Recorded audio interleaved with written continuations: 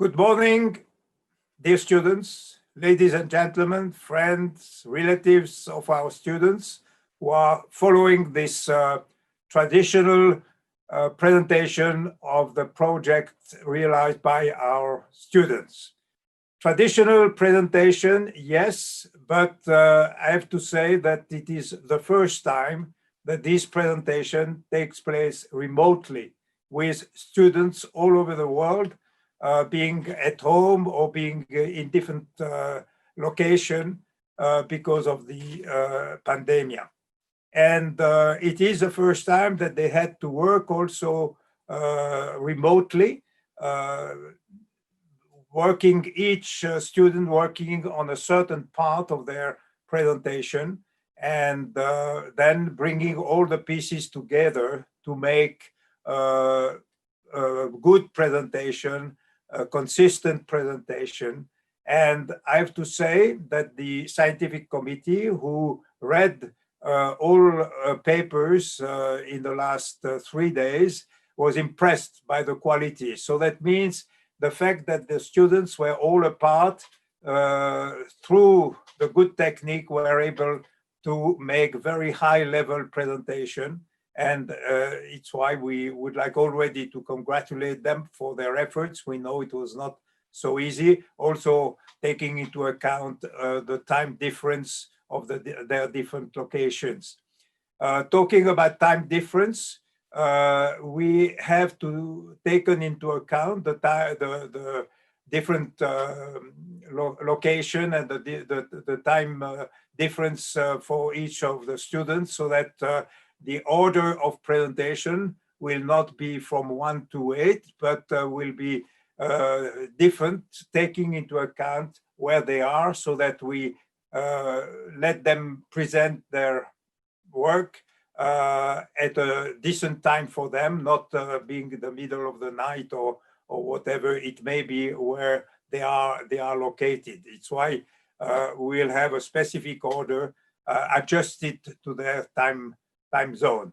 So we are, I think, ready to start, and we look forward to listening to the different presentation.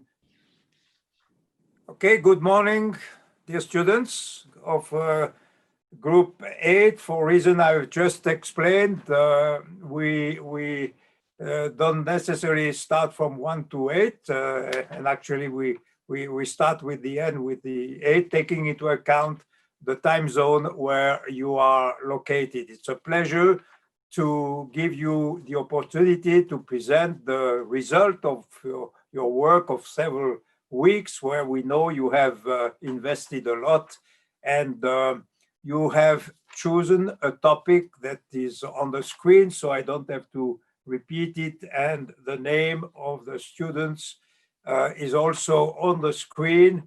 And if I don't read, I am sure it's a way to avoid not pronouncing necessarily your name in the correct way. So welcome to all of you. I just would like to mention that the supervisor for your paper was Professor Martin Polly from De Montfort University. So you can start whenever you are ready.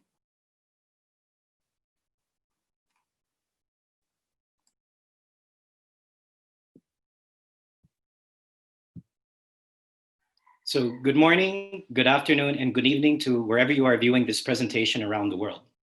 My name is Kevin Goko. I'm from the Philippines, and together with Ziad Desai of Botswana, Evita Schippers of the Netherlands, and Han Bitsi of South Korea, we are Group 8. If you were a person living in Imperial China from the 10th century Tang Dynasty to the early 20th century Qing Dynasty, chances are that if you are a criminal convicted of a heinous crime, you would have been sentenced to be executed by Ling Shi, or death by 1,000 cuts.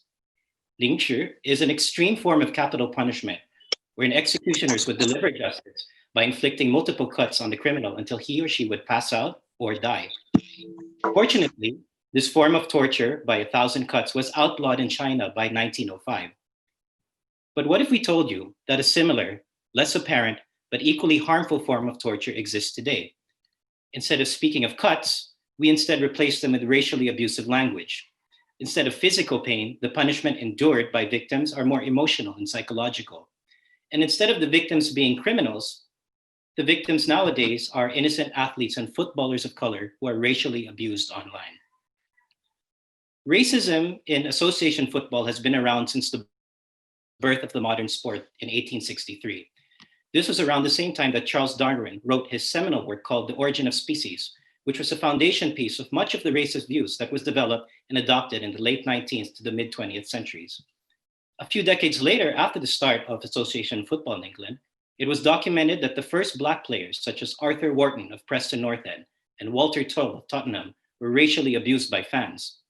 This racial abuse in stadiums and among fans in the tribunes escalated from the 1960s to the late 1980s, where players like Cyril Reggie of West Bromwich Albion was quoted to have been constantly abused by monkey chants and bananas being thrown at him while he played his matches.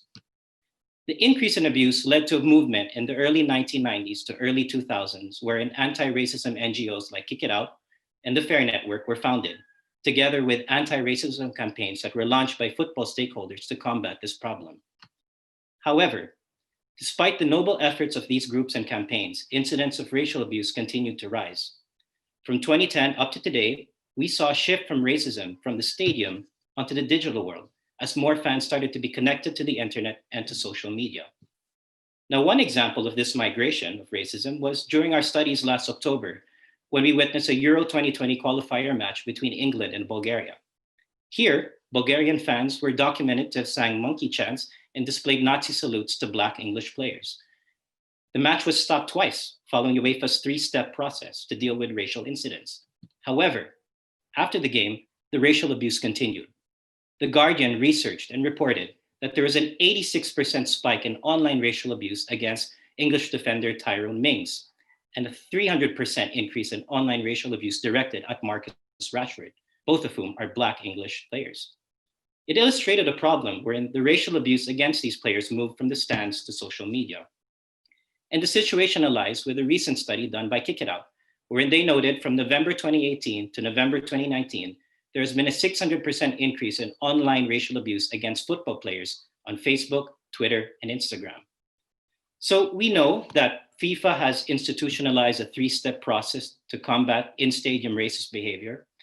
We also know that football governing bodies have partnered with the Fair Network to have match observers attend high-risk games in terms of racial and discriminatory abuse.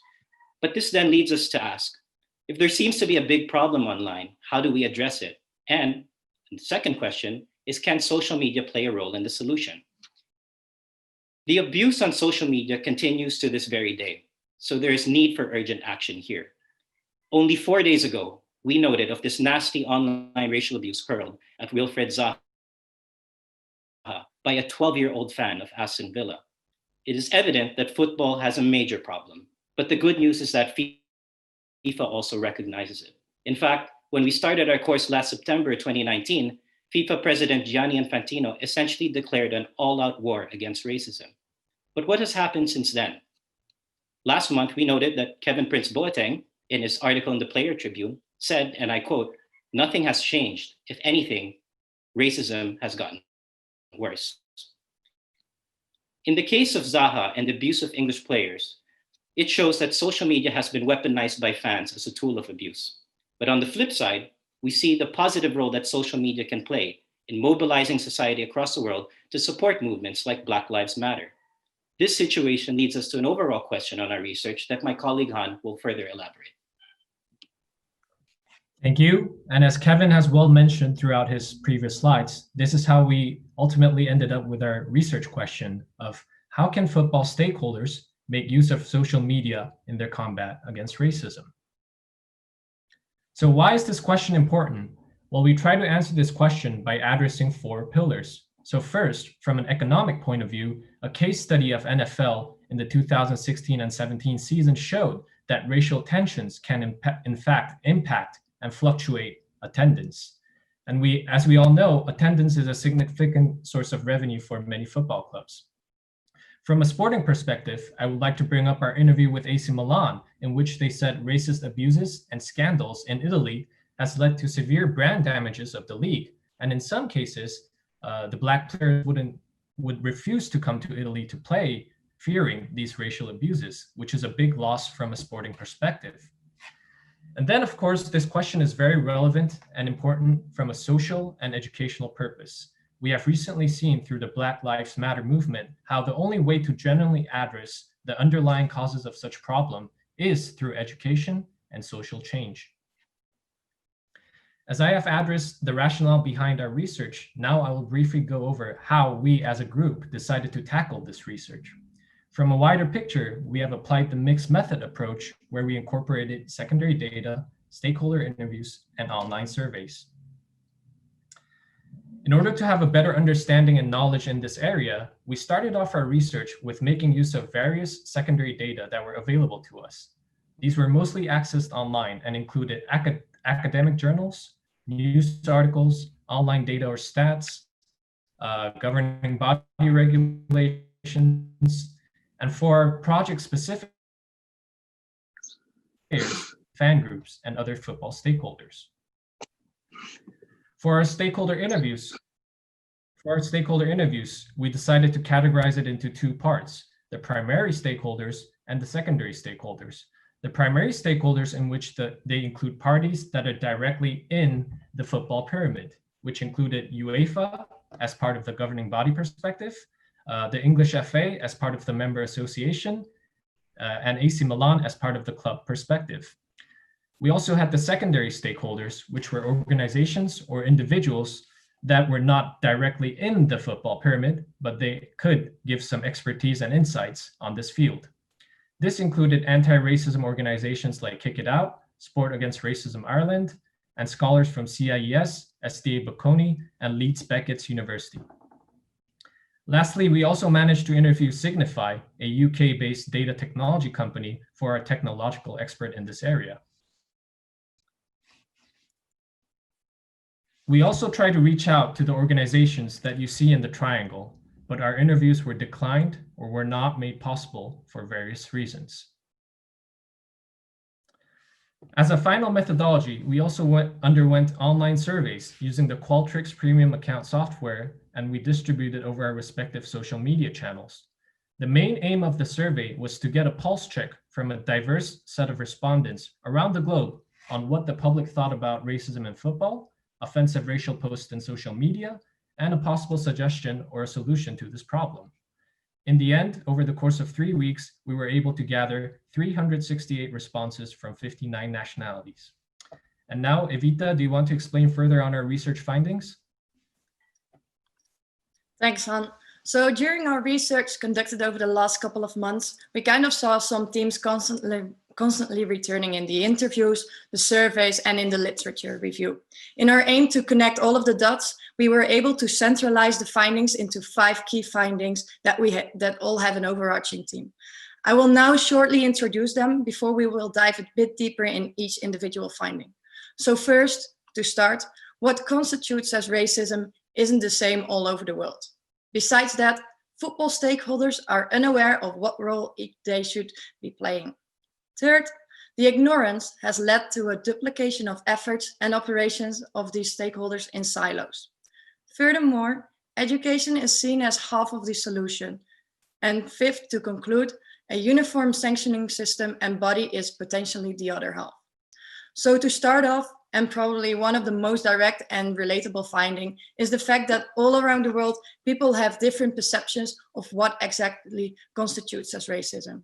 Even researchers seem to struggle a bit with defining this. It is impossible to gather a clear universal definition of racism because of the different points of view. Some things said by one individual could be painful for another party without them even being aware of it. If we relate this back to, for example, some questions we've asked in the questionnaire, this becomes visible too. On the right-hand side at the top, you see the newspaper headline that went viral via social media, in which it shows Smalling and Lukaku, 2 black players in combination with the headline Black Friday. 87% of the respondents found this image racist, opposed to only 53% who said that the bottom image is racist. This is a post that has been shared over the internet as well. And to give a bit of a context, this was in the early ages of the coronavirus, when it was solely present in Asia. You see here South Korean and Spurs player Son surrounded by European teammates who are all wearing masks. imposing that Son has coronavirus and is dangerous because of his descent.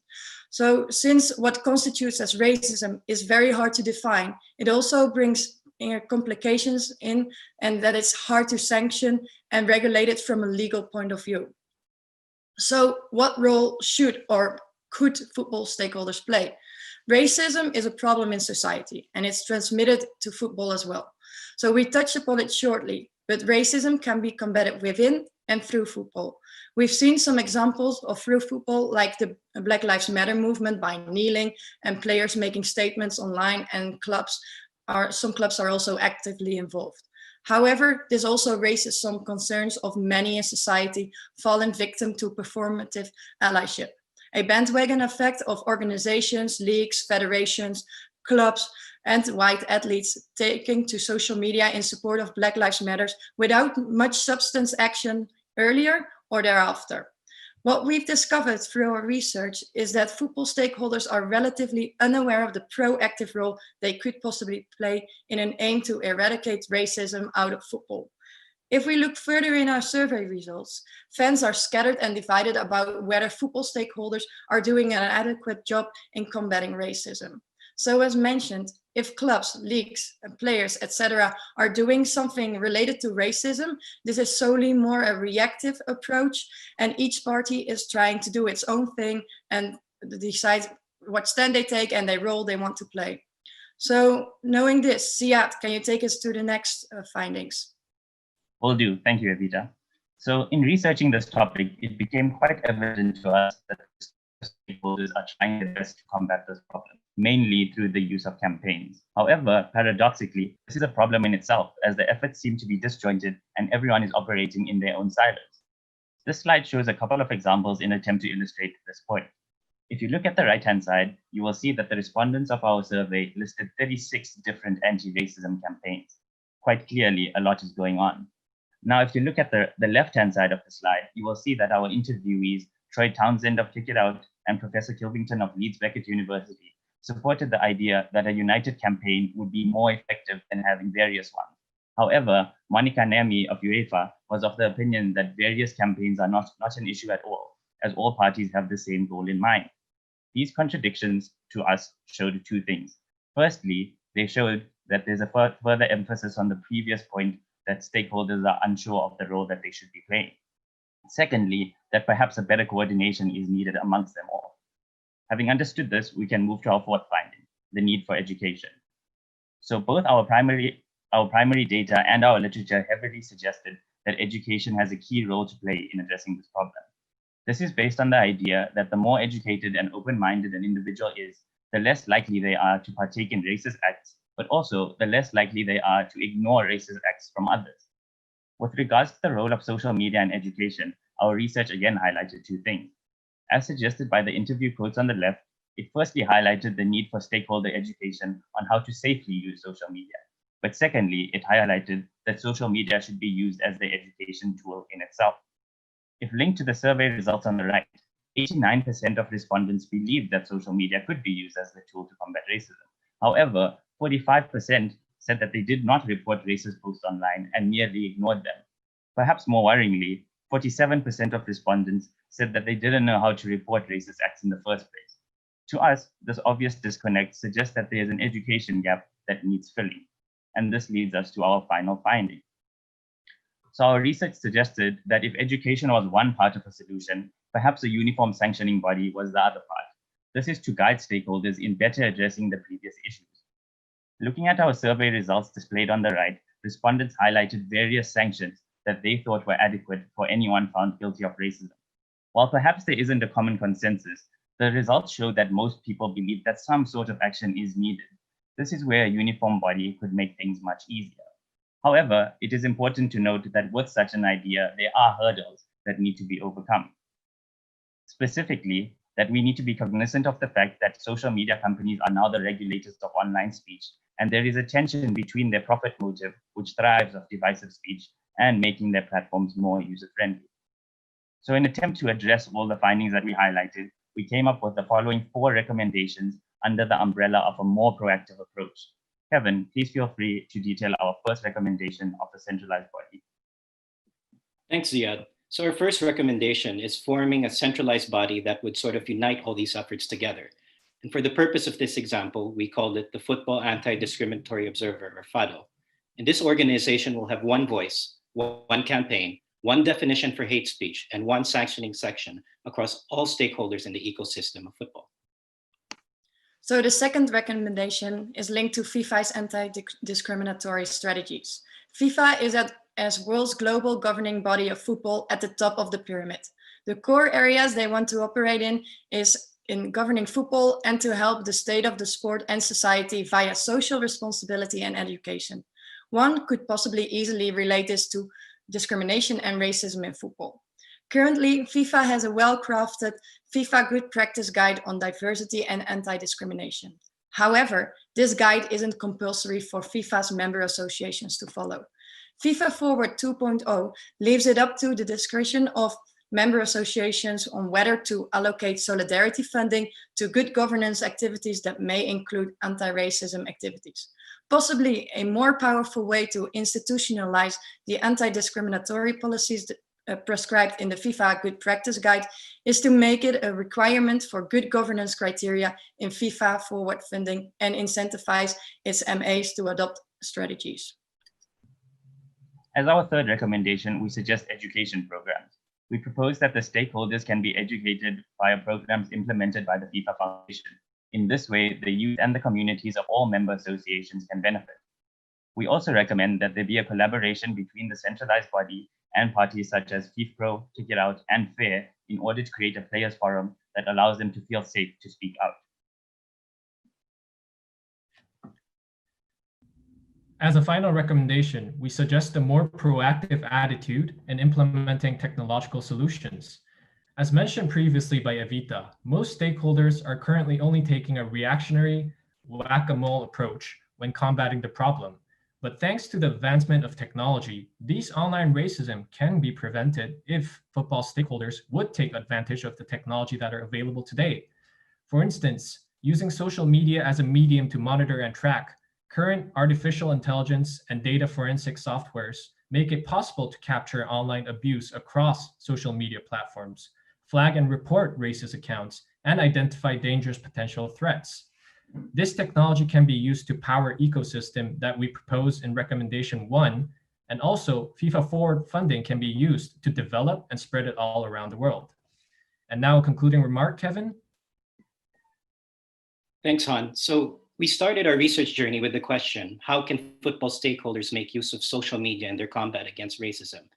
But in exploring possible solutions to this, it actually led us to additional questions we had honestly struggles finding answers to, and are summarized below. For example, with the last question that we had a difficult time answering, should the answer to racism be an Orwellian solution, where a big brother monitors all your actions at the expense of individuals' freedoms and liberties? That's a really tough question to answer. So to close, online racism is, in a way, a modern day Ling Shi, or death by 1,000 cuts.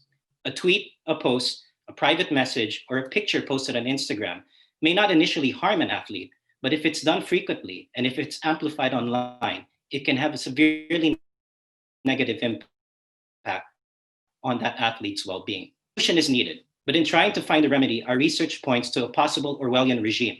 So we must be very careful in going down this line of thought. For in George Orwell's book, 1984, the climax had this room called 101, which was ironically a torture room meant to keep citizens in line and good behavior. And this could very well represent not a solution to a problem, but actually our worst fears for society. Thank you very much.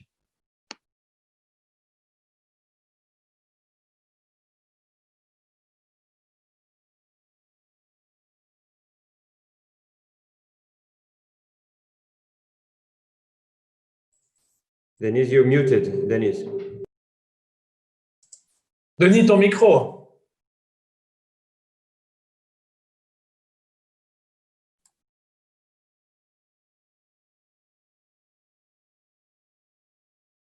Trying. Oh, okay, now. I apologize. Little technical issue, but congratulations on your excellent presentation. Now it's time for questions and I would like to give the floor to any of the professors who have questions. So you have a way to,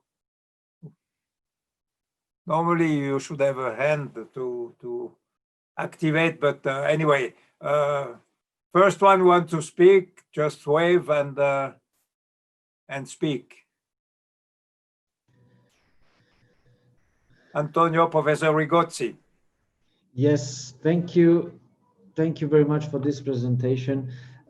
You mentioned in passing legal, according to my note, difficulties and that it's legally complicated to do something. I was wondering whether you could expand a little bit on what these legal complications are, and maybe, if possible, what kind of possibility there are to address them. So I can answer that question, Professor. So one challenge that we saw was this struggle between what is permissible freedom of speech and how to regulate it. So we saw, for example, in the US legal system that there's an incredible amount of tolerance for freedom of speech under the First Amendment in the US Constitution. So basically, if you're in the United States, you can say whatever you want to, so long as it's not posing an imminent threat to a person or another group. Whereas in other legal traditions, like let's say in Switzerland, when we interviewed Professor Cornu, there are very clear sanctions, like criminal sanctions for people who would say racist behavior or say that the Nazi final solution was something good. There's criminal liabilities for that. So really the challenge here is how to regulate freedom of speech, because these online platforms provide a platform for users to have free speech. And how do you regulate them given the different legal challenges in various jurisdictions around the world? Honestly, we don't have a clear answer to that as of this point. And when you're coming at it from a point of view of how to solve things from a global perspective. So that's the challenge that we encountered. Yes, my understanding is that governing bodies, they have no way to regulate what individuals on who are not under the jurisdiction of those governing body do online, right? It would be absurd even contemplating that. Even the states are struggling with that, as you pointed out. But governing bodies, they might want to let's say they have jurisdiction over clubs, national federation, players, and you know that there is quite some case law on racism. The question is to what extent they are prepared to extend the scope of that protection, not only on behavior happening on the pitch or in the stadium, but also online. For instance, you know that Neymar was punished by UEFA for insulting a referee on Twitter, I think. And Cass said it's not because it's online that it's outside the scope of the regulation.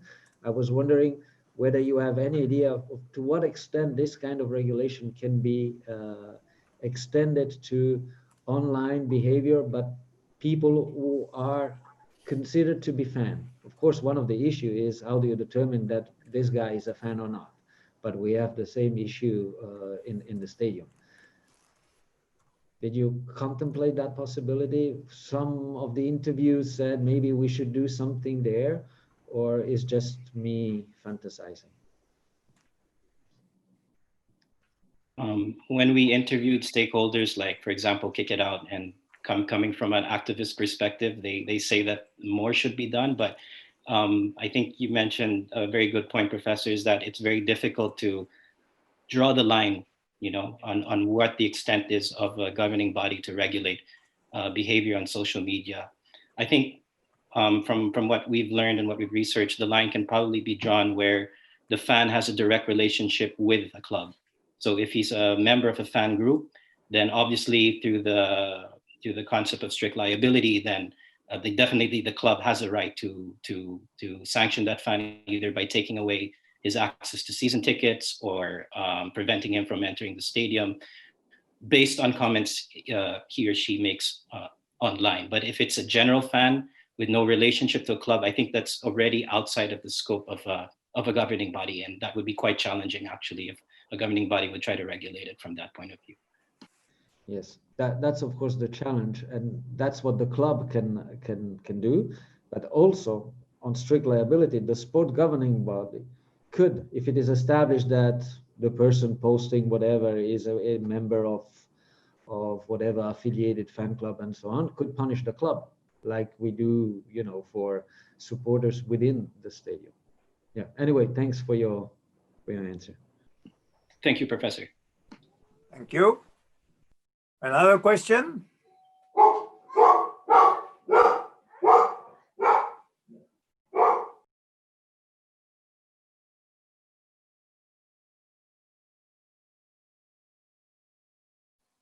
Denis, could I ask a question, please? Yes. Yep. Professor Okay. Pooley. Thank you. Obviously, I'm aware that this is my group, so I need to declare that interest. Guys, one thing that strikes me, obviously, is if the mainstream social media channels clean themselves up and act in the ways that you're suggesting to get rid of racism, surely a problem is that this is just going to push some of the stuff into the darker side of social media. I've heard of new social media channels such as Parler, for example, which are clearly very safe spaces for racist, sexism, homophobia, and so on. Is there a fear that actually people who hold these views don't want to be educated, don't want to be changed, don't want to make the world a nicer place, and that they'll just find a darker space to carry on with their propaganda?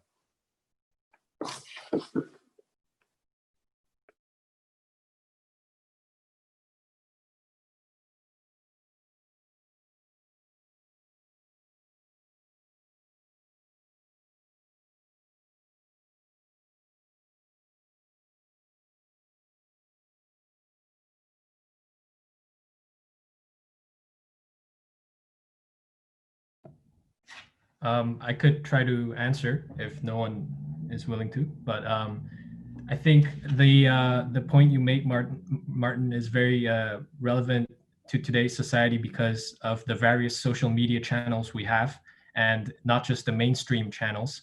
But as you say, it can lead to another possible hiding hole from another channel. But and that's why I think the importance of the recommendation we make on the technological component is very relevant and important, because in that retrospect, these technology allows to detect wherever the platforms they use, whether it's mainstream platforms or minor platforms, and they operate across all the social media platforms. And it is through these technological softwares where the stakeholders can actually take a proactive approach on preventing from these happening. So that's why we believe this recommendation related to technology is very significant and very relevant to your question, if that answers it. If I may add to that, I think the problem of racism, from what we've learned, it's you can't really eradicate it. And there will always be a place where people can migrate, a platform where people will migrate to.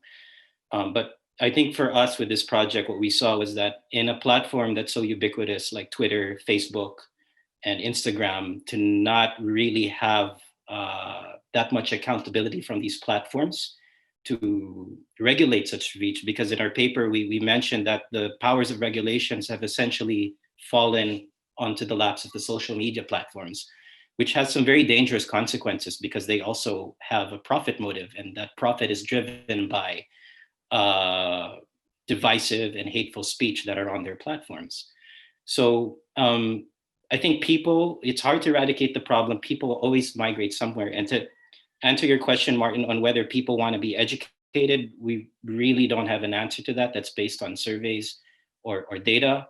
The fans that we've noticed are those who hurl racial abuse are very young. And we mentioned the example of a 12-year-old fan hurling abuse at Wilfred Zaha. But when we spoke to Kick It Out and other groups, most of the fans are in their late teens and early 20s. So probably there's a solution for education, but we don't know if these groups of fans are open to the idea of being educated. Okay, thank you very much. We have time for one last question. Yeah, if it's possible. Yes, Professor Lafranchi.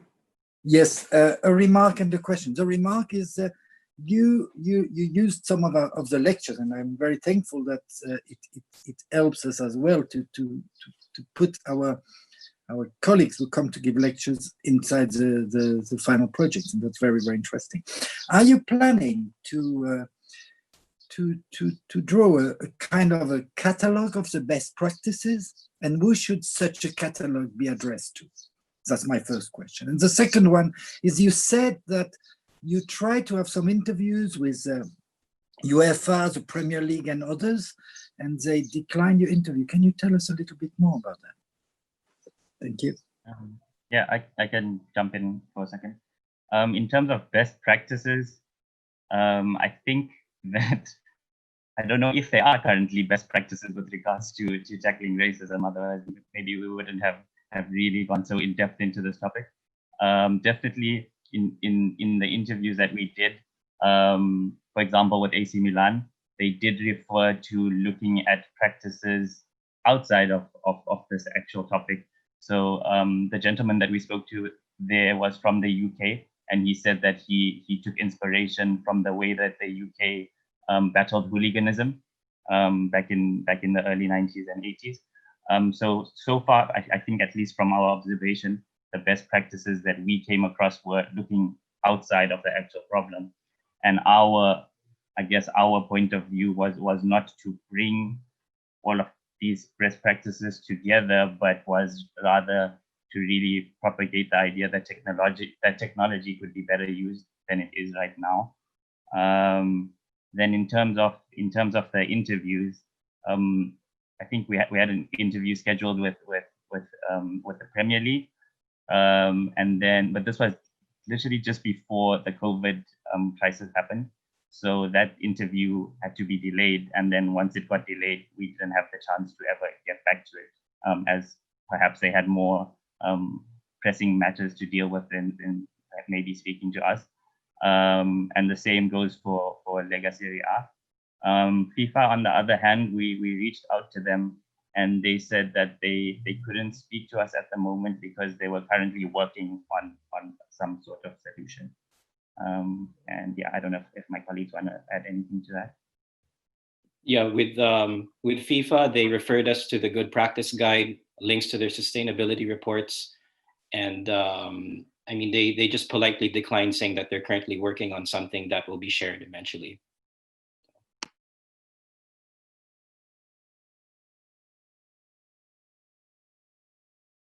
Okay, thank you very much. Actually, we still have a bit more time left, so I can allow another question. I could ask one if you like. Denis? Mr. Panther. Okay. Yeah, I very much enjoyed the presentation, but I just wondered if you'd been able to actually speak to any players and get their perspective on how the situation could be dealt with. I can answer this one. We tried in the early stages, also by reaching out to FIFPro, for example. And what we actually managed to do is that we spoke to Kick It Out, Troy Townsend, and he has strong connections with players, so he was able to transfer some of his knowledge that he gained from insights from players to inform us about that. But like direct interviews with players, that wasn't an option for us. Okay, that's good. Thank you. And what we noticed, James, was we did approach some players through the PFA, but we were politely declined. And I think, well, we can't make a conclusion on this, but we just sense that there are still some players who are uncomfortable speaking about the subject matter. That's just my personal view. Okay, that's interesting in itself, isn't it? So. Okay, thank you. Okay, as it was a short question and a short answer, we can take another one, but it will be the last one. So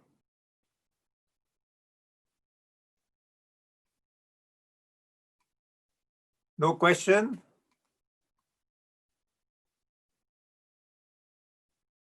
It's a good sign that the topic was well covered, but I don't know. Any professor? Of course, we don't have, usually we have the public and a question from the floor as well. Here, we're limited to the scientific committee. So maybe this explain. May I ask a question, Denis? Yes, of course. Kevin. Thank you. I was very intrigued by the end of your conclusion, which raises more questions than actually you answer in the end, which is very interesting. And you mentioned this Orwellian solution in your FADO, the organization and some of the initiatives that you discuss. I was curious if you can expand a little bit on the complexity, the difficulty that you see in your research in balancing this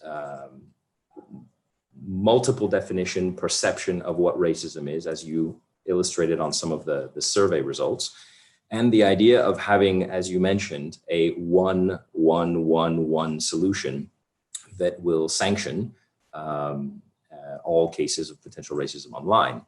And obviously, you noted that that potentially opens the door to some difficulties in this Orwellian sense. So I wanted to get a little bit more from your perspective on that difficulty, complexity.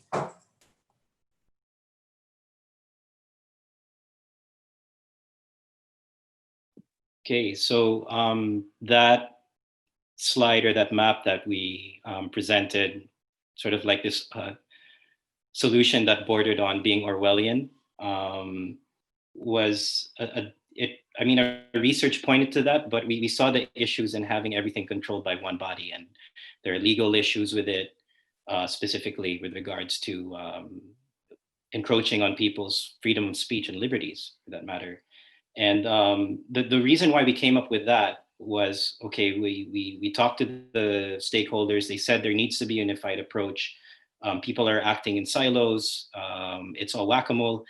And so we actually borrowed this ecosystem analysis approach that we learned from Professor Ruta and S.A. Bocconi, where, we looked at, okay, so what are the stakeholders we interviewed doing now? And then we just saw that there were so many disconnects within these various actors in the ecosystem. And then we said, okay, what is their transferred content between each other from a social media point of view? We saw that the transferred content was really from, let's say, Kick It Out, just to FIFA directly. But there's really no information from a body, let's say, like a social media company going to Kick It Out. So in a way, that information not being shared, the division within this ecosystem, we kind of saw it as a hindrance. So we said, okay, let's try to put everything together in a proposed ecosystem where everything is centralized in one body. And then you're right, Kevin, it raised some difficult questions. Okay, thank you very much. You are done, and congratulations on your very good and very interesting presentation. So you are free now to listen to your colleagues or do whatever you want. Congratulations again, and thank you for all your work. Okay, dear students, I see that you are all online. It's a pleasure to welcome you for your presentation. As I said to your colleagues in the first group, we read your paper. All members of the scientific committee have read your paper, and we really appreciate your effort to work remotely and still make a very consistent, interesting paper. Now you have 20 minutes to make your presentation, and I give you the floor. Thank you. So good morning, everyone. This is group 2 with myself, Mahmoud from Palestine, Stephanie from Australia and Italy, Serge from Gabon, and Grégoire from France. Half a century ago, the Paralympic movement looked very different. Everybody thought it was mad to start games for disabled individuals, and people had a very negative perception of disability. There was barely anybody in the stands. Athletes had to be carried on and off the coaches in order to get to the venues. There was no specialty equipment, and the games were primarily European, only few countries involved. At the start, the public thought the Paralympics was just about participation. People thought it was not very exciting to watch. They never thought that it would take off as it did. Almost no one really knew the potential of this movement. The development of the Paralympics from small beginnings as a competition for disabled ex-servicemen and women in the grounds of Stoke Mandeville Hospital in England to the present day's second largest sporting event in the world underlines the change in the movement as a therapeutic competition to that of elite events that carry intrinsic prestige with growing rivalry over medal tables. It's proof that the Paralympic Games have truly arrived as an international sporting spectacle and what that entails of political machinations and technology disturbance. As in all major competitions, success at the Paralympics is not randomly distributed over countries. Some countries are more successful than others, which is partly attributed to differences in the country's sociological and economic background, but also the sports culture and governmental support in the country. However, what really distinguishes success in the Paralympic competitions is that it can be measured by a myriad of socioeconomic, cultural, technological, and political determinants, while conversely, the same success can also be a measure itself of national development related to those same aspects. This deep influence of what can success mean in parasports and its impact on disabled people's lives around the world has raised the questions of what does success really mean in parasports, and how technology is being used as a soft power strategy to achieve this success at parasports events. To answer these questions, we used several sources in our study, qualitatively and quantitatively, starting with circulating a survey to 178 national Paralympic committees in Arabic, English, French, and Spanish, eventually obtaining information from 47 NPCs regarding their governance, financing, and ecosystem.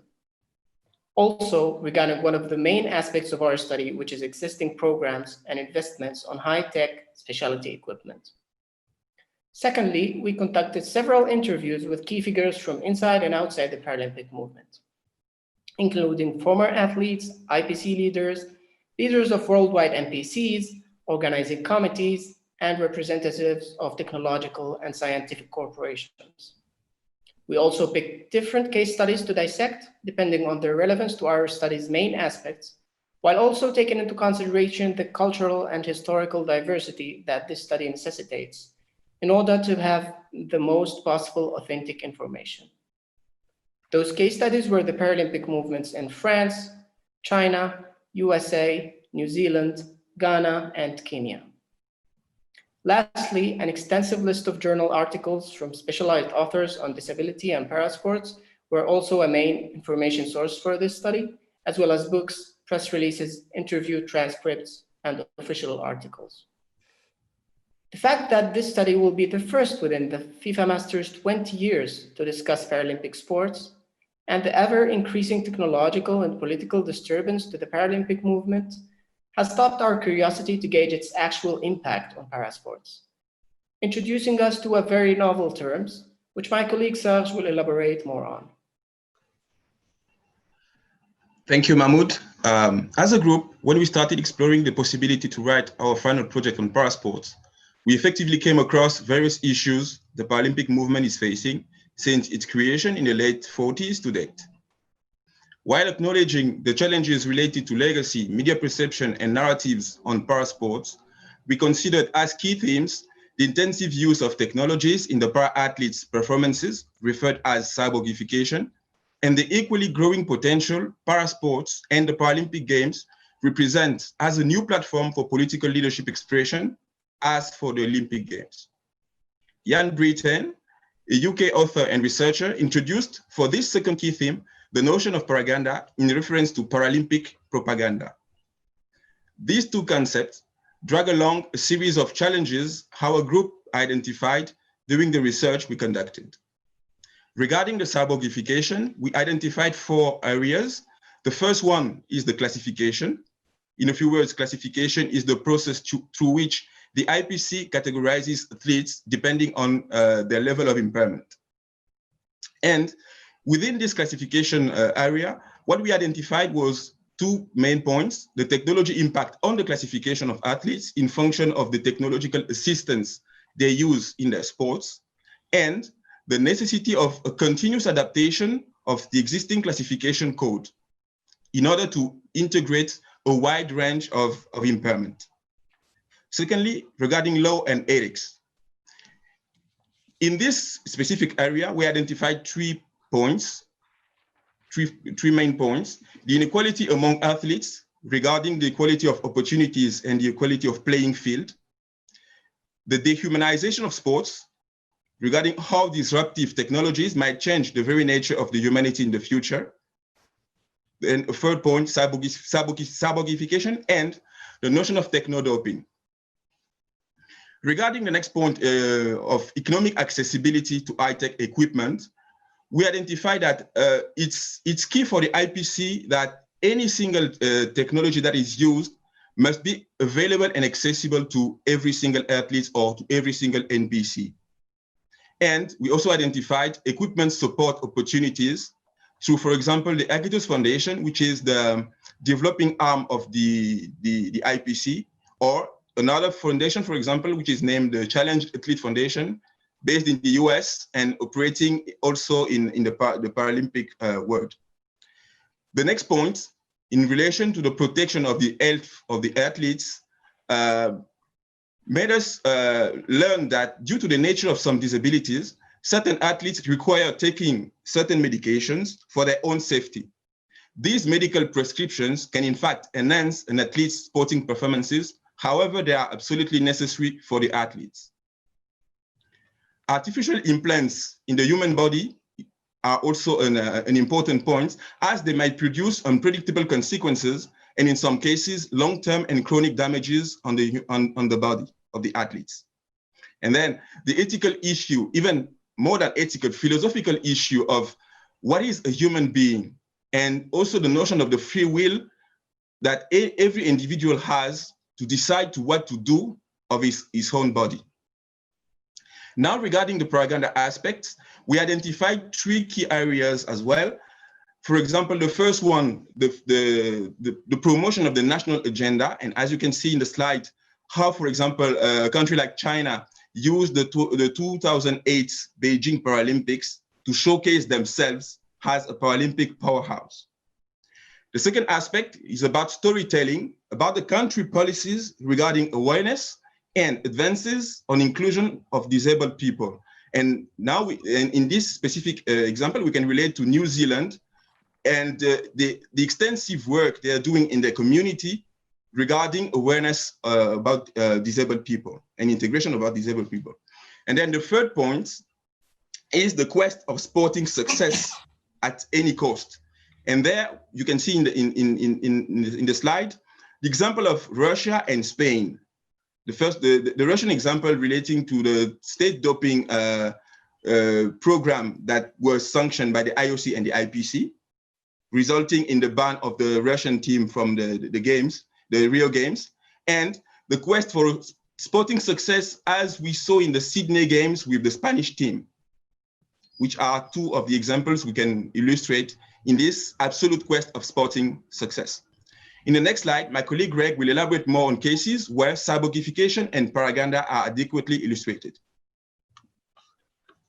Thank you, Serge.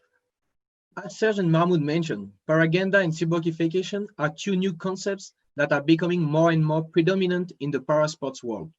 To illustrate it, we decided to present you today significant initiative from parasport imported nations, the United States of America and France.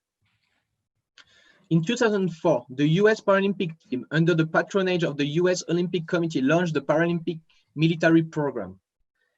The Paralympic Military Program, also called PMP, used Paralympic sports opportunities to support wounded, ill, and injured American service members and veterans, including those with amputation, traumatic brain injuries, and visual impairment.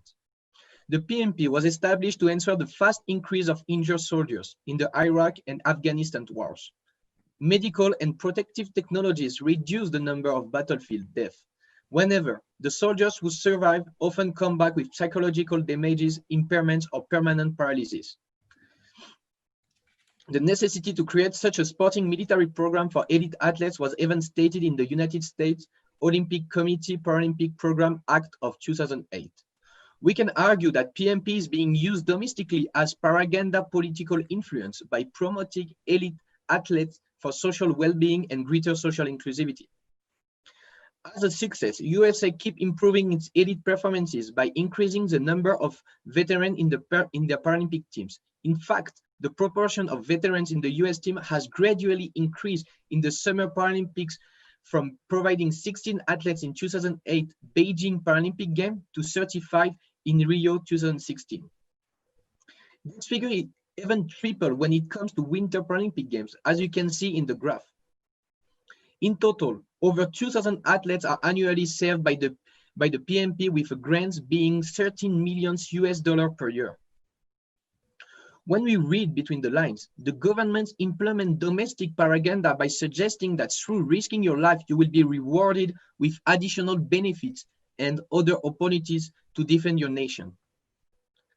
Former US Paralympic chief Charles Webner even described injured military personnel as the soul of the Paralympic movement, who are educated, employed, active in their communities, promote excellence, ability, and inspire Americans to achieve and overcome obstacles. Therefore, it promotes the culture of militarization through parasport, where sporting prowess is averted away from the reality of physical disability caused in a conflict. Certain notions are expressed through programs such as PMP.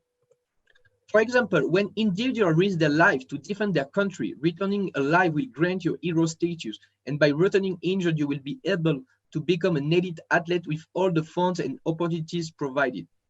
So you can have the chance to represent your country in another kind of battlefield.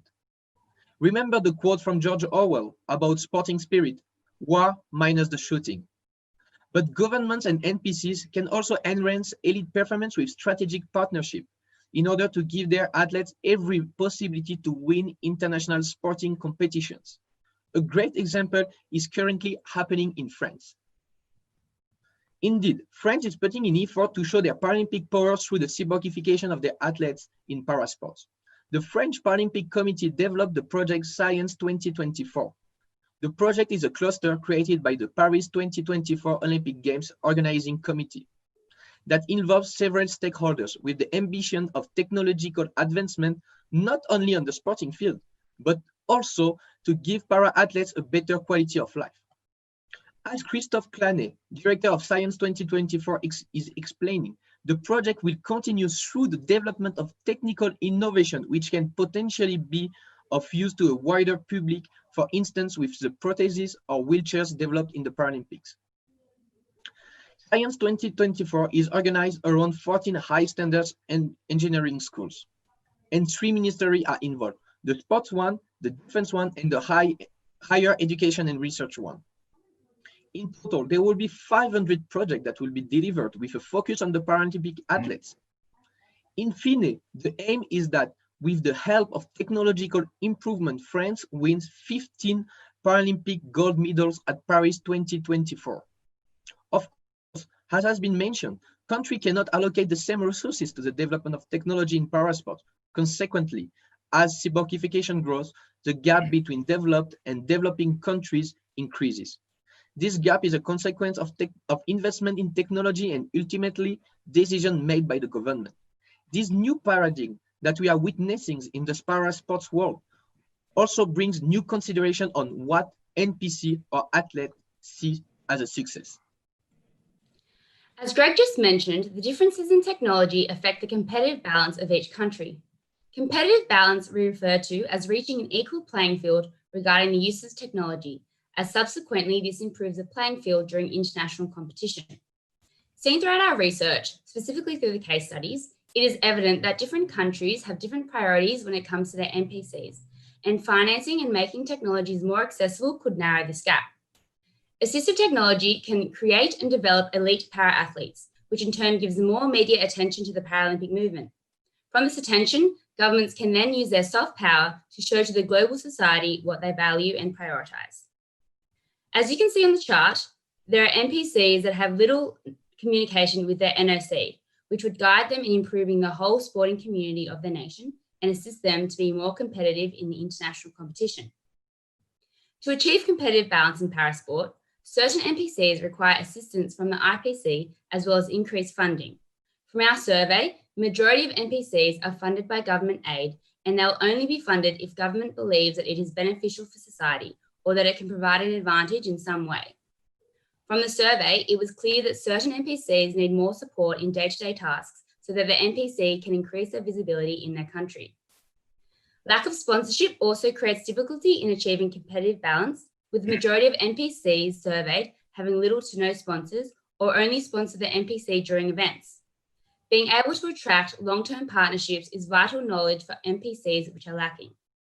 Specifically, being able to attain capital to invest in technology that improves the performance and lives of disabled athletes is essential, as the more NPCs are able to help those with an impairment, they are more able to engage them in society and increase their participation. Through our research, we have observed technology use can be for enabling or enhancing. It is our view that those technological aids that enable disabled athletes to compete at the Games must prevail over those that are enhancing to ensure competition safety, fairness, and equality of opportunities of each para-athlete. Whilst classification is already a challenge and advancing technology does not make it easier, it must evolve with the use of technology. Investing in technology is necessary in order to achieve NPC competitive balance and consequently achieve success.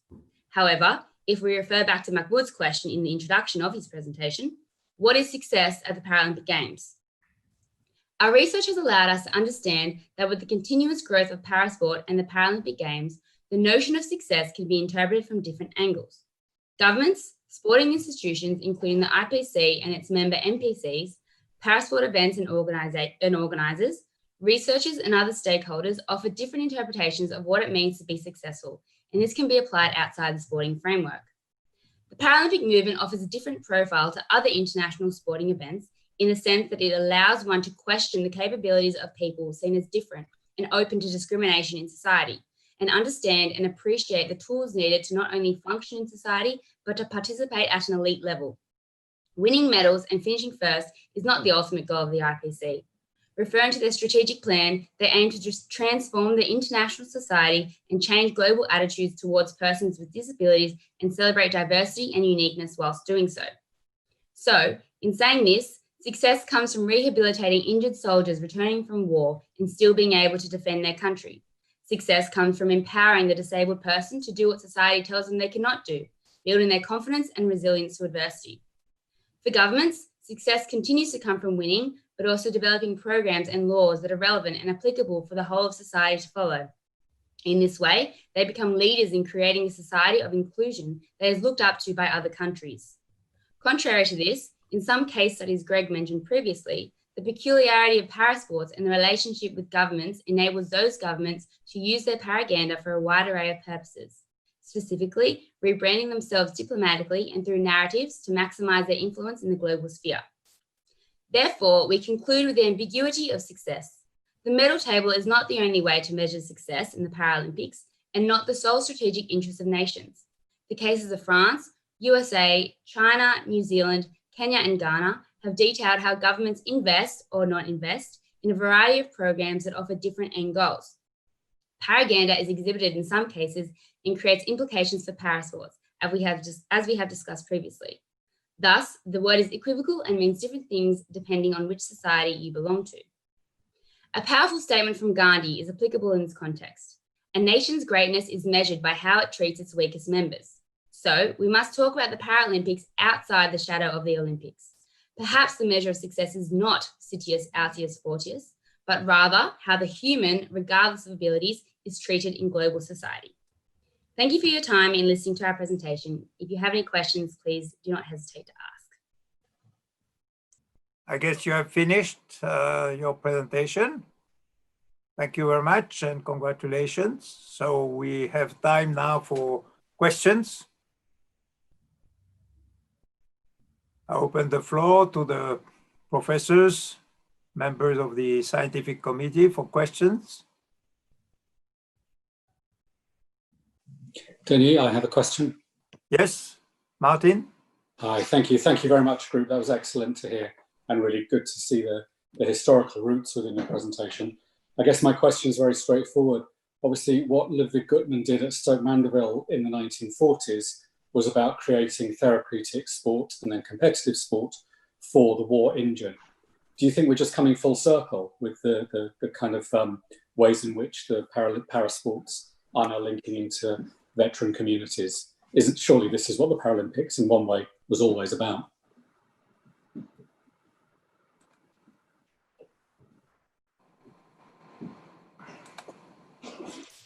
I can answer this one. Yes, I completely agree. After speaking with Craig Spence, the IPC communication manager as well, he also stated that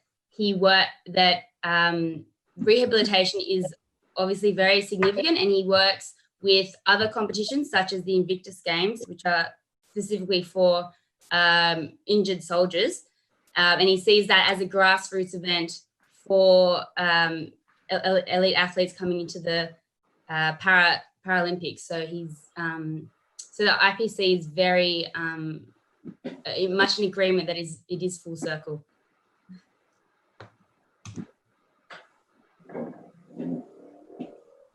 Thank you. Another question? I have a question. This is Sebastian. Yep. I think we were shown 2 slides on the funding of the NPCs and also the sponsoring of the NPCs with different percentages. And I would be curious to know what is the basis for these slides. How did you get to that information, which I find personally very interesting? But I would have assumed that this may vary from one NPC to the other. It may vary probably very importantly, depending upon the countries. And so I'm interested in the sources of your information for these slides. I can answer that one. Actually, as Mahmoud mentioned previously, we conducted a survey, and it's actually a summary of that survey that allowed us to draw a kind of average of the funding sources. So what you saw in the screen was actually an average. As you mentioned, every single NPC has its own realities, but this was only to show a kind of bigger pictures on what are the main sources of an NPC funding, actually. But then if you go case by case, you might have very different approaches or very different landscapes. Okay, I understand. But it means that if, for instance, one NPC has not, a couple of important NPCs did not answer your survey, then there might be different percentages, I would assume. Exactly. That's exactly it. Okay. Thank you. Thank you. Another question? If I can add on the Serge point, just to get into the details, we got 47 answered from a total of 178 NPCs. So that's that's our rate for the survey. Yeah, yes, but are they kind of representative? Because you may have like 47, let's say, smaller NPCs, and you miss the very large ones. For instance, did you get answers from France and from the US? Yes, we had, and we had like answer from NPC from every continent, and we had like between Africa, Americas, and Europe, the number that answer is approximately the same, around 10, 12, and the rest are like spare between Oceania. We have one answer, and then Middle East. Answers from China and Russia? No, not China and Russia. Yeah, they didn't answer us back. Yeah. Okay, thank you. Sorry, if I may add on this, on Greg's points, that was the main purpose of distributing this survey in those languages, in Arabic and English, French and Spanish, so we can get as much diverse insight from all around the world as much as we can. Thank you. If there is no other question, I have one. You touch one issue, which is an important issue in Parasport, which is the classification. And what IPC is doing is to try to be as fair as possible to the different athletes, because I mean, the handicapped are not exactly the same, and it's why they have multiplied in a way the category, like in athletics, the 100 meters. I remember in London there were 20 different races because 4 different handicap is imputed here, there, etc. And of course, then you have a very limited field of athletes, 15, 20 maximum, because you have this large number of categories. And my question is, on the one hand, you have, of course, to be fair to all athletes, taking into account the differences in the handicaps, but on the other hand, the credibility of a medal when you have only 10 or 12 athletes against you is put in question. So where do you put the cursor between the fairness and the credibility of the categories?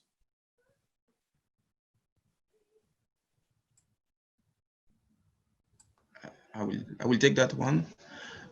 Yes, we effectively came across such an issue because when we, for example, discussed with the French NPC, CEO, he mentioned that specific aspect, but we still think that there is still, from our point of view, a growing demand or growing concern from some athletes that still think that the classification must evolve, as I mentioned during the presentation.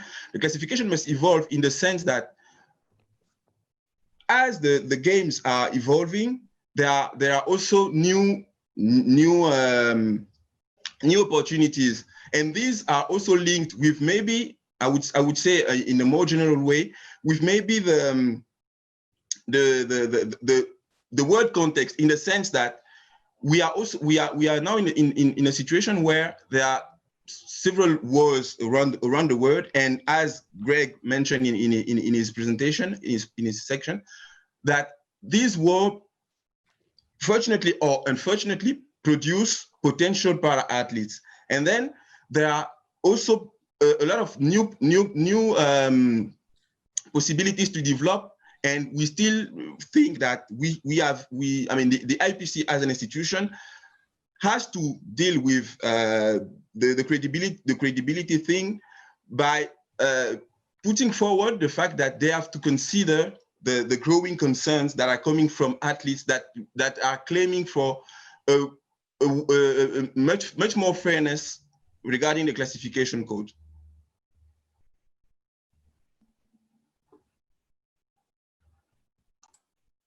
Thank you.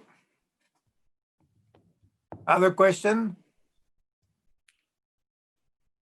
Hello, Denis, this is Dino. Yes, Dino. Professor Yes. Uta, you have the floor. Thank you, Professor Oswald, and congratulations for the presentation to the student. I have a question about the Para-Ganda concept that you put in the title, but somehow, then you focused more on the, my impression that you focus more on the technology component Can you give us your best example, maybe positive or negative, about this Para-Ganda issue? I can go for this one. Thank you, Professor Ruta. The thing is, indeed, we talk, let's say, as you said, a bit more about technology, because it's an input, and the output is the cyborgification, is the Para-Ganda, sorry. That's what I mean. So technology is used as a Para-Ganda weapon or tool, if we want to use like a less strong word. And an example, I will give the example of China, that actually since China opened the border in the late 70s, they put really much effort on the sporting elite disability to make it like they see that they couldn't well, at first they couldn't reach the top of the elite of the sporting elite by the able body competition, so they focus on the disabled competition. So they put law involved, they created some camp, they reformed their constitution, their sporting constitution, to have like the great result. And obviously this increasing after 2001, when they officially got the they won the bid for the 2008 Olympic Games. So they put even much effort, and for 7 years they conduct so many projects, programs all around China with us to recruit disability people, to make them elite athletes. So this is an example of Para-Ganda, because now it showed to China. So as China is the #1 Paralympic country, it gives China credibility on how they include the people with disability into their society. Well, in fact, it's not that easy. It's still complicated to see people with with physical disability in a high standards in China, in a high position in China.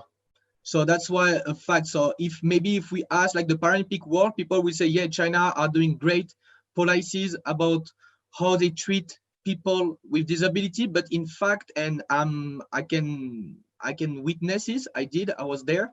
I can say that we don't see that much of people in high position with disability, even like we don't see them a lot in the street, to say it. Yeah. Thank you very much. Thanks. Thank you. Other questions? Maybe if I may, I take one. Oh, okay. No, please go. Go first. Okay, thank you.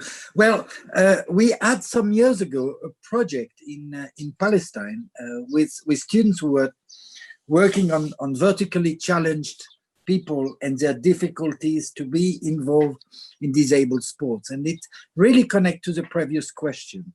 In countries that are involved in struggles, maybe let's think Israel, let's think Palestine, let's think Iran, let's think Afghanistan, people with disabilities not connected to the military, are they treated differently? Did you have some evidences of the difficulty for these people? And secondly, you spoke initially about the concept of involving the sponsors, for example, wheelchair producers, etc. Which impact do they have in the decision making for the changes? Right.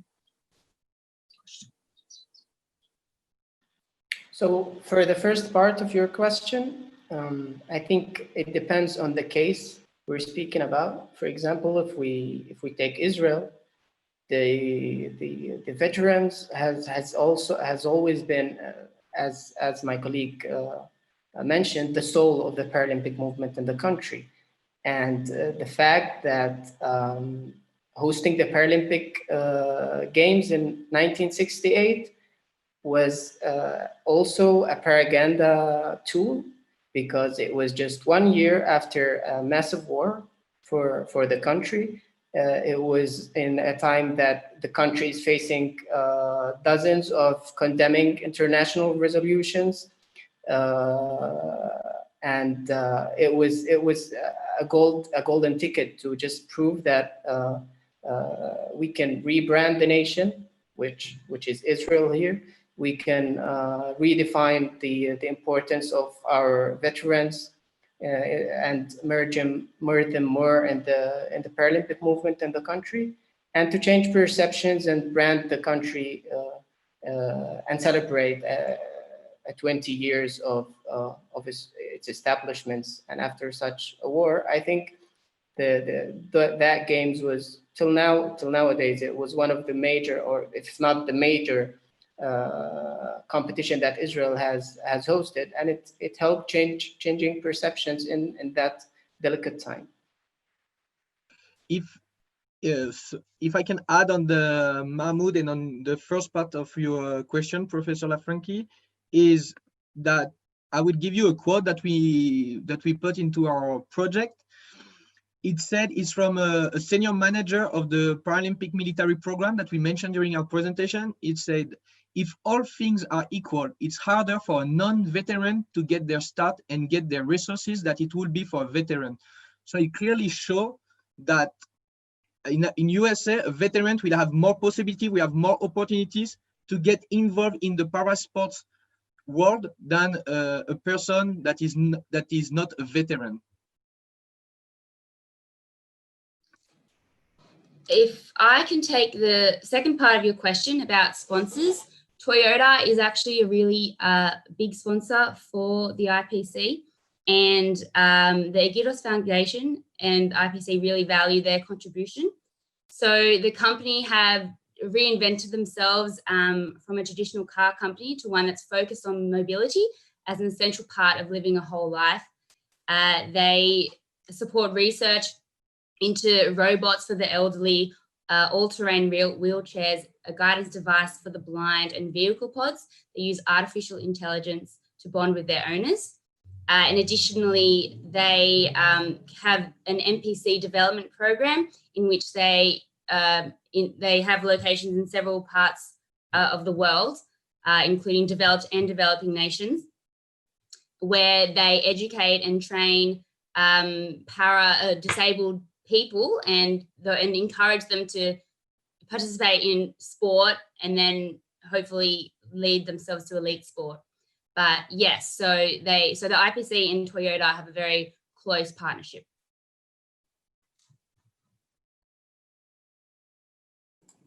Thank you. Is there another question? Maybe I have a last one. Unlike the Olympic Games, at the Paralympic Games, several athletes are able to win several medals. And you can see a lot of athletes coming back home with having won 3, 4, 5 medals. How do you explain this phenomenon? Is it because of the level of the competition, because of the program, or how is it possible that at the Paralympic Games, the same athlete may win so many medals and not, this phenomenon does not really happen at the Olympic Games, maybe with some exception like Phelps or other in swimming, but there are very few sports where you can really win several medals. I can take that one. I would say that it seems easier, maybe because the bridges might be easier between one discipline to another. And on this, I will take the example of Mrs. Kaz Walton that we referred in our paper. She's a former UK Paralympic champion in wheelchair basketball, fencing, swimming, and para-athletics. And maybe it's maybe because, as I said before, the bridge might be easier for para-athletes to jump from a discipline to another. And that explains certainly why you saw that a single athlete can bring back 4, 5, 6 medals. Mahmoud, if you wanted to add something. Yes, so my own take on this would be the thing we mentioned in our presentation, which is the technological and financial disparity between countries. So when an Australian or a British or a US athletes, disabled athletes reach the competition with the best top-notch technology and faces other athletes from different countries who barely reached the games, and even just competing in this game is denoting a dream for them. So I think it's more about the technological and financial disparity between those athletes and those NPCs. Just to add quickly on Serge and Mahmoud's point, we had the chance, thanks to the law module in Neuchâtel, to talk with Matthias Berg, which is like an extraordinary athlete. So we had 2 interviews, and Matthias won several medals, like more than 20 in even winter Paralympic Games and summer Paralympic Games. And he was totally transparent when we had the interview with him. He said, obviously, besides that he's an extraordinary athlete, dedicated to be the best, he also have opportunities that maybe others didn't. And he was totally transparent with this. So to add on Mahmoud's point, obviously, technological opportunities and financing opportunity could create what Professor Oswald, you mentioned about like athletes that can win in different sporting categories and also in different Paralympic Games. Okay, thank you very much. Any more question? If not, we can close here for your group, and congratulations once again. And you are released from your duties, so you can watch and listen to your fellow students if you want, but the next group we will resume at 11 o'clock with the next group. Thank you very much. Thank you very much, Thank Professor. you very much, Professor. Thank you so much. Very much. That was an amazing journey. Thank you. So good morning or good afternoon or whatever it is where you are. Group, good evening. Group 6. Morning. Morning. As you know, we are taking you in relation with your time zone. So even if you are group 6, you are the third group we are going to hear this morning. Welcome. We are fully aware of the difficulty you had to work together from different places, but according to the papers we have read and received from all groups, we are impressed by the quality.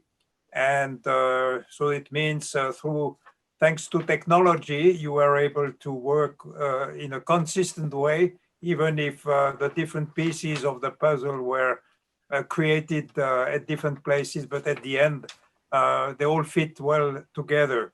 So we look forward to listen to you. You have your 20 minutes to make your presentation. I don't know if you have a slide where yes, you are, I have a PowerPoint. or if I if could you share. plan to introduce yourself. I just don't want to repeat twice your title and your names, but Okay. I will do it if you don't have a slide for that. Yes, we do have a slide, so I will start sharing my slide. Then Dr. Markovic can start the presentation. Yep. Igor.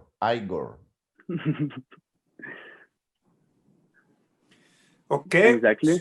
So we have the title and we have your names. So it's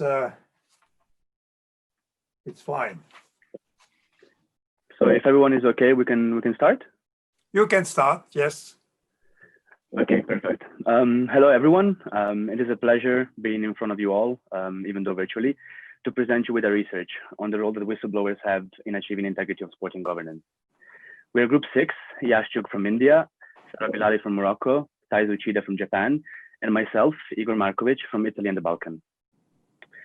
So whistleblowers are defined as individuals who, without authorization, reveal private or classified information, often unethical practices, about an organization. Yet their actions can be illegal and very damaging. The role of whistleblowers developed recently, which shows the importance of their action in improving policies on integrity and good governance. And the consequences of their actions are always significant, both for themselves as individuals and for the industry. It is not clear whether whistleblowers are seen as positive or negative figures. Are they snitchers or saints? What we do know is that they expose wrongdoings and are impacting sports towards a more transparent and integrity-driven industry by focusing on good governance principles. What does this mean? As we will show you in this presentation, the sports industry can do better by enhancing integrity and good governance with some assistance from non-sporting industries. We decided to structure the project focusing on researching the existing literature on the topic, which was very limited, analyzing rules and regulations set out by governing bodies and institutions, and by conducting interviews with experts from the industry who deal with integrity issues. By doing so, we managed to compensate for the limited academic sources and get an insight in the way the industry deals with matters of integrity, despite there not being publicly available information on the mechanisms. We want to prove that whistleblowing can be a tool for protecting the integrity of the game. However, present policies are currently underserving their function. I will now leave the floor to my colleague Sara, who will take on a trip of whistleblowing around the world. Thank you, Igor. In order to better understand the existing definitions and policies of whistleblowing around the world, we decided to start from our own countries, India, Italy, Japan, and Morocco, where the whistleblowing perceptions and results of whistleblowing cases led to different scenarios. In Japan and India, where hierarchy is strongly affecting society, as well as in Morocco and Italy, when we have noticed that the role of whistleblowing carries a negative connotation, and the concept is often associated with the snitch.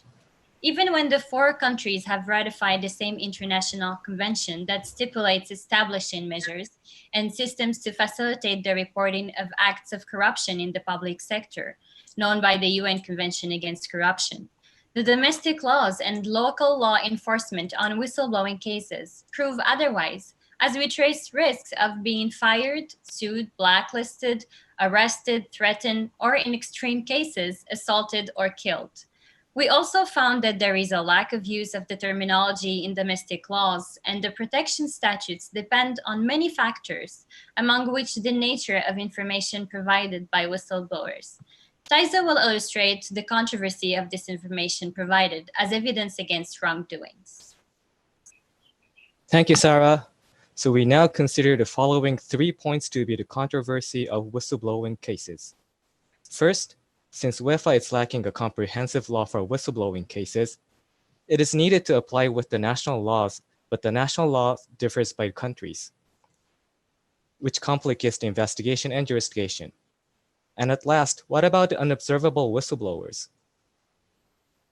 Now focusing on a case about the individual who inspired to us to this topic, Rui Pinto, famous for the football leaks and Luanda leaks, might have alerted any ongoing or potential unethical behaviors.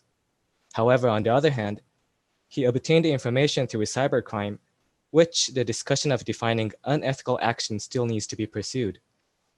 Is any standard of unethical action always relevant? Also, when discussing about the different laws between every countries, for example, in Portugal, where Rui Pinto is currently under house arrest, the law does not allow cooperation agreements with criminally accused individuals. In contrast to how the law works in the United States, when Chuck Blazer decided to cooperate with the US federal agents to avoid lifelong imprisonment, it led to unveil the football governing body's infamous corruption in 2015. At last but not least, when the whistleblowers prefer to stay completely anonymous, there's a trade-off between keeping safe from retaliations, but raises the bar of reliability during investigations.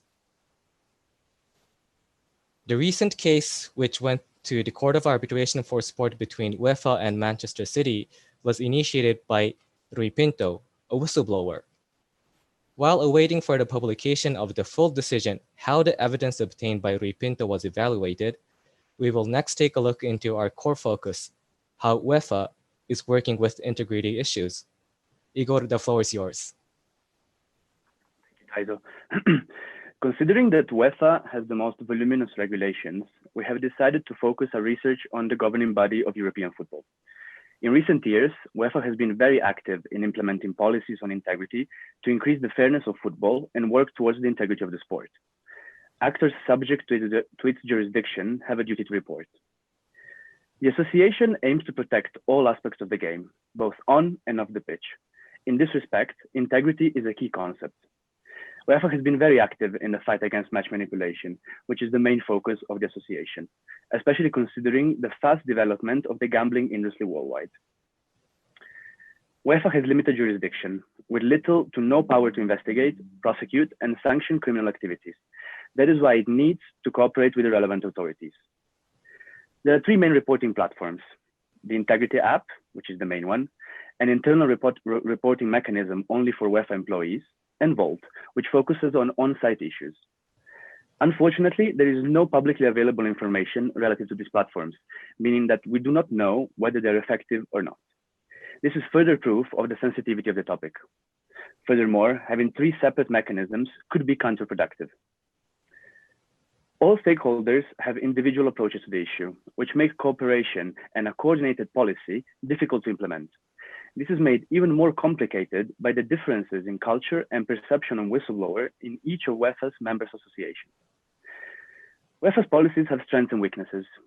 Despite the guidelines on integrity measures, the practice often does not reflect the theory.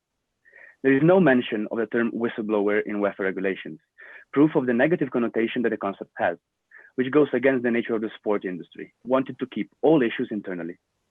Finally, we can see that UEFA, as most sporting bodies, is reactive rather than proactive. What is the solution? The best paradigm is to learn from other organizations, within and outside of sports, where policies on whistleblowing have been proven to be effective, or at least more than in the European governing body of football. I will now leave the floor to Taizo, who will take you to a trip on other organizations and how they deal with whistleblowing. Thank you, Igor. We start off with football's global governing body, FIFA. With further details on the paper, we here focus on the key points. FIFA had similar mechanisms and establishment of the integrity department as UEFA, such as strong collaboration with relevant authorities, and details of reports are not published for the protection from organized crimes and the trust of confidentiality with the ones who reported. Next is the Asian Football Confederation. AFC has introduced a unique policy called Do the Right Thing, not to only protect, but also to encourage and enhance the duty to report any wrongdoings to do the right thing. And due to the negative connotation of whistleblowers through its diverse member associations, AFC has rephrased whistleblowers to football lover. Now I'll pass the floor to Yash to discover from the player's perspective. Thank you, Taizo. The International Federation of Professional Footballers today serves 65,000 players in 63 national players associations. The product ready to launch now is a Red Button app, a whistleblowing mechanism following the highest standards of encryption, case handling, and anonymity. The mechanism allows for players to report match-fixing approaches, corruptions, or signs of the same. Yet the mechanism and the governing body in general is more of a safety net regulation, as the players are noted if they reported by the governing bodies. This means that they cannot be sanctioned if they have reported through the app. The case is then transferred to the handler in each of the member associations or the designated authority present. FIFPro themselves have no investigative or sanctioning power, yet they have a fantastic mechanism to report, which is in the best interest of the players. Moving on to horse racing. British horse racing is different from football and other mega sports, but in the lines of communications created by the BHA, they are very commendable.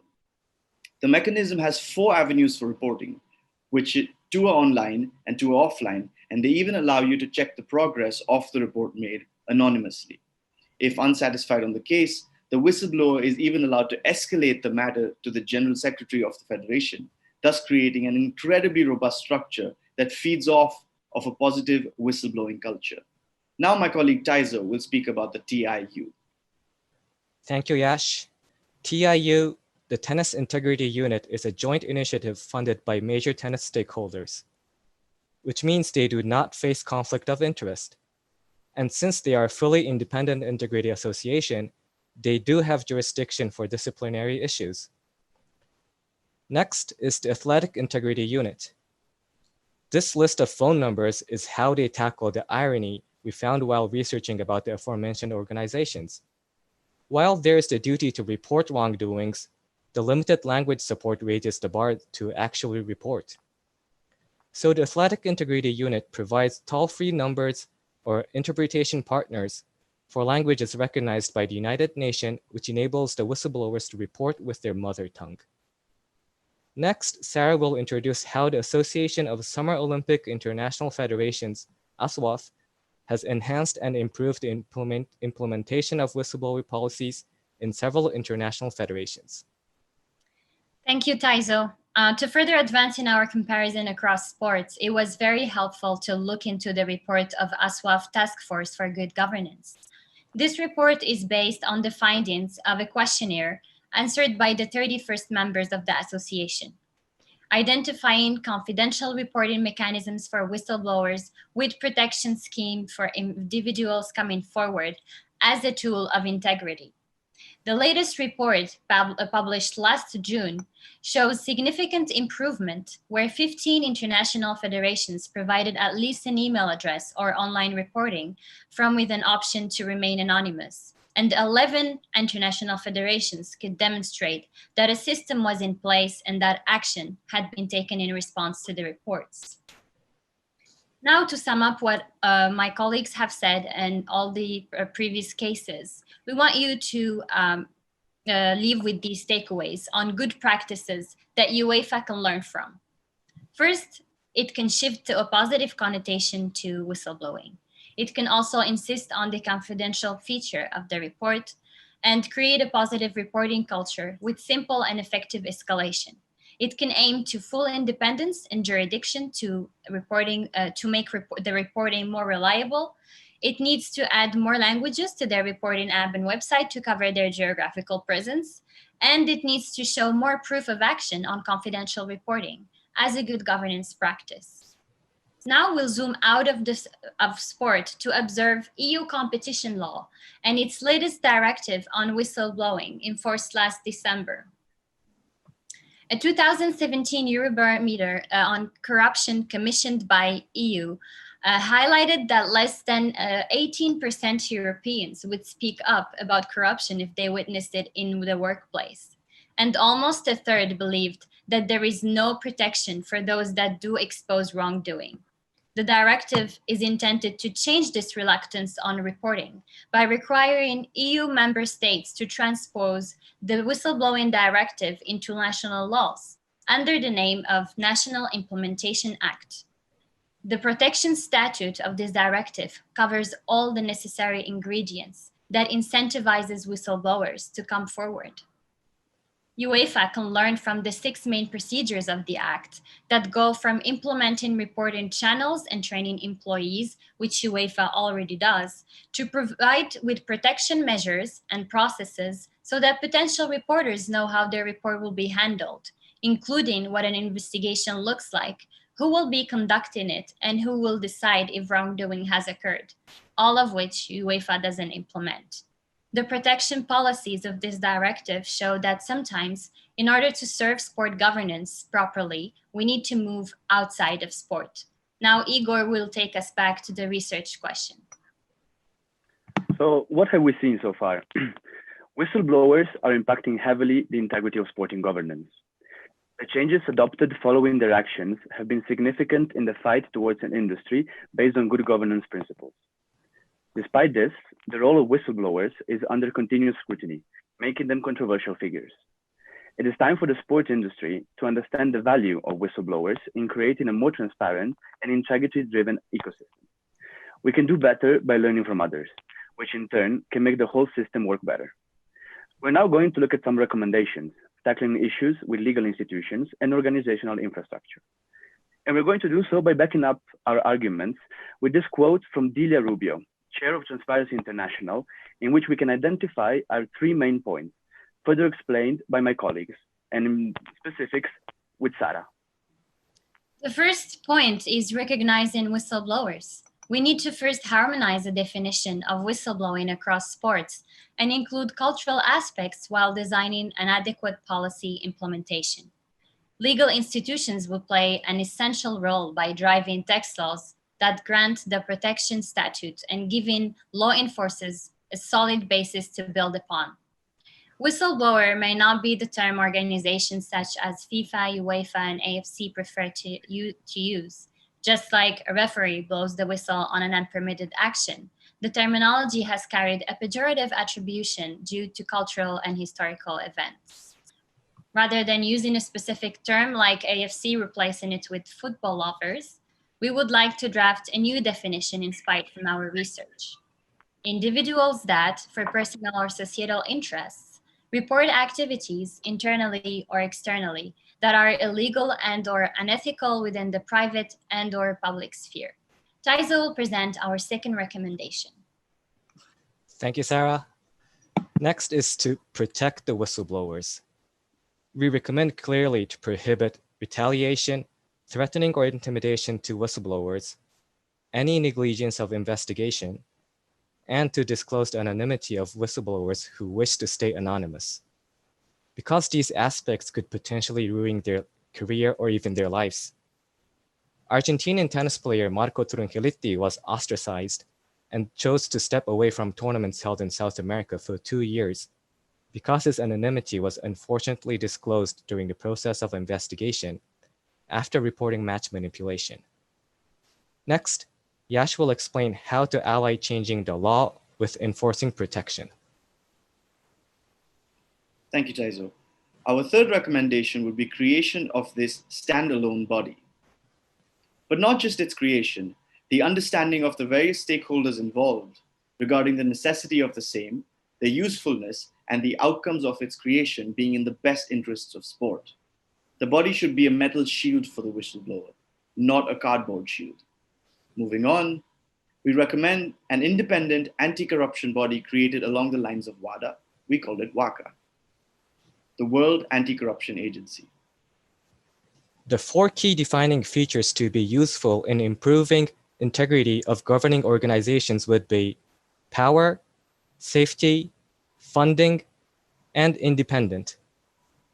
Next, Yash will describe the details of these essentials of WACA. Of the current existing bodies which are big avenues for whistleblowing, the following 3 cannot provide all 4 essentials of a robust whistleblowing system: power to reprimand, a clean pathway for safety, diversified funding, and independence to guarantee that no conflict of interest in the governing abilities could take place. To guarantee the same, it would have to be funded in a format that is much like WADA, where the multiple stakeholders have a representative body funding its existence, yet not interfering in its governance. This is the large hole in the system for the whistleblower to report, a situation where there might be unethical activity or actions taking place, but due to any of the lacking points as seen in the table, the individual is unable to report. The safest whistleblowing mechanism would be creation of this body, where it can provide all the 4 pillars of structure. On behalf of Group 6, I want to thank you all for listening to our presentation. The journey has been an incredible one, and despite the difficulties, we are incredibly proud of our research project. Thank you all. Okay, thank you very much for your excellent presentation. Very interesting and informative. Now we have a question time, so I will ask my colleagues. First, Professor, should I close my window? Yeah, because okay, yeah, we see you, but not, I don't know if,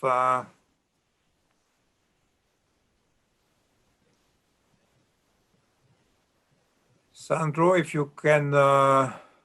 Is it possible to? It's okay. You can go on. You can go on. It's perfect. Okay. So, questions? Yes. Professor Lafranchi. Yes, reading your paper and listening to you now, it's fantastic to see how, really it was a pleasure to see that. But you show quite well how the sporting international bodies, particularly UEFA, love whistleblowers and, well, are encouraging it when it's about match fixing, when it's about, well, money laundering. But when it's about internal policy of the organization, they don't want that. Did you, in the course of your project, ask them about specifically about that? Tell us a bit more how they reacted when you spoke, because reading it, we had the impression that you spoke to some of the people inside. How did they react when you teased them about this kind of issues? Thank you. Igor, do you want to take that one on UEFA? Yes. Yeah, happily. Yes, we had the chance to speak to UEFA representatives that were part of the legal department, because integrity falls under the legal and compliance department. And it was a very informative conversation, to be very honest. They were very open about the policies they implement, and especially with the focus, as we said, on match manipulation, which with this link with the gambling industry today is really important to address. However, the fact that all those three reporting mechanisms that UEFA implements, so the integrity platform, the internal whistleblowing policy, which is only focused on sexual harassment and conflict of interest within the workplace, and the third one, Vault, which is only on site. There is no public information or statistics or anything that can be used and that can be known to the public from this. Not even a number of reports that were replied to by UEFA or a number of reports they get. We were told, however, that a number of the reports they get throughout the year are often not really related to integrity issues, but rather complaints from fans or players on the outcome of a match or how a referee would act. So in that sense, the internal policies are not, to us, we're not very clear. As you said, Professor Lanfranchi, it is not obvious how they deal internally with these issues when they are the main actor. But in terms of match manipulation and match fixing, they're very active. Thank you. I have one question, and then I give the floor to another member of the board. I come back to the definition of whistleblower. Do you think that a difference should be made between the different type of what could be called whistleblower?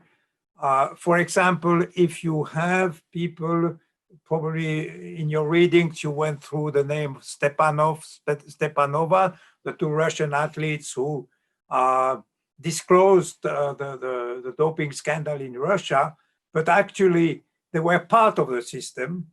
They were supported by Rodchenkov and the lab.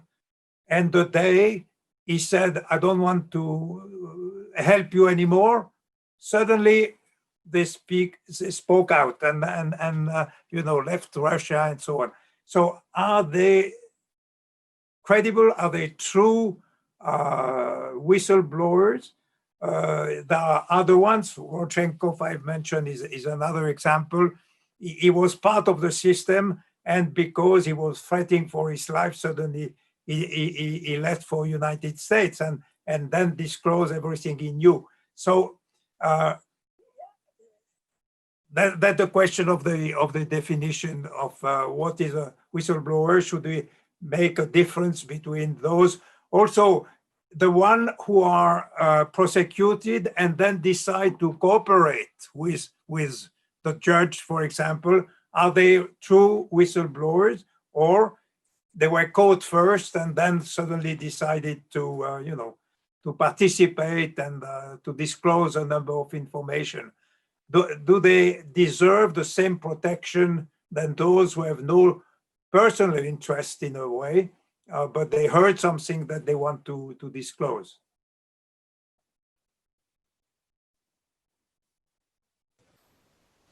Yes, may I answer, Professor? Yes, Sure. as you said, we did find the challenge in that case because the situation, the culture, everything, the situation could differ by situation. And the perspective of the whistleblowers, as we said in the beginning, they could be a saint in a case, but from the other side, as you said in the Russian doping scandal, from the Russian side, they could be a snitch. And as like the cases of Chugh Blazer, yes, from the perspective of FIFA, he was sanctioned. And however, on the other side, yes, there are people praising him. So we believe we still have to, it depends on the situation. So I'm sorry if the question's really difficult, but we still haven't reached the answer yet. Can I hope I this is fine. add on to that as Yes. well? So just motivation of the whistleblower is something that's questioned every time there is a whistleblower and the existence of the whistleblower. Additionally, Rui Pinto, who happens to be the inspiration of the case, he was also questioned about his own motives for his whistleblowing all of those documents with UEFA and the football leagues. It's always questionable, but there are situations in which that information or the unethical activity to be in the public knowledge is for the best interest of the sport or in the industry they're in. So it depends, like my colleague Taizo said. So Sara?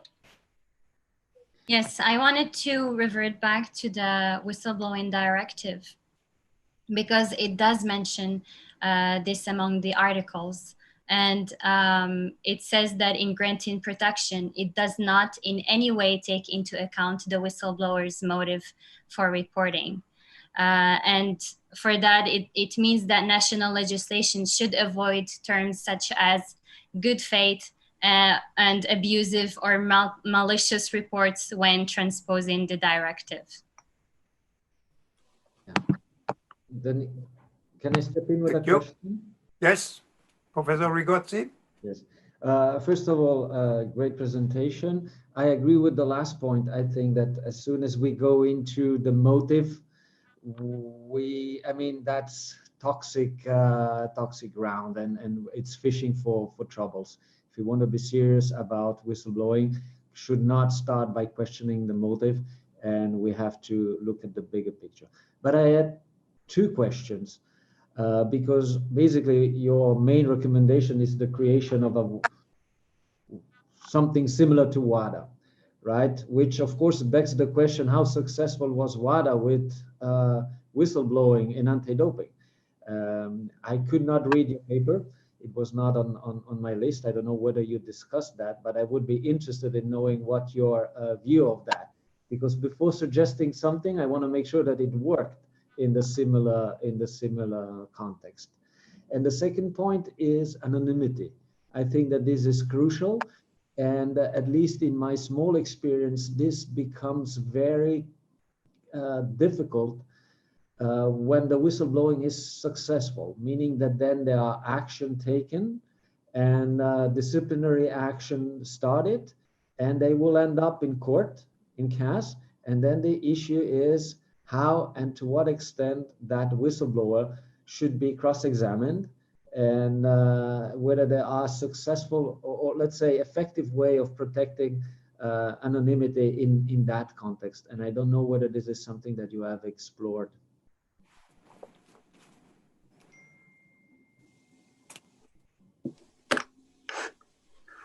Okay, you have the floor to answer. Yash, would you want to go for the waka? So just moving into the recommendation, what we found is that the regular structures, which all exist inside a sport, they prefer to close the whistleblowing case internally if there is an internal mechanism to exist.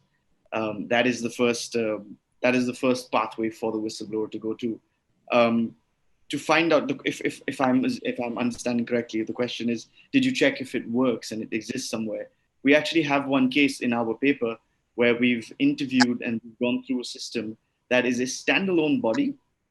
But using that example, there's not enough awareness or knowledge in the general sports industry that this standalone body exists in the first place for them to use as a mechanism to report. But the problem that we also find with the standalone body, which is a part of our recommendations as well, is that its funding is questionable. There's one state somewhere that funds this body, which could provide a conflict of interest. The second problem is it only becomes a vehicle. So it is only a pathway if it does not have any power to make any sanctions like WADA does. So if you take this standalone body and you provide it with a power and you provide various streams of funding, then it becomes a wholesome system where it can take action on anything that is reported and maintain anonymity and maintain secrecy of the whistleblower. I hope this answers the question. If it's this is the first part of your question. I hope we've seen that it works, but it could work better if there was cooperation of all the stakeholders involved, which is a part of our recommendations for this body as well. Denis, can I come with a question, please? Yes, I just wanted to be sure that the two questions have been fully answered, or if you wanted to add something. I think there was a question by Professor Igor on anonymity as well, yes, and the protection. So one of the crucial differences that we actually explored within especially with interviews with experts from the field, was the difference between anonymity and confidentiality. So anonymity, of course, is when the name and surname, the origin of the source is not disclosed. While confidentiality is that when people know, so people who are handling the case know the name and everything, but they prefer not to disclose. In situations where the whistleblower remains anonymous, it is true that it's very difficult to use the sources and to prove the reliability of the origin of these sources. And but however, we found that there were instances in which the documents provided by anonymous whistleblowers were used in court cases, and especially under Swiss law, we know that if the sources especially were made publicly available, despite the source and the origin being anonymous, they could be used in the court of law. Thank you. Professor Poli, now. Thank you. Thanks, group. That was fascinating stuff. My question, I guess, in line with so much that I do, is about bigger pictures. All the examples you gave were what can football learn from other sports, but I'm just interested, are there examples that sport could learn from other organizations in which whistleblowing is a factor and is indeed necessary? So I'm thinking Chelsea Manning, I'm thinking the military, I'm thinking industry and abuses of workers' rights, I'm thinking criminal justice systems, I'm thinking of civil service. I know this will vary greatly from country to country, but is there anything you think that sports bodies can learn from how non-sports bodies have dealt with or are dealing with whistleblowing?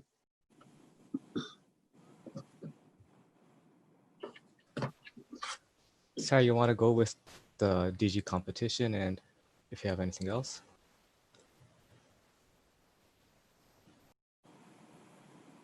I can add an example that we chanced upon in some of our research, where some of the larger corporations have something called an ombudsperson when they have many locations and they have many offices based across the world, where the cultures is different, where reporting mechanisms are different as well.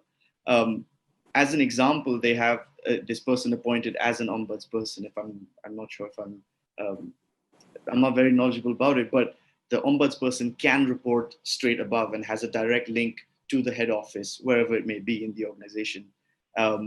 Additionally, we also heard about Jack Welch and GE and how they have a great system of whistleblowing and how it's easily accessible for everyone in the HR as a part of their practices. So that's just one of the examples that we chanced upon.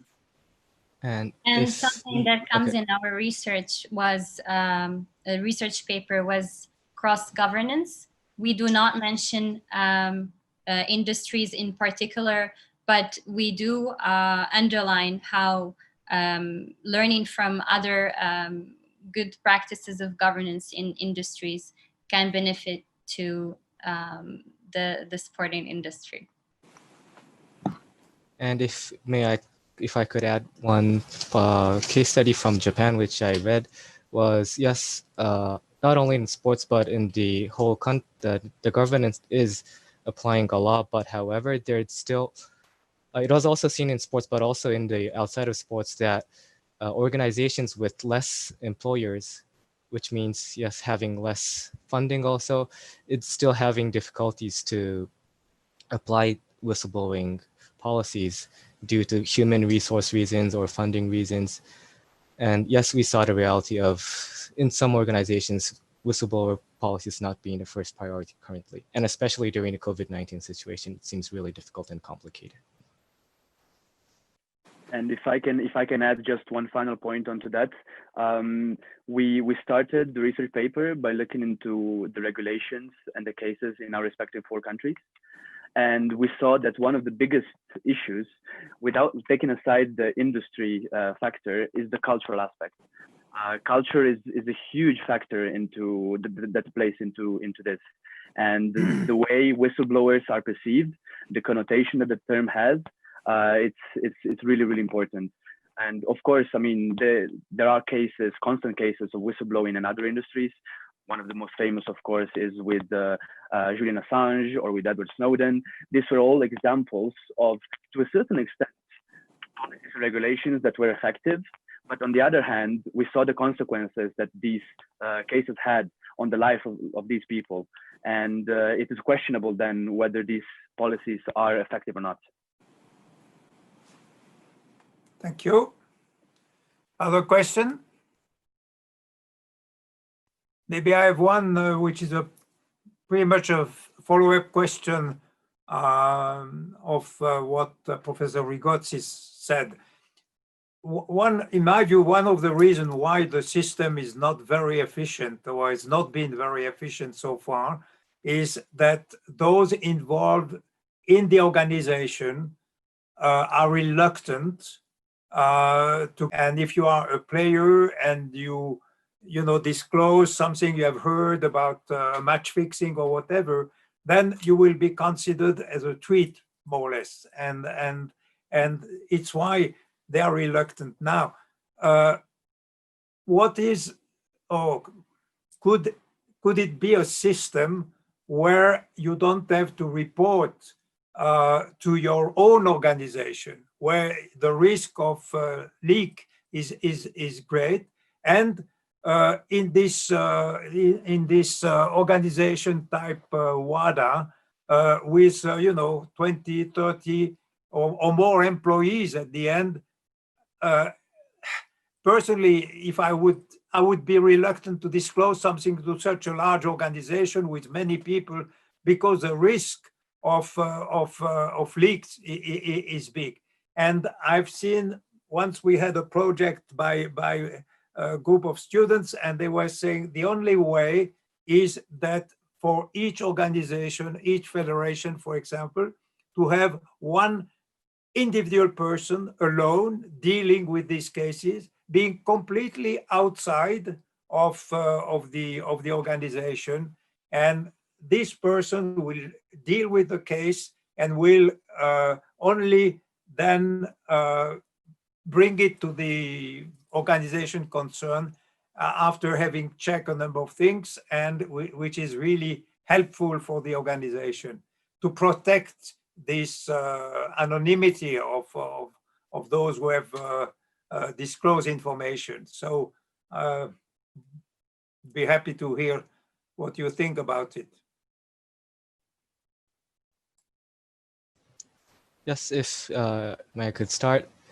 Yes, exactly as Professor Oswald, as you said, we did, through our interviews, we also heard many the similar difficulties that when an individual recognizes the wrongdoings, but on the other hand, when even if they want to make the report, they also understand the difficulties or like the situation, the damage which may bring to the organization itself.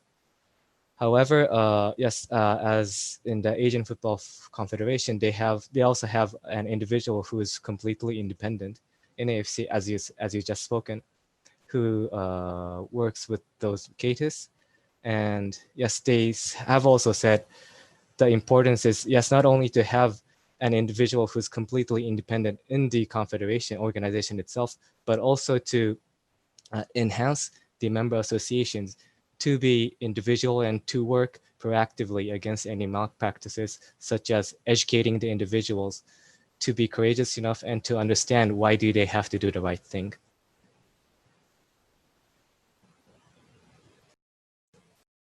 Anything else to add? Thank you. Okay, yes, time is over. Thank you very much for answering our questions. And you are done for the time being. So have a good day. And if you want to follow the other presentation, of course, you are welcome to do so. Otherwise, again, congratulations and thank you very much for your presentation. Thank you. Thank you very much. Thank you very much. Thank you very much. So, are you ready? Yes. All right. So, welcome. And okay, I don't have to introduce yourself as you are on the screen. And the title of your presentation is on the screen as well. Your supervisor was Professor Elefanti. And I give you the floor for your presentation. Thank you, Professor Oswald. Greeting, ladies and gentlemen. We, Group 4, would like to start by introducing our topic and providing an outline how our presentation is structured. The landscape of sports has been evolving, and one major change has been the way fans are engaged and the use of technology for it. The primary aim of this research was to explore technological initiatives and best practices driving fan engagement. With an interest for the topic, we dove into the research without any binding endpoint in mind, hoping to learn more about the topic of study and share our findings and key considerations. Coming to the structure, this presentation is structured in 5 parts. We start with our first 2 points of research. First, a literature review of sports fans and fan engagement to have an understanding of some basic concepts and definitions concerning the topic. And second, a study of the emerging situations leading to some questions sports organizations face. These 2 parts will be presented by me, Rishabh Kapoor. Kate Kiwakji will then take us through the third and final points of the research that begins with identifying and highlighting 9 key initiatives, a general study, and then into the application of these initiatives by looking at some examples of best practices in the form of 3 case studies, a more specific study. These secondary sources are supported by interviews by industry stakeholders and a fan survey. Last but not the least, Sana Daravsha and Alexander Matsuo will conclude with the findings and key considerations from our research. So let's begin part 1 with sports fans. During our research, the various definitions of sports fans presented a frequent overlap in the keywords as can be seen on the screen, like loyal, emotion, interest, etc. When looking at these keywords, there is no one personality or behavior that defines a fan. In other words, sports fans are a heterogeneous group and their range varies from spectators to fanatics. On one end of the spectrum are spectators, individuals who observe a sport and then forget about it. They remain passive in their interaction with the game. They watch, analyze, and appreciate. On the other end are fanatics. They treat sport as a part of their identity. It is who they are. Along this spectrum also lie varying degrees of fan, like knowledgeable spectators, casual fans who watch now and then, and love it fans who watch the sport often. Now to fan engagement. We came across several academic definitions of fan engagement derived from a more general concept of customer engagement. But one definition that caught our eye was that of Mr. Bash Schnater, who derived his definition from distinct sources. This helped him provide a holistic take on fan engagement. The definition is as follows. Fan engagement is equal to growth strategy of long-term relationship management between sports institutions and fan groups, where institutions facilitate fans in self-expression and in group acceptance, using both modern online and offline technologies with the goal of creating social value for fans, which can be transformed into profit optimization. Taking this definition as a guideline and keeping in mind the scope of this project, as we briefly touched upon earlier, we chose to focus on use of these modern online technologies outside the stadium or offsite. So after having a basic understanding of the concepts and scope of the research, we now come to the second part of our research, the emerging situation in the sports industry and the question it poses. We identified 4 central themes that represent this current and emerging environment. Theme 1, the emergence of a new age fan. Fans over the years have evolved from local fans who supported local teams and got their information from traditional sources of media like newspaper and radio, to global fans who branched out to supporting global teams and got their information from cable and OTT platforms, to now the new age fan or the fluid fans who take sports as a source of entertainment and may shift allegiances between players and teams. They prioritize value and content creation and consume information on the go via transmedia. Theme 2, the growing importance of fan engagement for organizations. Sports is moving towards the realm of entertainment, competing with other forms of entertainment where fans want a heightened sense of engagement. Attracting new customers and keeping loyal ones has become a key objective for organizations due to the long-run profits that they provide. Theme 3, the impact of COVID-19. While the change in fan behavior and preferences was already underway, the onset of COVID-19 has now accelerated the need for sports organizations to adapt and work towards engaging fans outside the stadium via online technologies. With lesser sports events to attend or even view, sports fans are looking for alternative content related to their beloved team or sport. Additionally, the inability to sell seats at sports stadiums will lead to a heavy loss in revenue for sports organizations. Thus, an increased focus on online technologies may open avenues of revenue to come back from such severe losses. And finally, to theme 4, evolving technology. In the last decades, digital technologies are dramatically changing the concept of fan experience. Given the evolution of media consumption and the transition from traditional to digital media, there is a demand in sports entertainment to create content that will allow consumers to feel more part of the game. Basis this research conducted by Proman, where he asked, which technologies will make the most impact on the sports industry? Fan engagement technologies came out with an overwhelming response of around 78%, ahead of athlete and stadium experience technologies. Now, to conclude this part, the first 2 points of research presented us with some key questions to keep in mind along the way. How can sports organizations efficiently use technology to enhance fan engagement? How do sports organizations keep up with the new age fan? What guidelines can sports organizations follow to successfully engage fans via technological tools? These questions further presented us with an overarching question. What are sports organizations doing to stay relevant in this emerging environment with regards to fan engagement and technology outside the stadium? I now hand over to Kevki, who will take us through the third and final part of the research. Thank you, Rishabh. Following our preliminary research and initial findings, I will now proceed with the third part of our research. We first collected data from several industry reports and websites. Then we'll look at some examples of best practices by sports organizations. We identify 9 key initiatives that sports organizations are adopting to increase fan engagement. They are as follows: application website, eSport, which is a booming fan engagement initiative that is currently attracting hundreds of millions of fans. Our friends from the eSport group will later give you a deeper insight in their presentation. We've also identified betting, fantasy games, OTT streaming, analytics, chatting, chatbots, XR, VR. XR, also known as extended reality, refers to all real and virtual combined environments and human-machine interactions generated by computer technology. And finally, AI. We then analyzed the applications of these 9 key initiatives through 3 case studies from a club perspective, league perspective, and international federation perspective. Our research findings from the case studies are summarized as follows. In June 2020, Italian football club Juventus FC launched a new official website and mobile app as part of a complete transformation of its digital platforms. We performed an auditing of their platform through the 9 key initiatives from our research.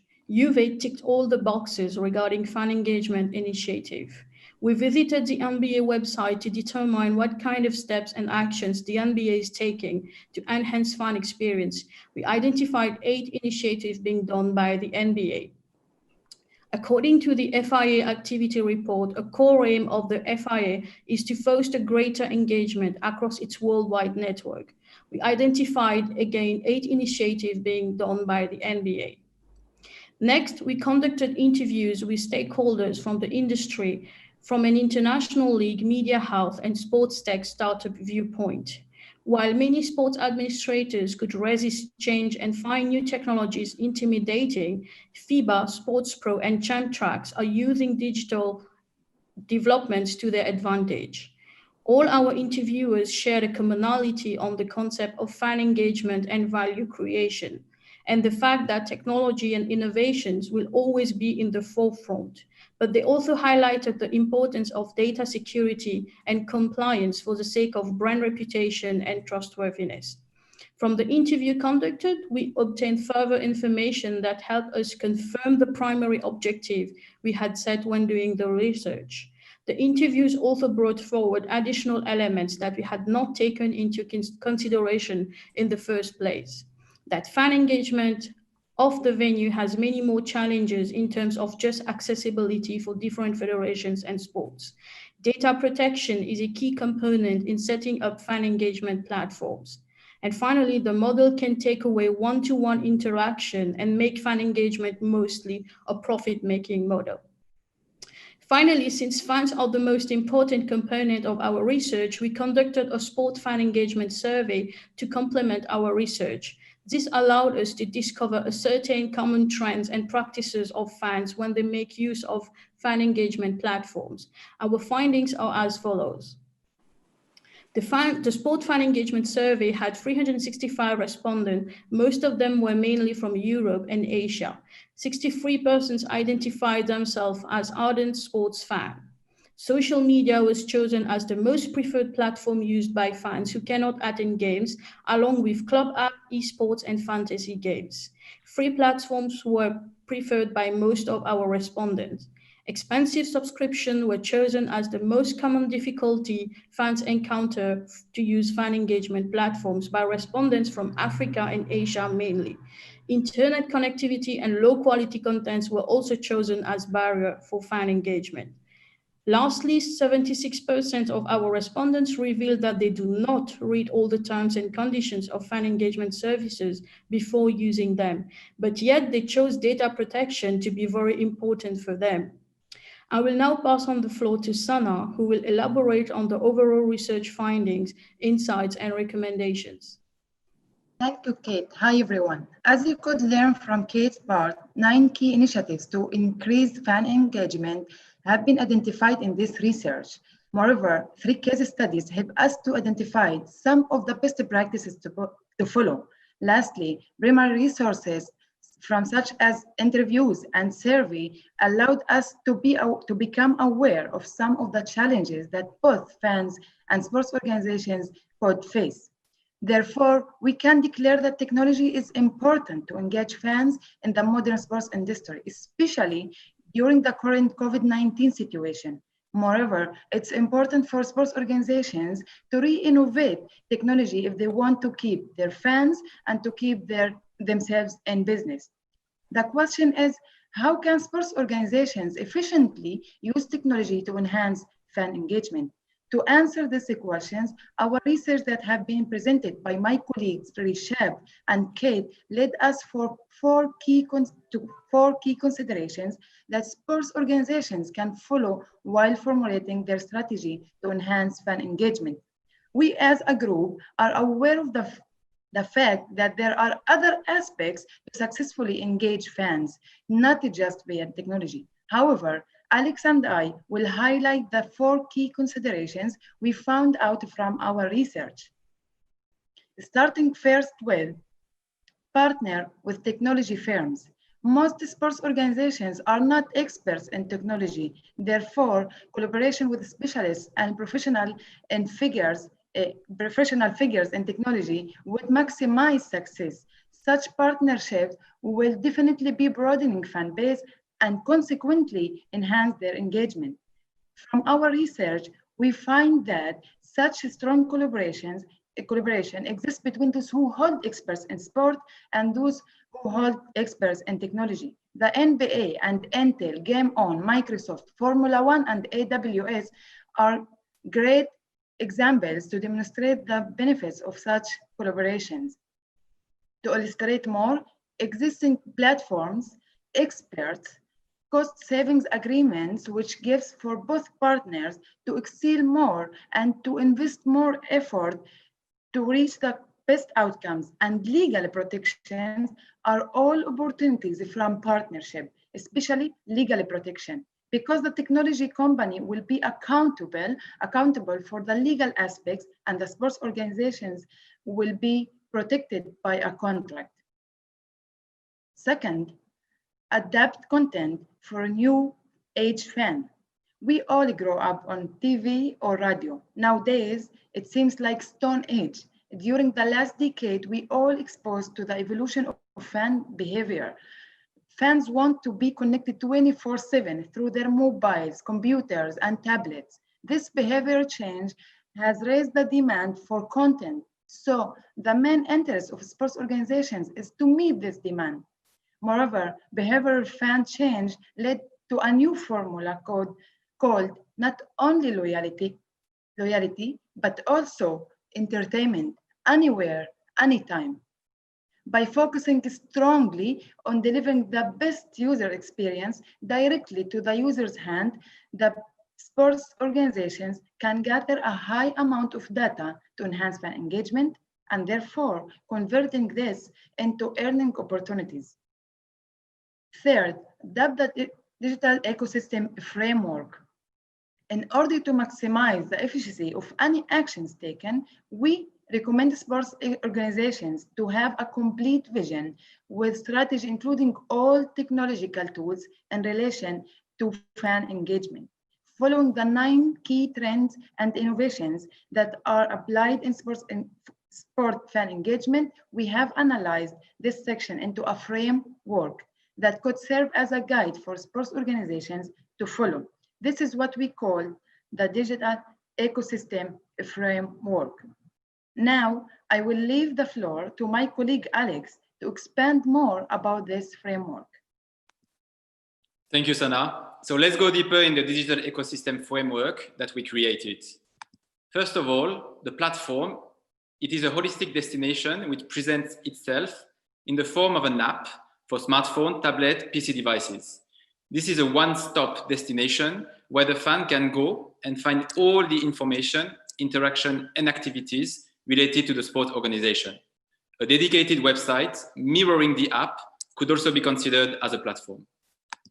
Second, we have the point of contacts, regrouping 4 initiatives: esports, betting, fantasy, and OTT.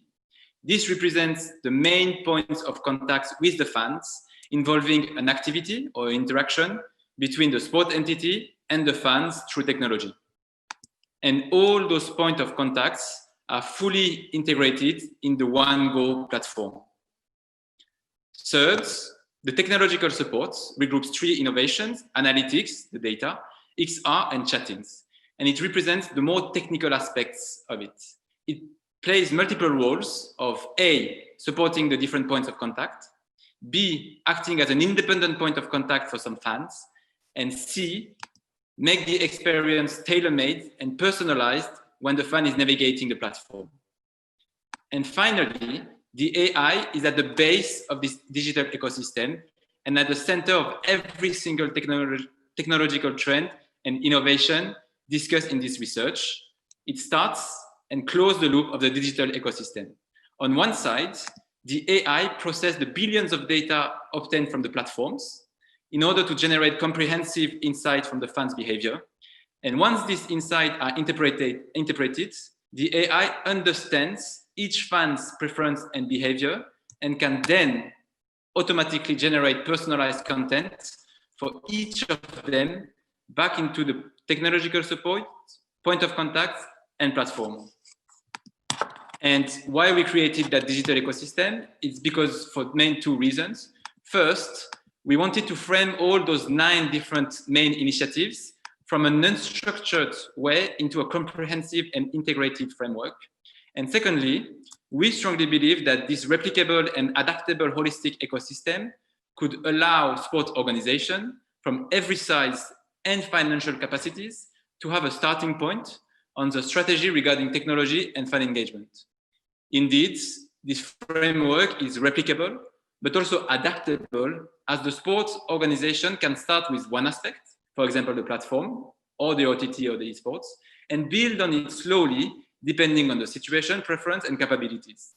It allows the sports organization to go step by step, having this framework in mind for a long-term strategic vision and share it internally. Last, our final recommendation is to harness the power of AI. The starting point of the sports organization is to have better engagement, better fan engagement. And the more fans interact with the platforms and point of contacts, the more data they can gather. For centuries, it was difficult, if not impossible, to process billions of data due to the limits of human capabilities. But the AI allows to break those human limitations, as it can first automatically and instantly process billions of data, and then instantly understand each fan behavior and preferences based on those data. And now that we know what the preferences of each fan are, the AI can also automatically and instantly generate personalized and tailor-made content to each one of them, allowing sports organizations to have a better product to offer to the fans. And this refers back to the digital ecosystem, as a better product means a better experience on the platform with the point of contacts and through the technological support. Finally, a better offer naturally closes this virtuous cycle by leading to better fan engagement and thus turning those initial challenges into opportunities. And all those 4 initiatives can be merged into one main central concept, which we can call fan-centered. In order to illustrate this concept, let's take 2 fans, a man in his 50s and a young teenager, with a different location and thus different languages, from Paris and India, having different preferences in terms of following, with the man being more loyal to the club, but the young teenager being more like the fluid fan and following individual players, having different consumption modes, whether on PC or smartphones, and all those characteristics and behavior will lead to have a different personalized tailor-made version for each of them on the platform or point of contacts of the digital ecosystem. And as previously seen, the AI is also at the center of this fan-centered mentality, as all data will be processed and analyzed, understanding fan A behavior, fan B behavior and preferences, and then automatically close the loop and close the cycle by generating personalized content back to them. To summarize and conclude, the 4 key initiatives we identified will allow sports organizations to make the best use of technology in order to drive fan engagement by having a reliable, optimized technology, thanks to the partnership, provide enhanced content from a qualitative and quantitative perspective with a replicable and adaptable holistic strategy, thanks to the digital ecosystem framework that we created. And finally, be able to personalize all the contents to each fan, thanks to the AI. Thus, sport organization will live and breathe the fan-centered philosophy. We explored the concept of technology and fan engagement, and we are happy to pass the baton to Group 5 after the break, who will present you more depth concepts of fan involvement and fan control. Thank you very much for your attention. Okay, thank you very much for your excellent presentation. Very interesting and informative. Now it's question time, and I ask my colleagues in the scientific committee who wants to take the first question. Congratulations. Sorry, may I have a question, Denis, please? Yes, of course. Congratulations for the presentation. absolutely effective. Very, very interesting is the digital ecosystem and special interest probably all of us have on AI application on this area of prospective investment of sport world. Do you, during your research, during your process, with the different contact that you had with the organization and stakeholder, have you discovered some technology platform specifically developed for sport world? That's a great problem. As you underlined before, the sport organization probably on the technology point of view had some lack of experience, some weaknesses. And is now interesting to know if some sport organizations, some sport area had developed some specific platform that on the technology point of view improve the ecosystem system around the sport itself. Thanks.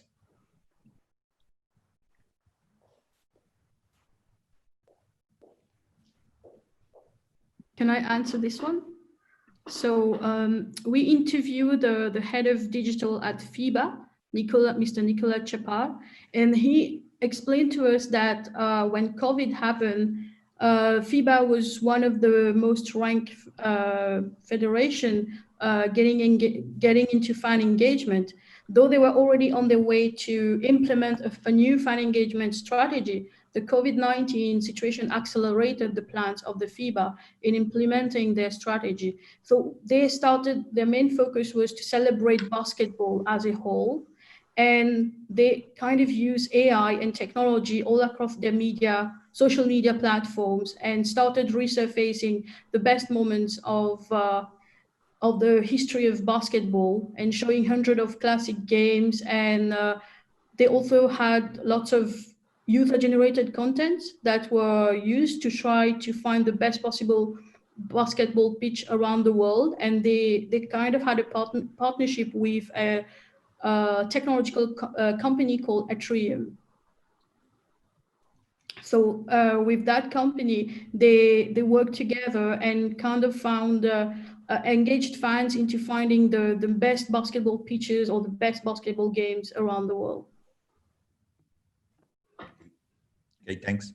Also, if I may add to that, basically during our research, when we were doing our case study research, like you mentioned that, are there any specific technologies built specifically for sport? That was actually one of our findings, and how we recommended through the partnerships to partner more with technological firms to build sport-specific technologies. So that's the idea which we sort of found out through our research as well, that leagues like NBA are partnering with big tech firms like Microsoft, Intel, to actually make those sports-specific technologies which can be used with sports. So they're now being more proactive than actually being reactive, and using the existing technologies and developing instead more technologies sports-specific.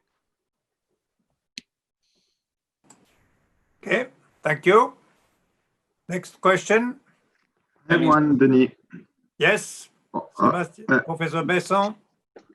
Yes, you mentioned the survey that you did, and I would be interested to know to whom you send these questions. You mentioned a little bit more than 300 respondents or survey, and how did you select the kind of respondents? Because I would imagine that depending upon how you make your choice, of course, the answers would be very different. So how did you select to whom you would send the survey, and to whom did you send this survey?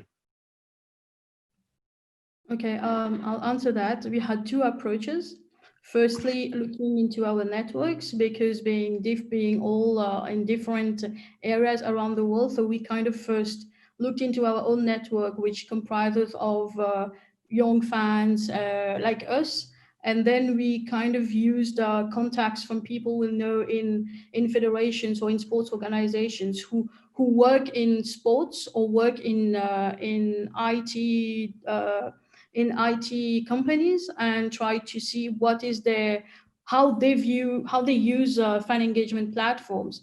And we also used a lot. We didn't send the survey to under 18 years old, but we kind of focused those who are 18 and above, because we also had betting as a fan engagement initiative in our survey. So it was mostly our own network, and then trying to target people in terms of their age, of their interest, and in terms of the kind of answers we are looking. And also because we identified 9 key initiatives, we've put those initiatives in the survey and to see if they know about it or not. Yes, this was what I was suspecting, and I'm just mentioning that perhaps there is a little bit of a bias in the selection, because if you take your network, I mean, you are very interested in sport, and therefore the fact that you use your network probably leads to the fact that you will reach people who are very interested in sport, but you may have categories of people who have absolutely no interest to sport and who are very far away from this notion of fan engagement. And this, I think, is a very important question when it speaks about the relevance of the percentage that you have mentioned. But this is not criticism. This is just a methodological issue that I'm raising. Yeah, I mean, you're right. We did have some respondents, like not that much compared to those who know about fan engagement initiatives. We did have some respondents saying that they don't know how to engage with their teams. Some complain about low quality content, and some complain that the initiatives are too expensive for them, so they're not going to pay for that. So we did have them, but it was not really as many as compared to those who said yes, they do engage. And also considering the fact that many, even people who don't use fan engagement platforms, they use mostly social media. And we kind of found out that the most common people who are using, who are into fan engagement, their most preferred platform is social media, which is free and more accessible. Can I add to this? As for the responses, I have sent a survey for people who are not from the sport industry. I sent it especially for Harvard's alumni group who are not related to sports, who do follow sports but don't know all the initiatives. So I received a lot of questions outside the survey about what is the OTT, for example, what is betting, how they use it, and they were very interested. So it was about 30 responses that are from outside the sport, but they follow the sport. And I think one of our results was that they preferred social media. It could be from these people who are just following sports through social media, not esport or other platforms. Thank you very much. Okay, thank you for your answers. Next question. If I may just... You are muted, Alex. Sorry, can you hear me? You want to add something? Just to conclude on the methodology, that this is why we added a question on what kind of fans or sports followers they are, if they are ardent fans or if they don't follow sports at all. So thus we can have a breakdown between those ones who are really hardcore fans, which is our network, and the ones who are not fans or sports followers at all. That was just to conclude on. Okay, thank you. Next question. Denis, can I ask a question, please? Professor Poli, yeah. Thank you, thanks. Thanks very much, group. That was really interesting stuff. I'm going to be slight devil's advocate here. Also maybe show my age, although I don't think I look like the guy in the mid-50s in the emoji you used. My question, I guess, is about where within this model is space for independent fans, radical fans, progressive fans, all of whom can be completely hardcore supporters of their clubs, of their sport. I'm thinking of people involved in fanzine movements from the 80s and beyond. I'm thinking of people who got involved in buying clubs when the clubs were being asset stripped by corporate interests who had absolutely no interest in the football. I'm thinking of the people who set up Phoenix clubs like FC United of Manchester. I'm thinking of Wigan fans at the moment whose club's been completely sold out by clearly, or we can't judge too much yet, but by clearly some business interests that have no interest whatsoever in football and only in asset stripping and betting. I guess my concern is the kind of model that you're coming up with makes everything feel very, very corporate and leaves no space for those kind of independent, radical, progressive fan voices. And I'm just interested to know if that's a deliberate choice, that those independent people will always be independent and they're not going to sign up to this kind of thing, or if you think those more independent fans simply don't have a place in the future of sport.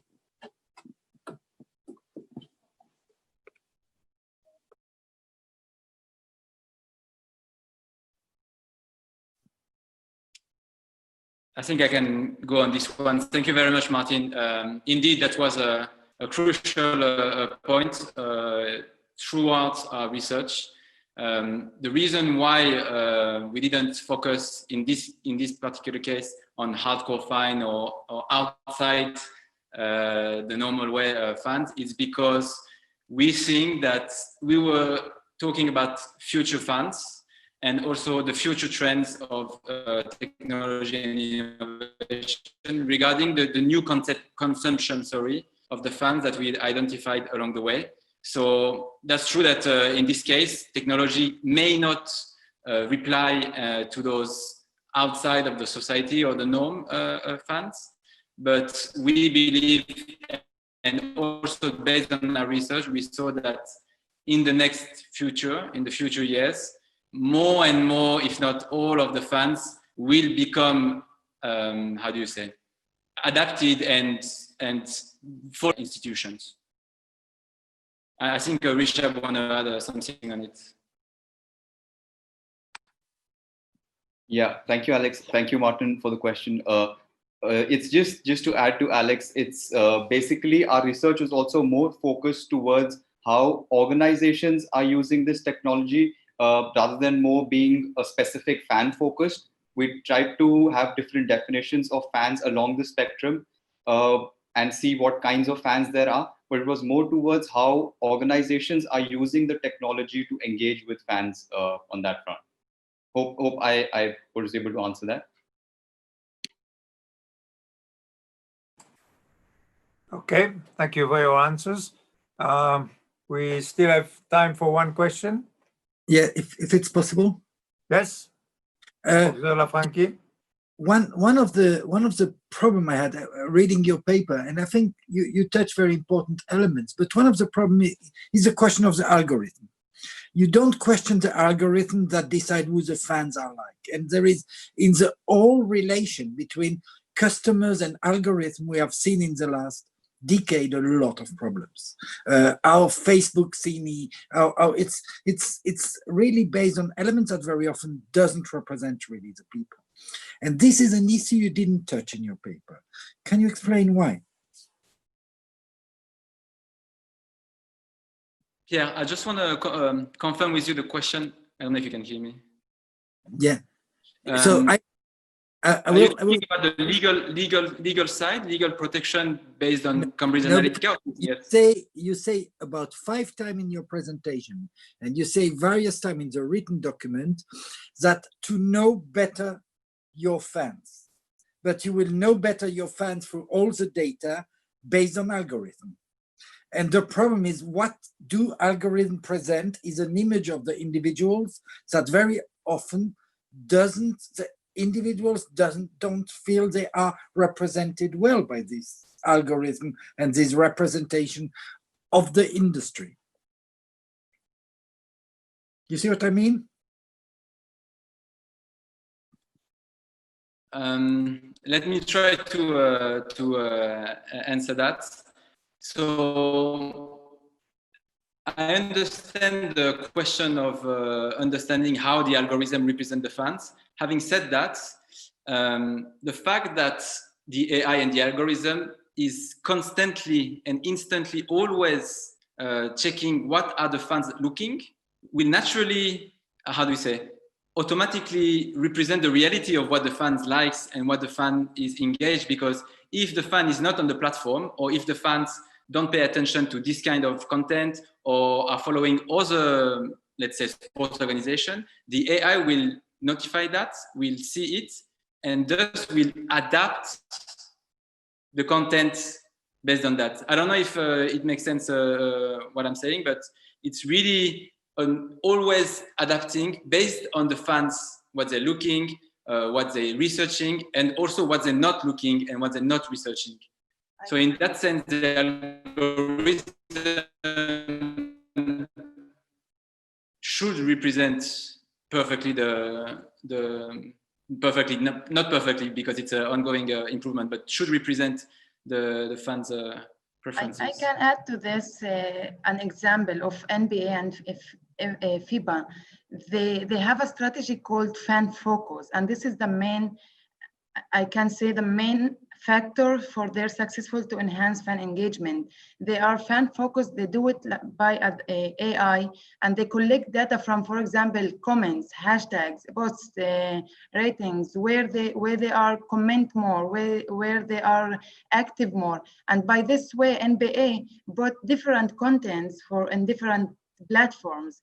So I think collecting data by this way is one way to understand the fans and to adapt content for each fan's personality. But you're right, Pierre, that the good use of algorithm, and we will need experts to make sure that the algorithm is representing properly and always updated.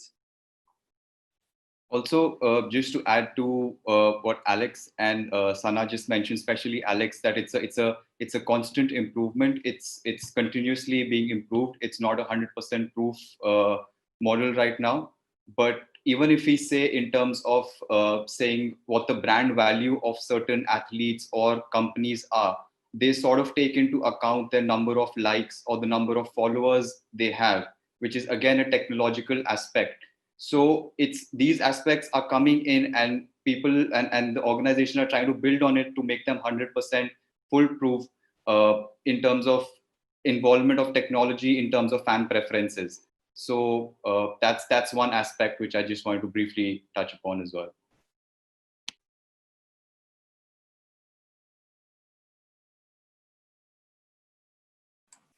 Okay, thank you very much.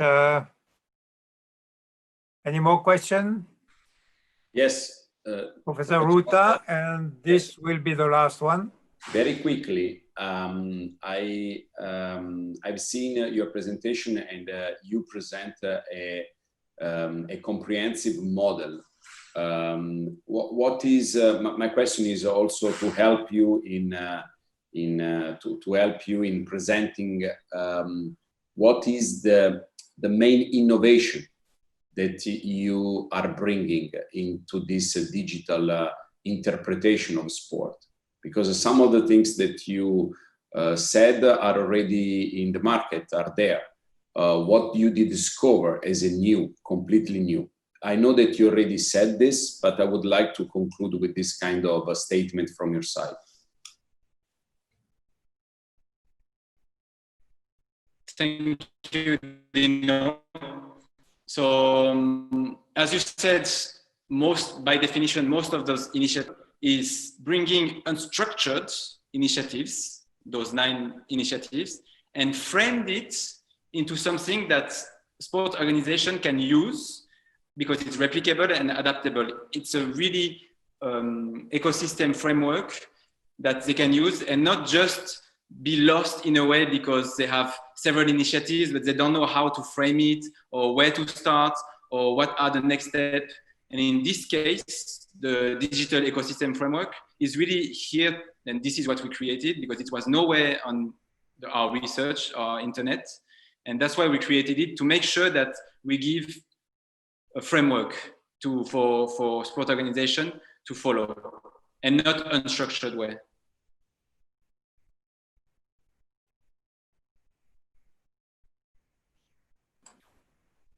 Okay, thank you very much. So I think this closed that part of the presentation, the questions, and I think you are done.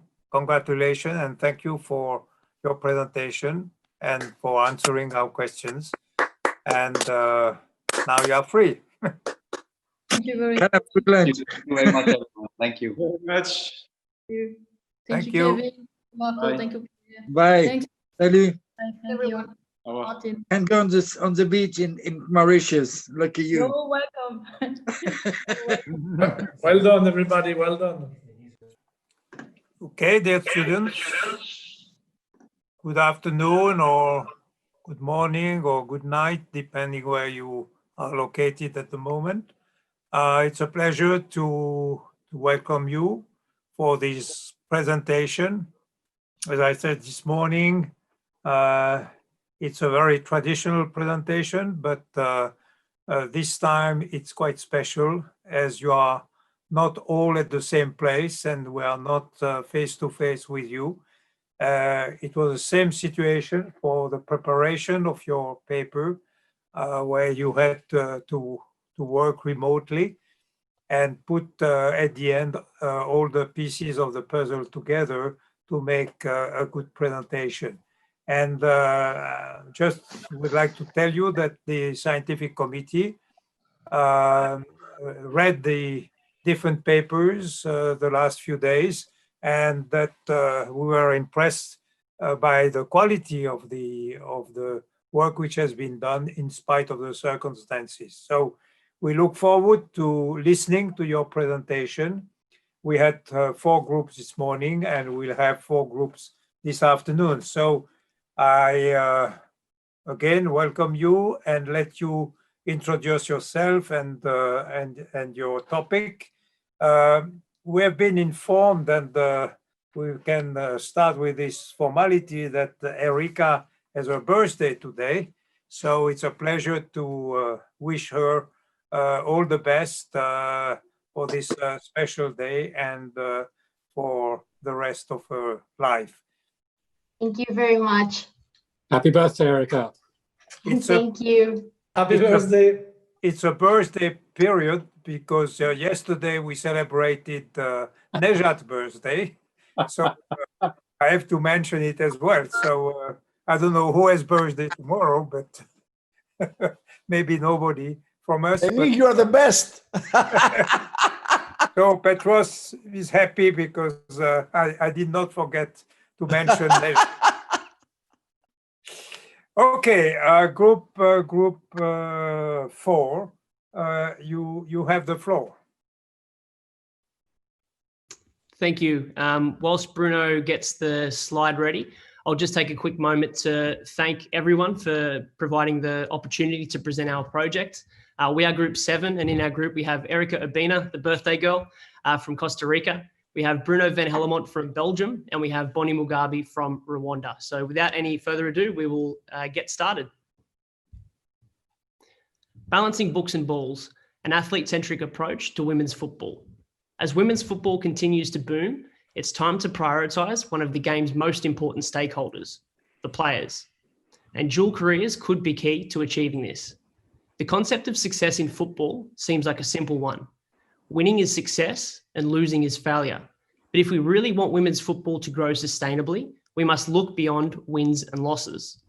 Our research group, consisting of Erika, Bonnie, Bruno, and myself, Tyson, explored an alternative approach to women's football that places the player at the heart of football development. But why are we doing this? With more than 1 billion people tuning in to watch the 2019 FIFA Women's World Cup, there's no doubt that we are in a golden era of women's football. But women's football must follow its own path. In order to sustain this boom, the players' well-being deserves more attention. Investment in football, or investment in women's football, is at an all-time high. But are these investments always made with the athlete at the centre? This is questionable. The struggle for the players is real, and they are still experiencing negative working conditions.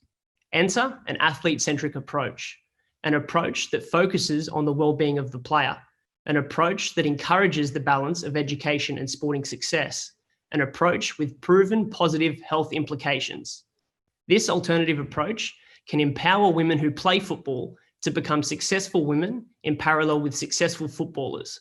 By prioritising the player, women's football can leapfrog the negative elements that are too common in the men's game. Let me draw your attention to the scary statistic you'll see in the bottom right-hand corner of your screen. In 2009, 3 out of 5 Premier League players were declaring bankruptcy within 2 years of retirement. These are players who are earning $40,000 per week.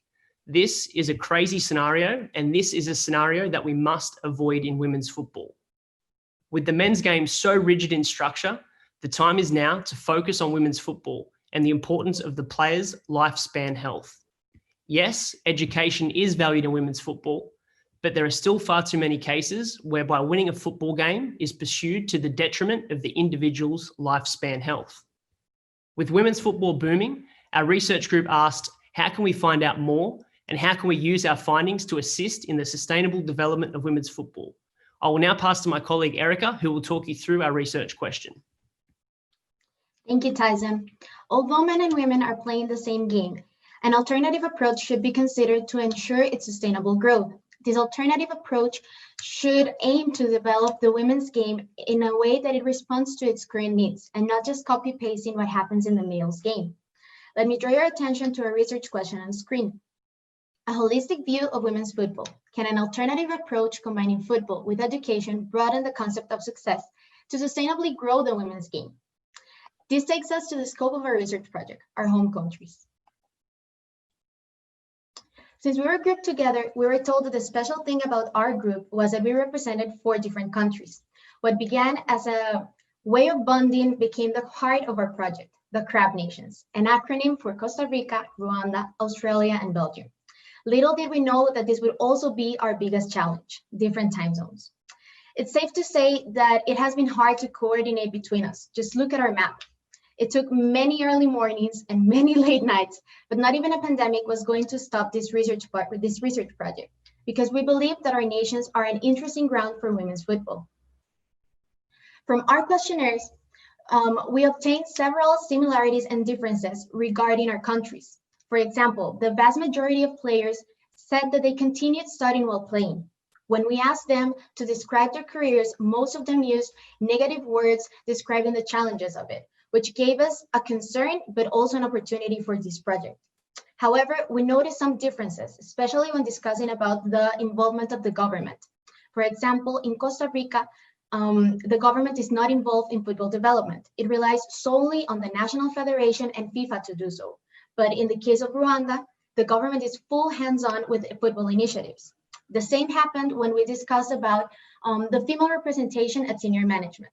In the 4 countries, only Australia shows a gender equal 50-50 board member ratio, while the rest of the CRAB nations remain at its very minimum. Despite distinct social, cultural, and economic differences, there is a genuine interest to develop women's football amongst the CRAB nations. Now I'll pass it on to Bruno to explain our methodology. Thank you, Erica. So before we present you our findings, we will briefly guide you through our methodology. So this research project is divided into 4 main chapters. The first one is the dual career concept, where we'll explore the concept of the dual career, both from a theoretical and from a practical perspective.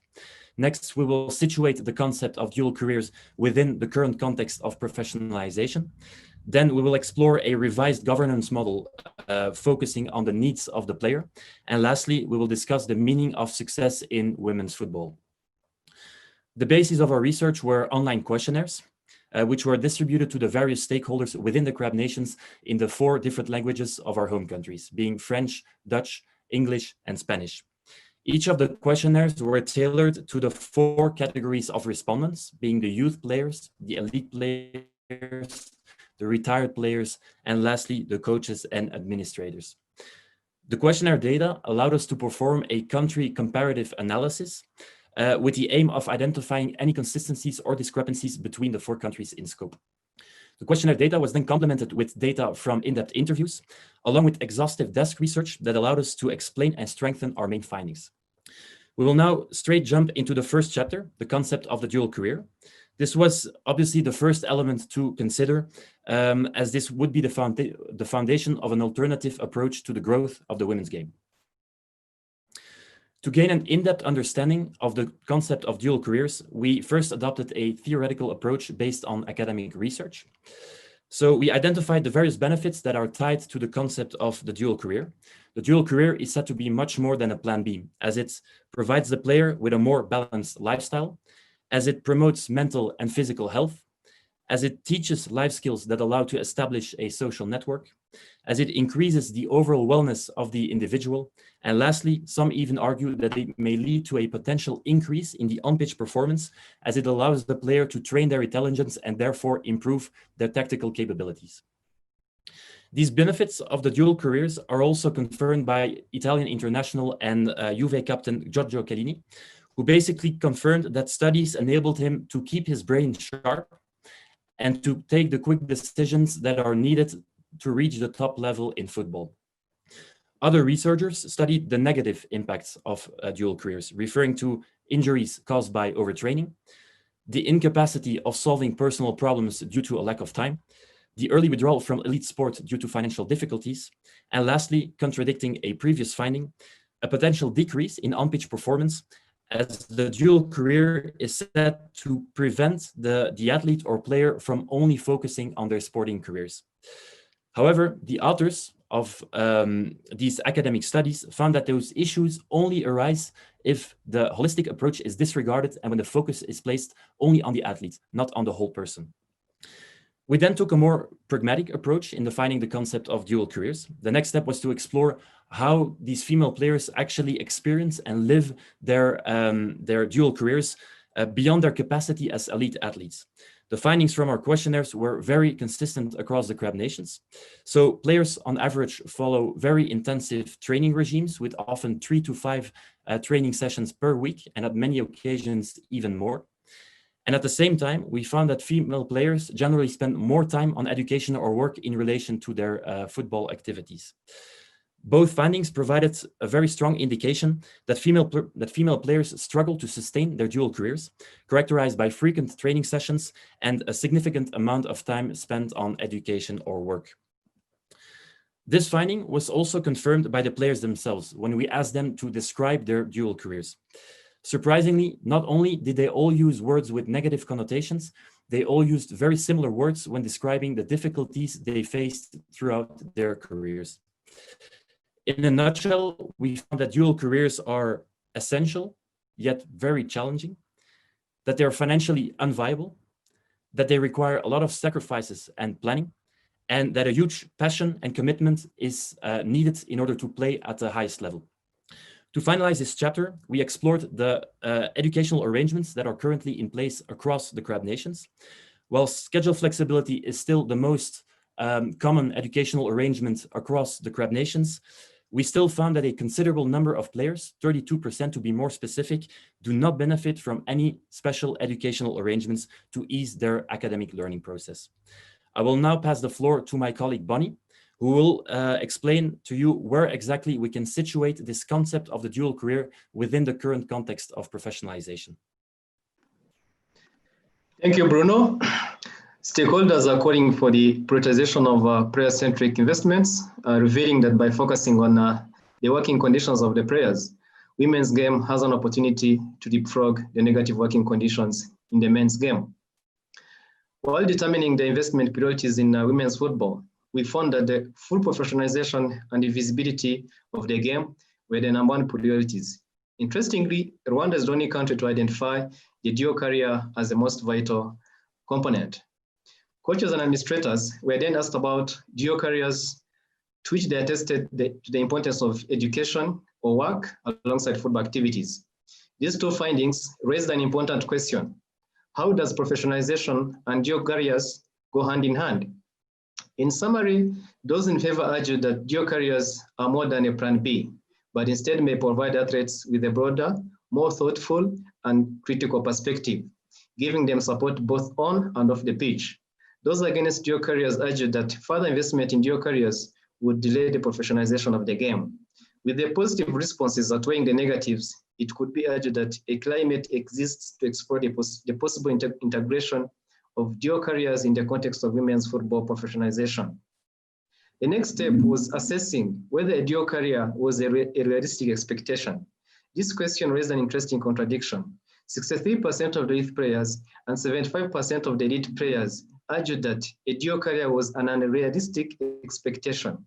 Although when the same question was posed to coaches and administrators, an overwhelming 70% confirmed that dual careers were in fact manageable for the players. And this was a clear mismatch in understanding of the players' working conditions. With the contradiction, it's clear the current approach is unsustainable. To build further on the professionalization of women's football, league models were benchmarked with specific attention to the leagues that facilitate dual careers while striving for commercial viability. The prioritization of dual careers was noted by the English FA, who implemented the specific dual career program, aligning with the launch of their professional women's competition. The NCAA model in turn must be considered distinctively as to preserve the amateur status of the league, placing focus on the holistic development of student athletes. The approach is heavily centered on education, where student athletes can even be denied participation in sport if academic requirements are not met. We concluded that developing women's football leagues could apply principles from these models within their own context to facilitate a more conducive dual career environment. I will now pass you to my colleague Erica, who will talk you through the third subtopic on governance. Thank you, Bonnie. Historically, sports governance has hindered the inclusion of women in sport. By 2019, there were only 9% of females as members of executive committees at FIFA member association level. Clearly, there is room to improve. Our research group identified 2 governance elements that can contribute to the protection of the female players' rights and needs. Those are women and player associations. With FIFA's statutory reforms ensuring that there is 1 woman per confederation at the FIFA Council, the moral aspect of gender equality seems to be fulfilled. However, that 1 woman at the table remains under tight control of the male dominant group. This does not allow a true reflection of the women's perspective, especially when dealing with a women's game.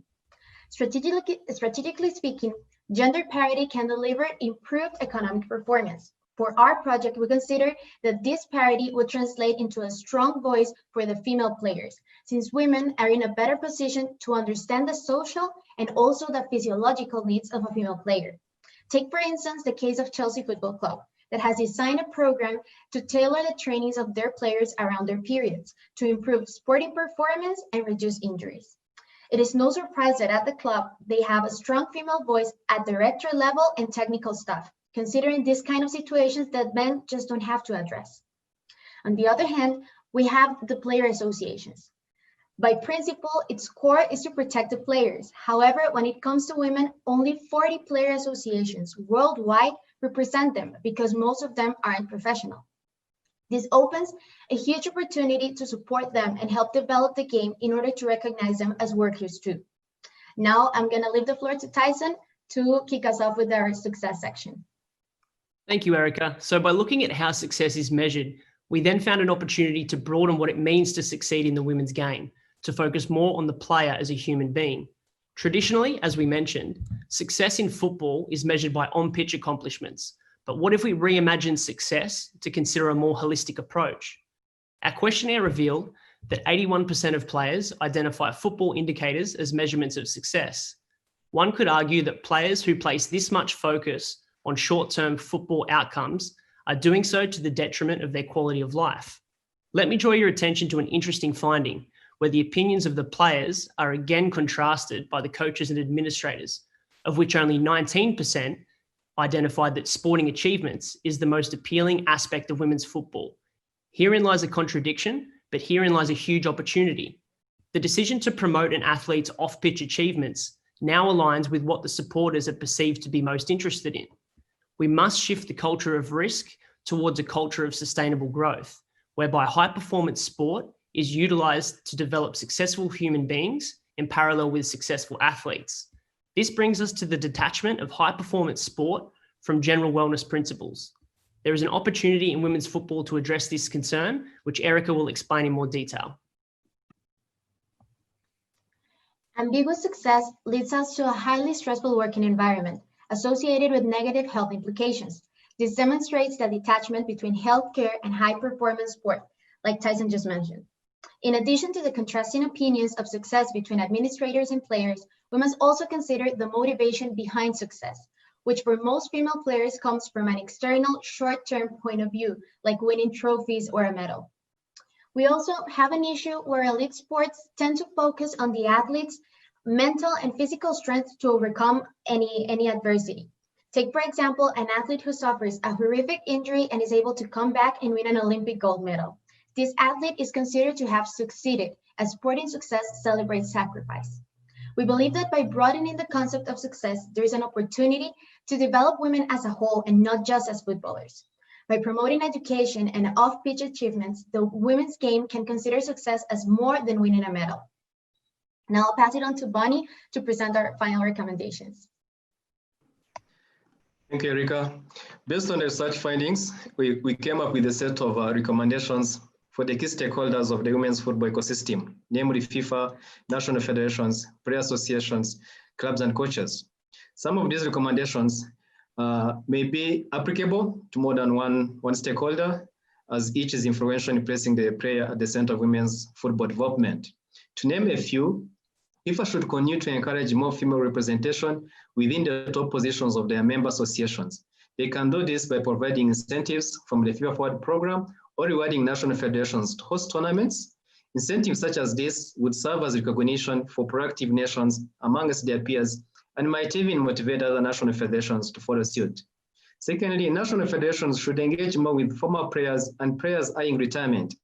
An opportunity exists to connect dual careers to the development of women's football based on the combination of the appropriate players' on-pitch experience with the education they have acquired or continued during their career.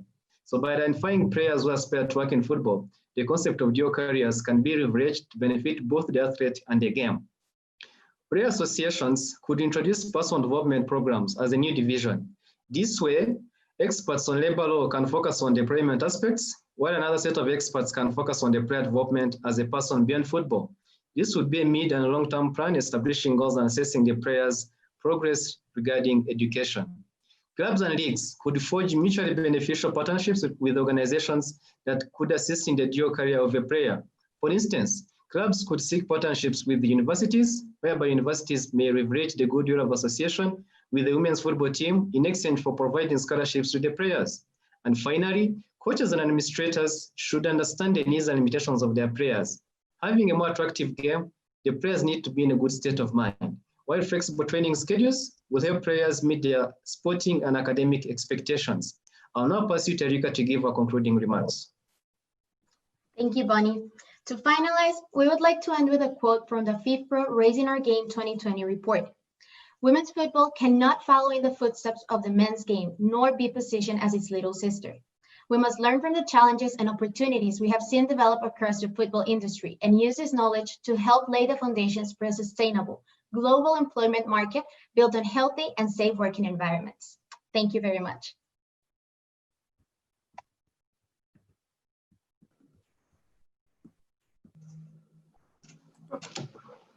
Thank you very much for your very good presentation. I forgot to mention before you started that the supervisor in your case was Professor Lafranchi. And now it's time for question. I will give the floor to any of the members of the scientific committee who would like to ask a question. I don't know, Professor Lafranchi, if you would like to start and make remarks. Well, it was a fantastic journey with this group. I mean, they started with it, but we had meetings at every time of the day and night.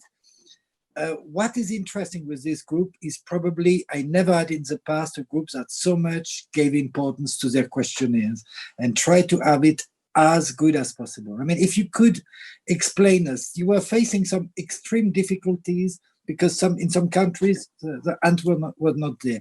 How did you manage to tackle the difficulties? That's I think was very interesting. Yeah, I can maybe start, and then maybe, well, Bonnie, you can elaborate further, because, well, the problem was mostly situated in Rwanda, where we didn't manage to collect a lot of responses. But so yeah, basically what we did is so each member of the group tried to get in touch with somebody within the federation first, and then to distribute the questionnaires. In my case, I also have to say, when I wanted to reach out to the Belgian Federation, that was also very hard because they were not very responsive. And so basically I decided to direct my questionnaires to the clubs directly, and they were very responsive. In the case of Rwanda, it was very hard to collect responses from the respondents. And that was mainly with regard to the players, where it was really hard. And I think we only had 2 respondents with regard to the players. And then Bonnie contacted all these people individually and asked them to basically fill in the questionnaires. And he was basically answering he was basically asking the questions question by question. So maybe Bonnie, if you can elaborate on what you did. Thank you, Bruno. Initially, we were supposed to get all our answers via a survey that we launched online. But just like Bruno said, we faced a challenge from my home country, Rwanda. We only managed to get one elite athlete who managed to fill in the survey online. And with the help of the Women's Football Development Officer in the Rwanda Football Federation, we managed to get contacts of some of the elite and youth players, and they were contacted directly, and they managed to give their side of view of how they see things. And in the end, we got only 3 elite players who play for the national team, plus 2 youth players. So the challenges basically were based on the language barrier, because our questionnaires were in international languages, and we had to translate everything into Kinyarwanda. Kinyarwanda is our local vernacular language. So their responses were then had to be translated into English and French for my colleagues to understand what kind of response they were giving. So basically, and keep in mind that we are also trying to respect the curfew that was being set by the government, because at that time between March and April, our country was still in a lockdown. So I would require me to really work hard to ensure that I got all the response from these prayers, but also be able to respect the government guidelines on the curfew and everything regarding COVID-19 pandemic. Thank you. Thank you very much. Another question? Denis, this is Dino. Yes, Dino, Professor Ruta. Yes, thank Marco you very much. later.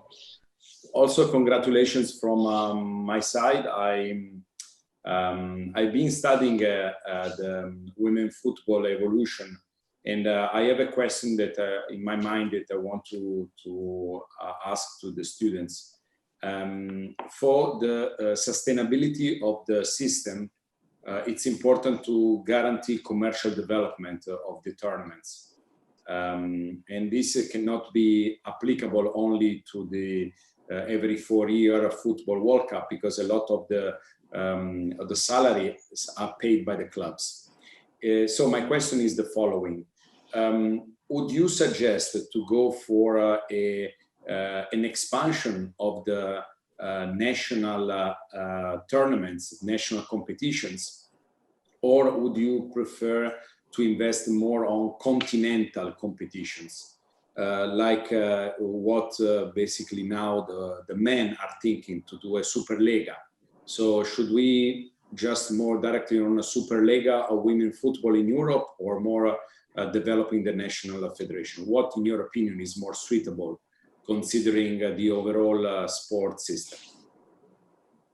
I can take that one if you don't mind, Dino. So I guess from a commercial point of view, before going into confederation and national association level, one thing that we actually learned quite a lot from was the cooperative models of a lot of the closed US systems that we spoke about at Bocconi. So a lot of the stakeholders we spoke to when we compared traditional European promotion relegation model with a more closed model, what a lot of the stakeholders really liked about the closed model is, for a developing women's football league, they could actually bring the commercial assets of all of the teams and the clubs together to create one whole, which would, I guess, demand more commercial offering for a broadcast deal or marketing rights. So whether it was at club football or from a UEFA continental competition. It was very clear that they favoured a model whereby they could bring their assets together in terms of having a more valuable product.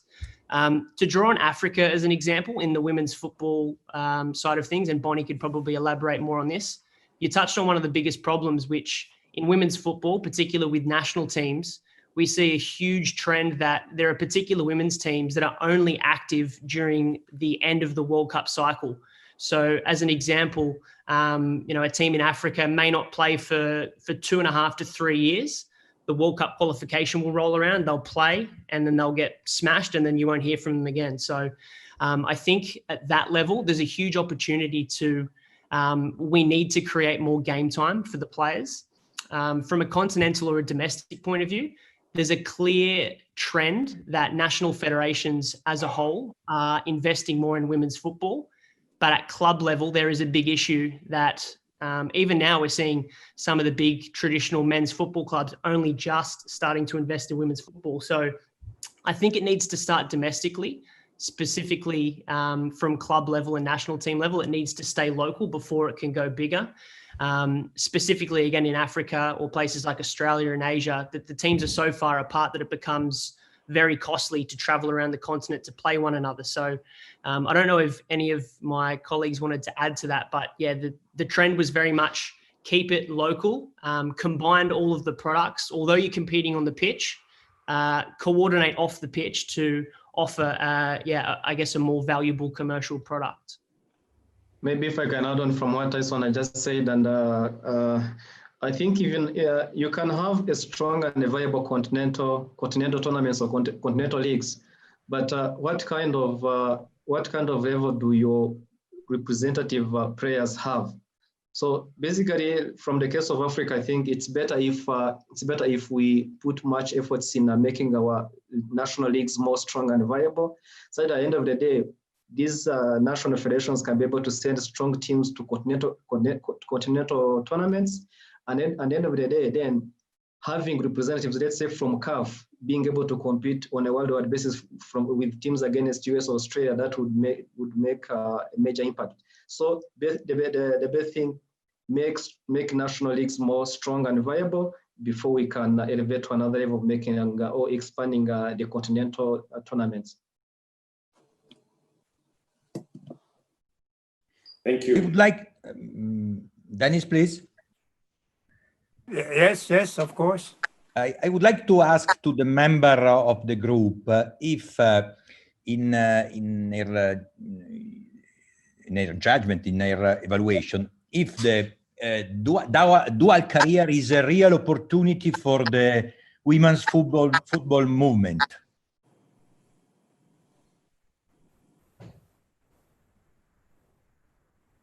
I can maybe start with answering this one.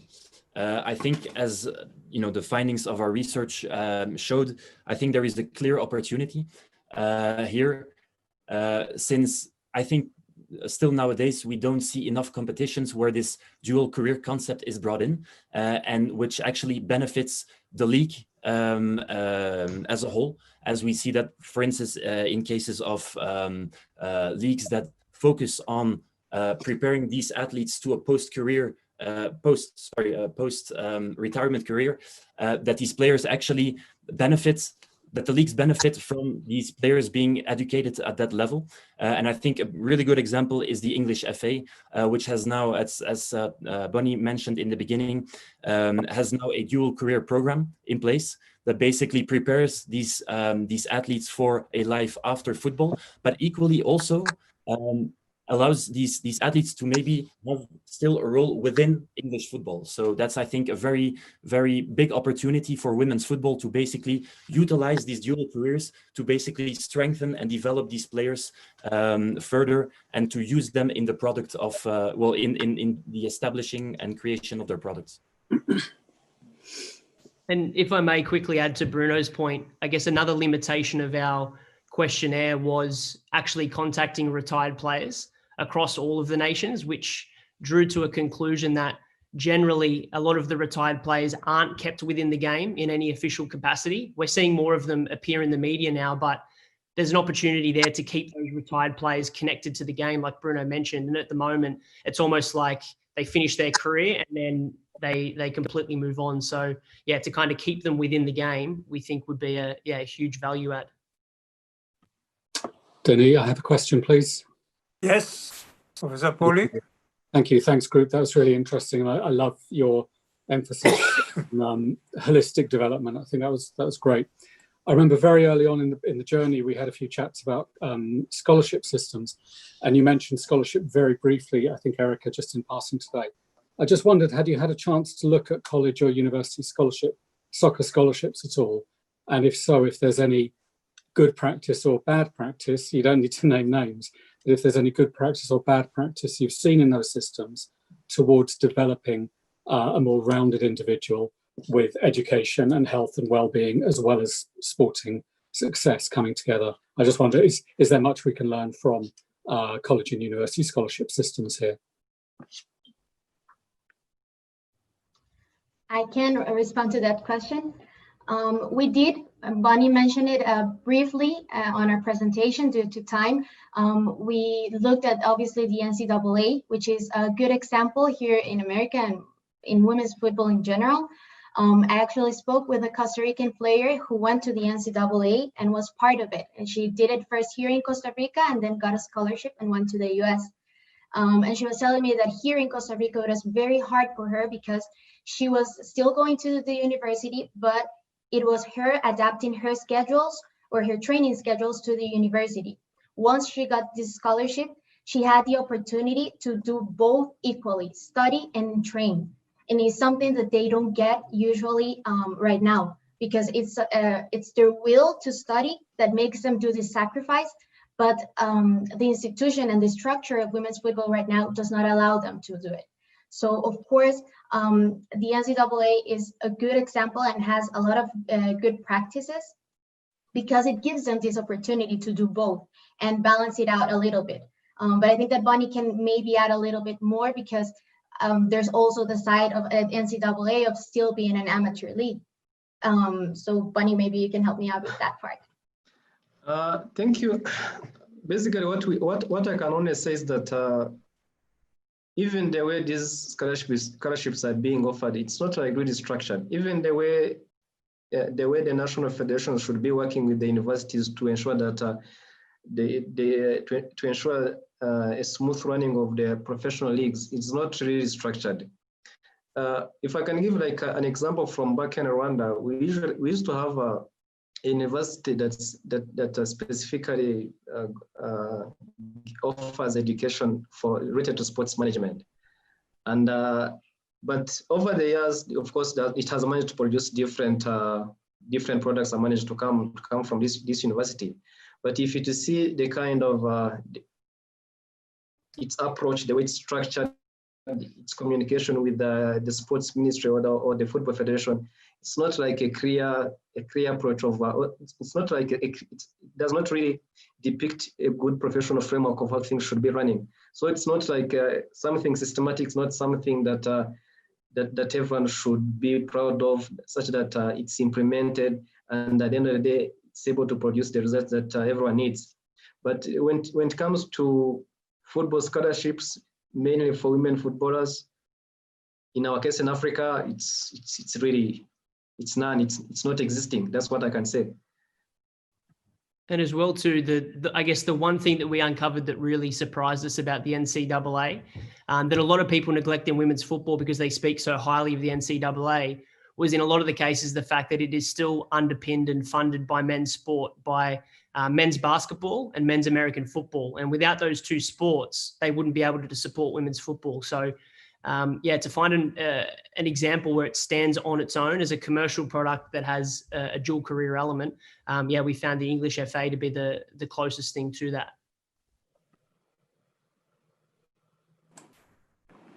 Okay. We still have 1 or 2 minutes for... Denis, I would have a question. Question, yes, Professor Rigozzi. Yes, thank you. So first of all, I have to disclose that I read your paper and that it was a very pleasant reading, and I learned a lot. I as you can guess, I was, in particular, Erica, I was a bit disappointed by the fact that the legal part was, let's say, minor, right? And this is a lazy question. It's because I didn't have time to read what the US court said in the equal pay litigation that's currently going on. And I was wondering whether you managed to go through that and to see whether some consideration by analogy could apply to your research issue, because it's not the same problem, but maybe some underlying issues could be used in order to bring in some legal consideration in the paper. If not for now, maybe for a further publication of something.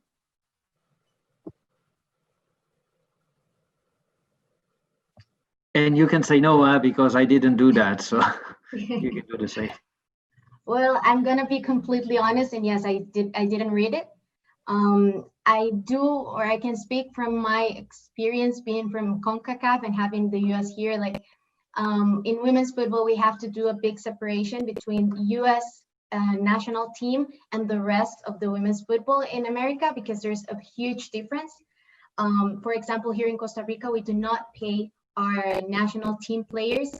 So to be honest, I didn't have the time to read it, and didn't see that much, because we're more focused on our countries, especially because there are so many different realities among our confederations that we decided just to focus on the crab nations. So no, I did not read it. And regarding the legal side of our document, for us, it was important to talk more about the governance and the structure and how to encourage having more women in the structure of football. Right now, as we were mentioning, it's very hard for men to consider the fact that women get their period, and that affects their sporting performance and can affect them and provoke having more injuries. But that is something that men don't go through. So we need to have more of a female voice in the board of directors, in the technical staffs, as a physiotherapist, doctors, because they do understand what happens and also understand the social the social environment around them. It was something that we also mentioned a lot in the Rwanda State of Play, that for them it is very difficult because there is a social stigma around women in football. So for us, we focus more our legal aspect of it, trying to encourage and incentivize having more women in the sport, and having even the big institutions such as FIFPro and the player associations to get more involved in this, even though most female players aren't professional yet, but they need this backup from our institutions. So that's what we wanted to show with our legal aspect of it. Yes, I appreciate that, Erica, but hearing you, I can smell some equal treatment principle consideration behind all this. So probably there was something there to explore, and if you want to continue your research, I'm sure that you might find something useful, again, by analogy, because I'm sure there is an equal treatment aspect underlying this entire problem. Okay, I'll shut off now. Thank you very much. Thank you to your group and for presentation, and also for answering our questions. So the time is over. Thank you again, and you are free. Thank you. Thank you very much. Thank you, guys. Cheers. Well done, Crab. Thank you very Thank much. you. Thanks, Pierre. Thank you very much. So your supervisor was Professor Ruta, and I let you start. I guess you will present yourself and introduce your title. Yeah, just 2 seconds. You can start. Okay, thank you.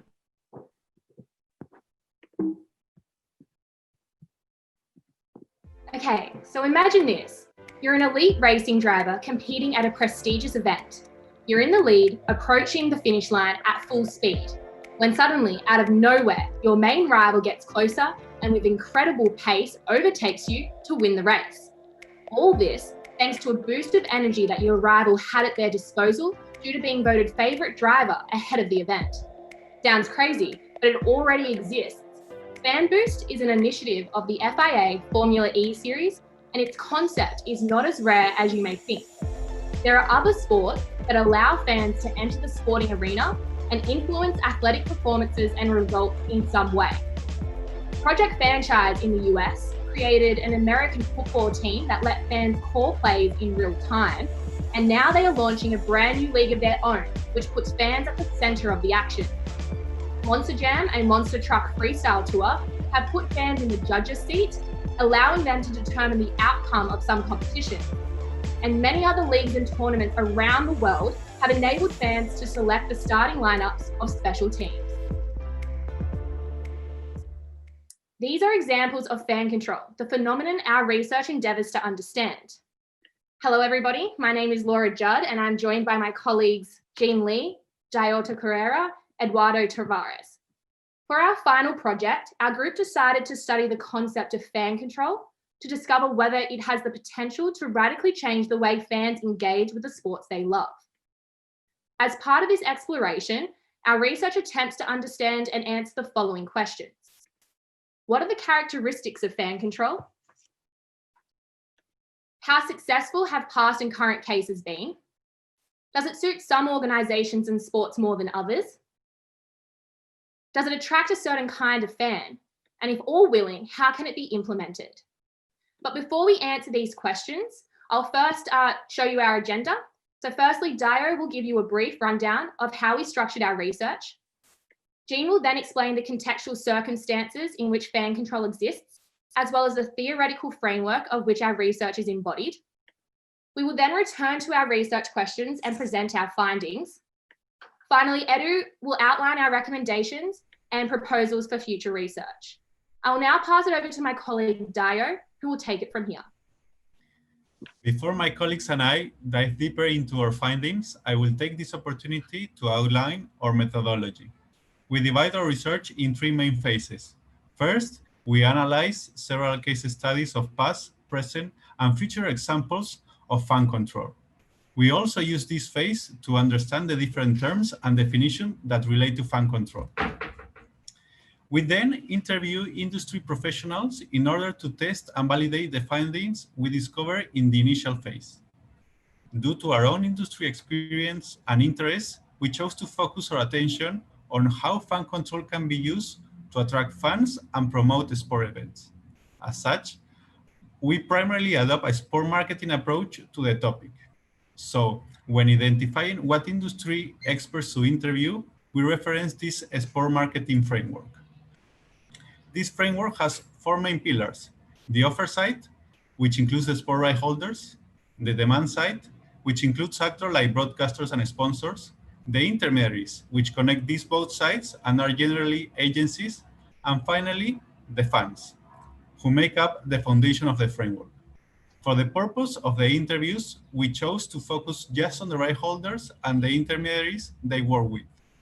It is important to clarify that whilst fan control affects other stakeholders, we have chosen to omit these groups, including the demand side and groups like coaches and athletes, from this thesis in order to keep the themes focused on how the right holders can use fan control to attract fans. In this sense, we will also address the fans. Overall, as you can see, we conducted 22 interviews, including 16 representing sport right holders and 6 representing intermediaries. Now, for the third and final stage of our research, as fans are the foundation of the sport marketing framework I just mentioned, our final phase of research involved fan surveys. This again was an additional layer of validation we employed to test the findings we unveiled in phase 1 and 2. In the end, we launched 2 separate fan surveys, which conclude with 1,076 total responses, of which 813 were used for the purpose of this analysis. Our 2 fan surveys target futsal in the UK and Formula Drift in the US. This was an attempt to give two geographical and cultural perspective to the concept of fan control. Other reasons for our selection of these two case studies will be explained later. I will now pass it on to Jean to explain the context and theoretical framework of our research. Thanks, Dio. Now let's consider the theory behind the topic. This inverted pyramid illustrates the theoretical framework which fan control exists within. But this also shows how we as a group arrived at the concept of fan control as our research focus. Let's start from the top.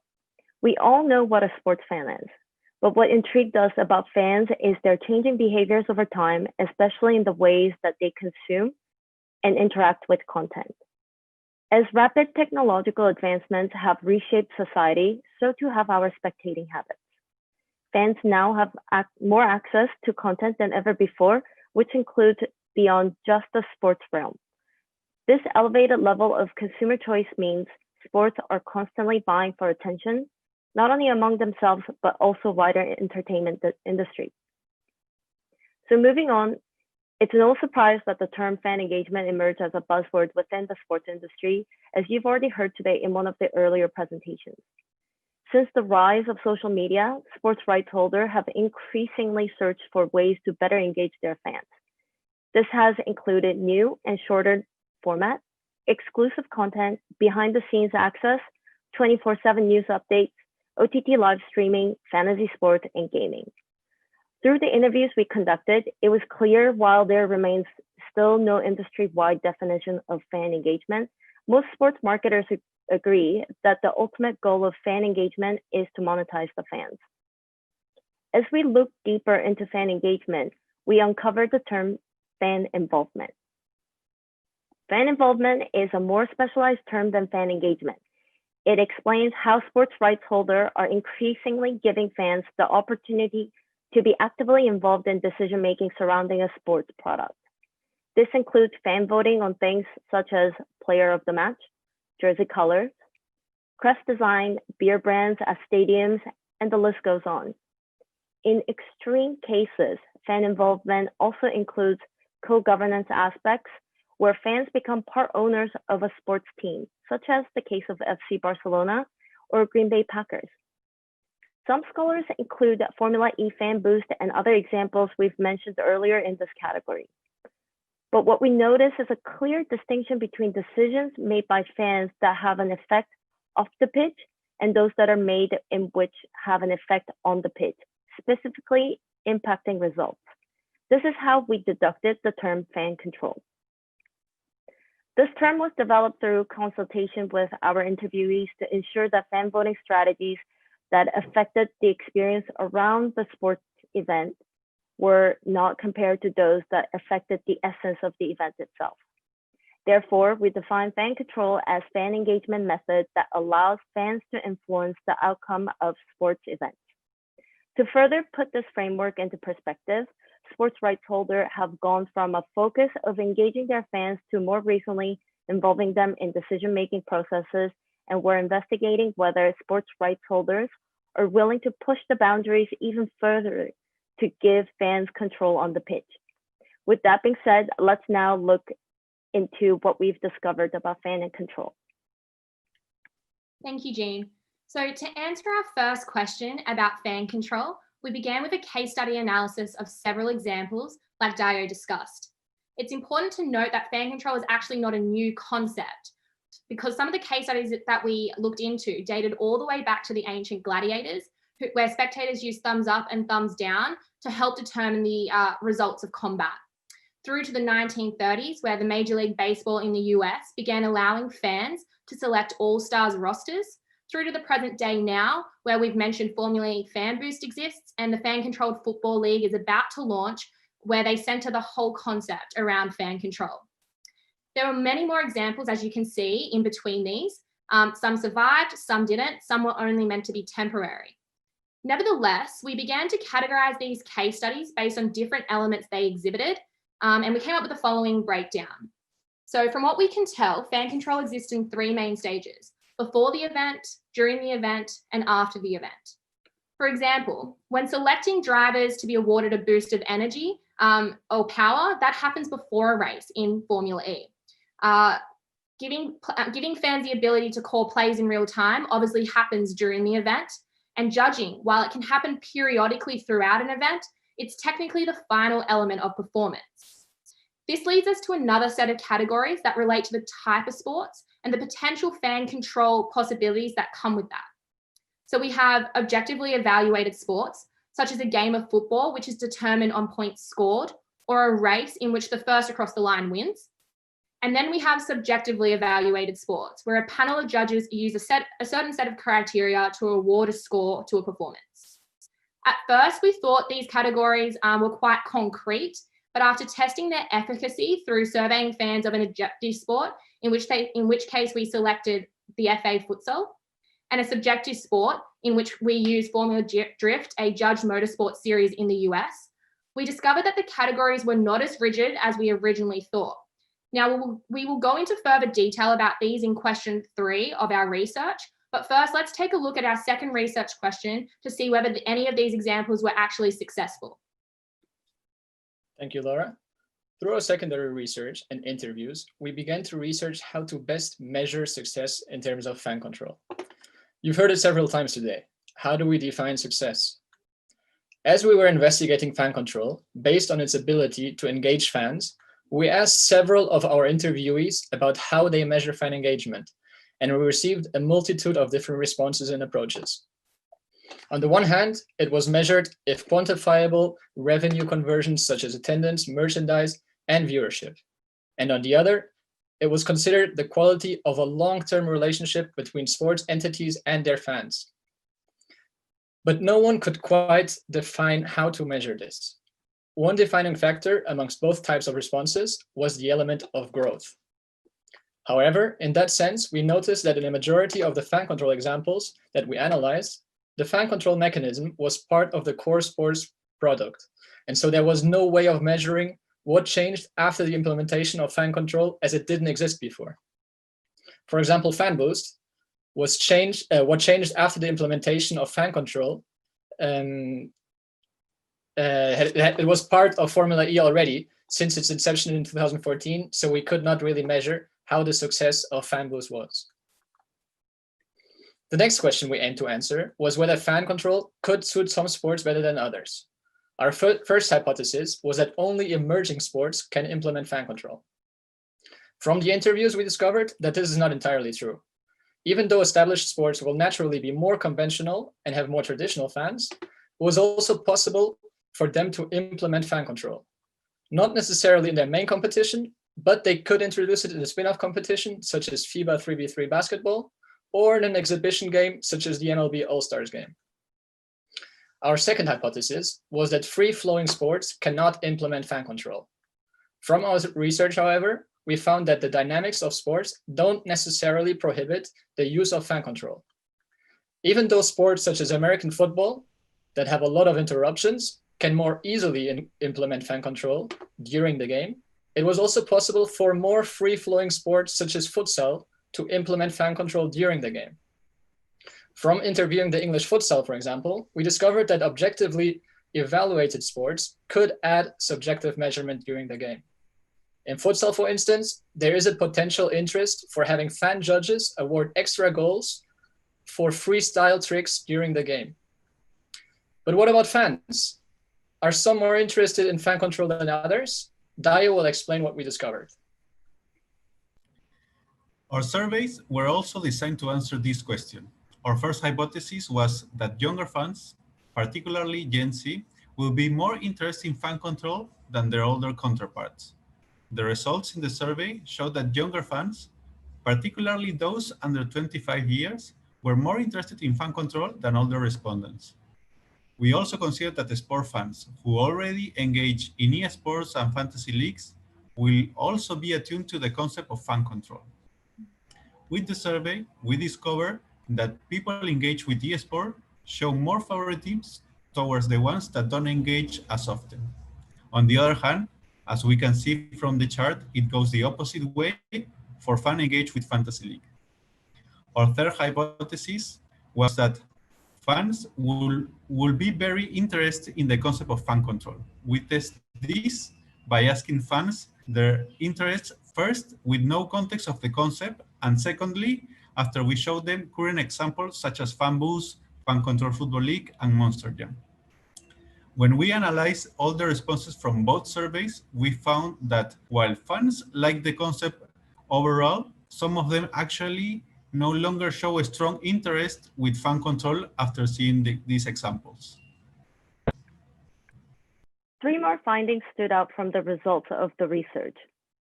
Firstly, the majority of the industry experts were reluctant in using fan control in their organizations, as they voiced that it can affect the integrity of sports and change its essence. Moreover, some of them agree that it could become a popularity contest and it won't be based on sporting merits anymore. What was interesting was that many fans also shared this sentiment. This was not an expected result, but a fascinating one nonetheless, as it showed that fans are actually on the same page as sports administrators in regards to this point. Secondly, from our research, we found that some of sports associations actually have rules or regulations which do not allow for fan control to be introduced. FIFA is one of them, as you can see from this excerpt from FIFA regulations on the status and transfer of players. For instance, even if futsal wanted to introduce fan control, it would not be able to do so under the current FIFA regulations. Lastly, many interviewees pointed out to the potential for fan control to cause betting and match manipulations. Additionally, based on past case studies, the importance of technology is paramount in a concept like fan control in order to eliminate cases of hacking or sabotage. FanBoost, for example, has gone through many iterations over the years to crack down on such issues, eliminating the access points and time window that fans have to vote on. The final question we posed was how fan control can be implemented. To answer this question, we have developed 5 recommendations for sports rights holders to implement fan control. Firstly, for established sports, introducing fan control in the main competition could lead to undesired consequences, such as damaging the integrity of the sport or angering traditional fans. Therefore, it would be recommended to introduce or trial fan control either in a new competition or in an exhibition game. Secondly, as we saw, for sports with subjective measuring criteria, such as gymnastics, synchronized swimming, or surfing, fan control can be implemented in the judging decision. To avoid the measuring criteria from becoming a popularity contest, it is recommended to create a hybrid model between expert judges and fan evaluation. The measuring criteria could, for instance, consist of an evaluation of 2 expert judges plus 1 fan judge as the average of all fan votes. Thirdly, based on the results we discussed of fan interest in the surveys, we can deduce that even though fans like the concept, they're not overly impressed with the existing forms of fan control that exist in the industry. This shows that sports rights holders should be creative and develop fan control strategies that are unique to their sport. Our 4th point is that sports rights holders should consider using fan control as a way to educate and familiarize new fans with their sport. For example, including fans as judges in Formula Drift will help them learn the judging criteria of the sport and assist their viewing experience. Finally, a controllable environment where fans have a limit of selected choices they can vote on diminishes the risk of the sport losing its integrity and essence. For example, in the fan-controlled football league, fans have a choice among 3 plays that are pre-selected by the coach. We also have several future research proposals. These are our top 3. On a theoretical side, we believe that much can still be done to detail the terms, definitions, and categorization of fan control and fan engagement for that matter. On a practical side, a deeper dive into FanBoost and the fan-controlled football league would allow the research to better measure actual fan behaviors rather than potential behaviors demonstrated in the survey results. Greater access to fan judge events, such as the Monster Jam, could also allow for a greater exploration of the threats and opportunities related to the concept of popularity votes in fan control. Finally, and as already mentioned, research should look at understanding the perspectives of other stakeholders, such as coaches, athletes, broadcasters, or sponsors, to name a few. So in conclusion, after a thorough literature review, several interviews and 2 fan surveys, we do have a better understanding of fan control, but ultimately our research has led to many more questions that have opened the door to several other research opportunities.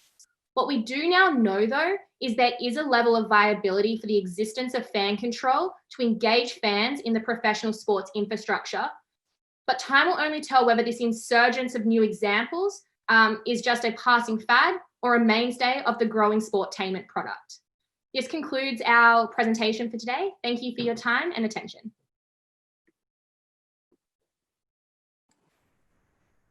Okay, thank you very much for your very good presentation.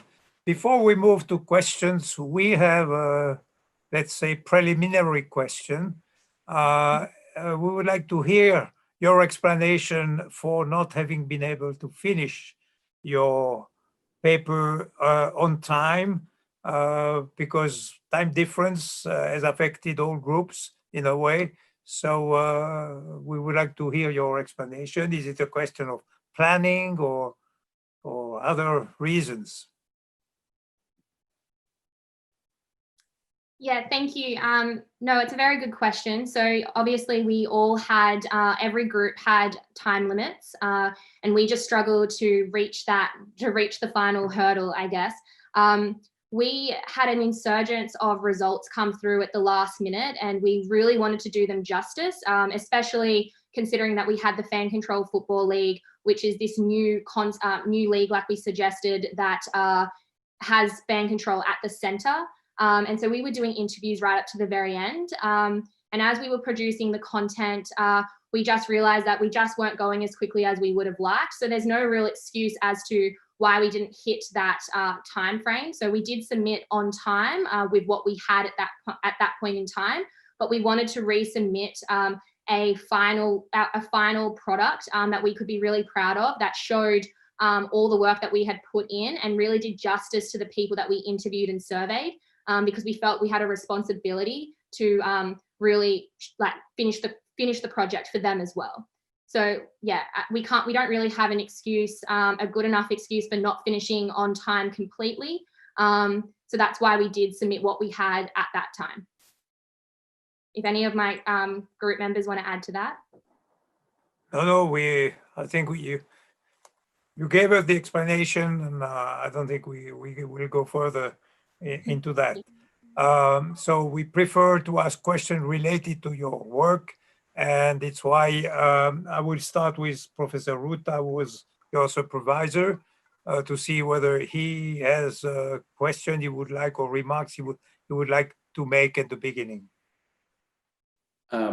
No, I thank you very much for the presentation, and also for Professor Oswald for this preliminary question that was really important to share with the rest of the colleagues. I've been working very well with the group, so I have only one question. That is, how do you see, in general, football? Because we know that football is the biggest sport with a lot of traditions, with a lot of consolidated processes. So how do you see this fans control approach in the world of football, considering that many examples that you gave us are or new sports like Formula E, or special events like the All-Star Game, when we talk about consolidated traditional sports? Thank you very much. Thank you. I think Edu will take this question. Yeah, thank you, Professor Ruta, and thank you, Laura.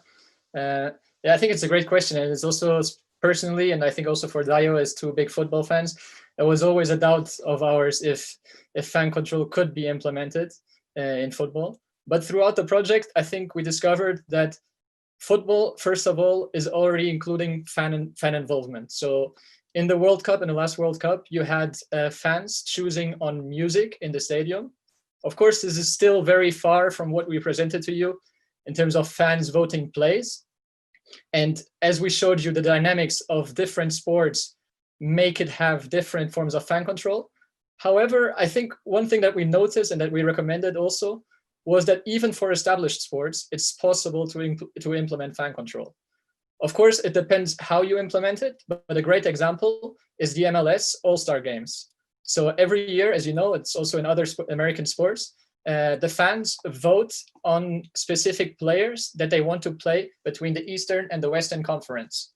And obviously, this is just an exhibition game, but this is something that we recommend, even for football, in the moment where it's competing with so many other forms of entertainment, to implement such fan control, maybe not at the main competitions, to not change the essence of the game or to not bother or annoy the traditional fans. However, we see it as a possibility of implementing fan control in exhibition games or in new competition formats.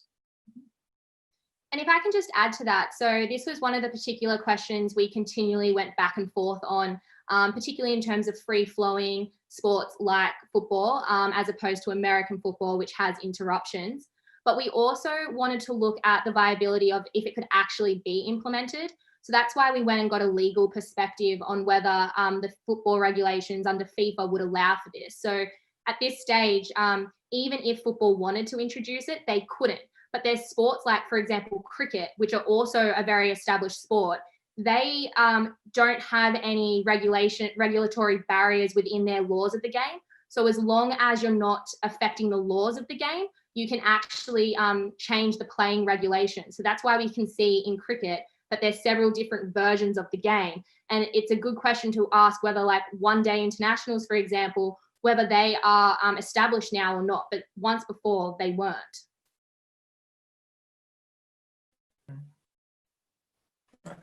Okay, thank you very much. Another question? I've got one, Denis, if...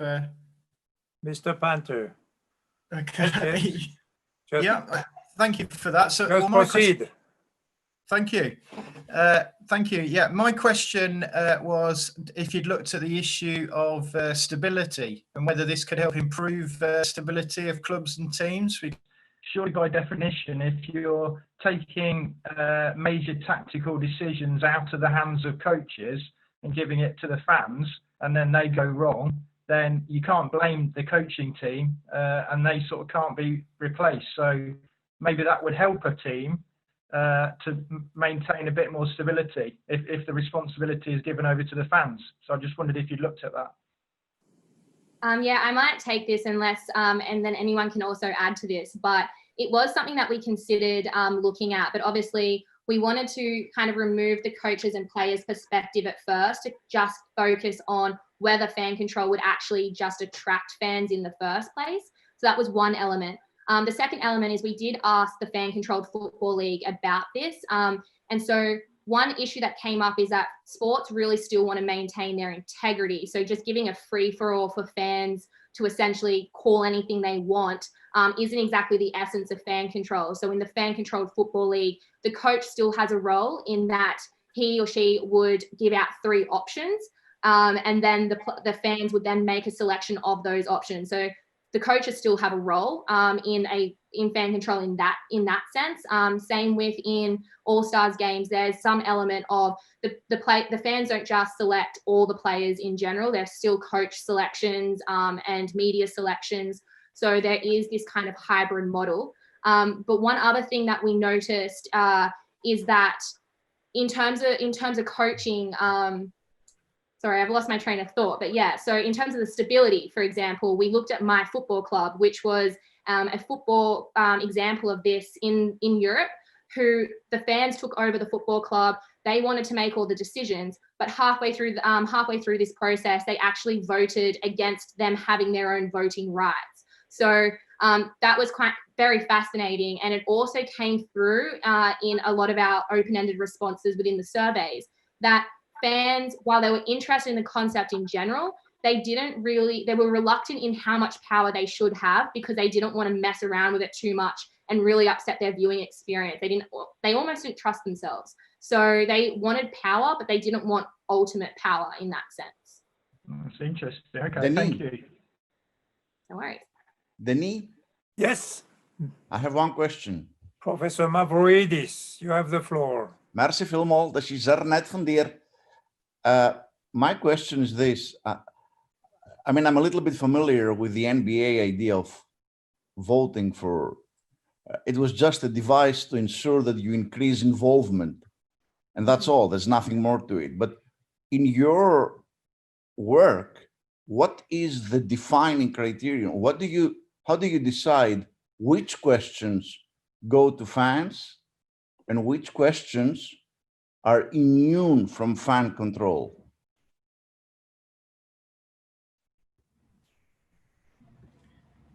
Dio, did you want to take this one? Yeah, I can start, and then if someone else want to add. First, like we say, for our methodology that we use, we focus on right holders.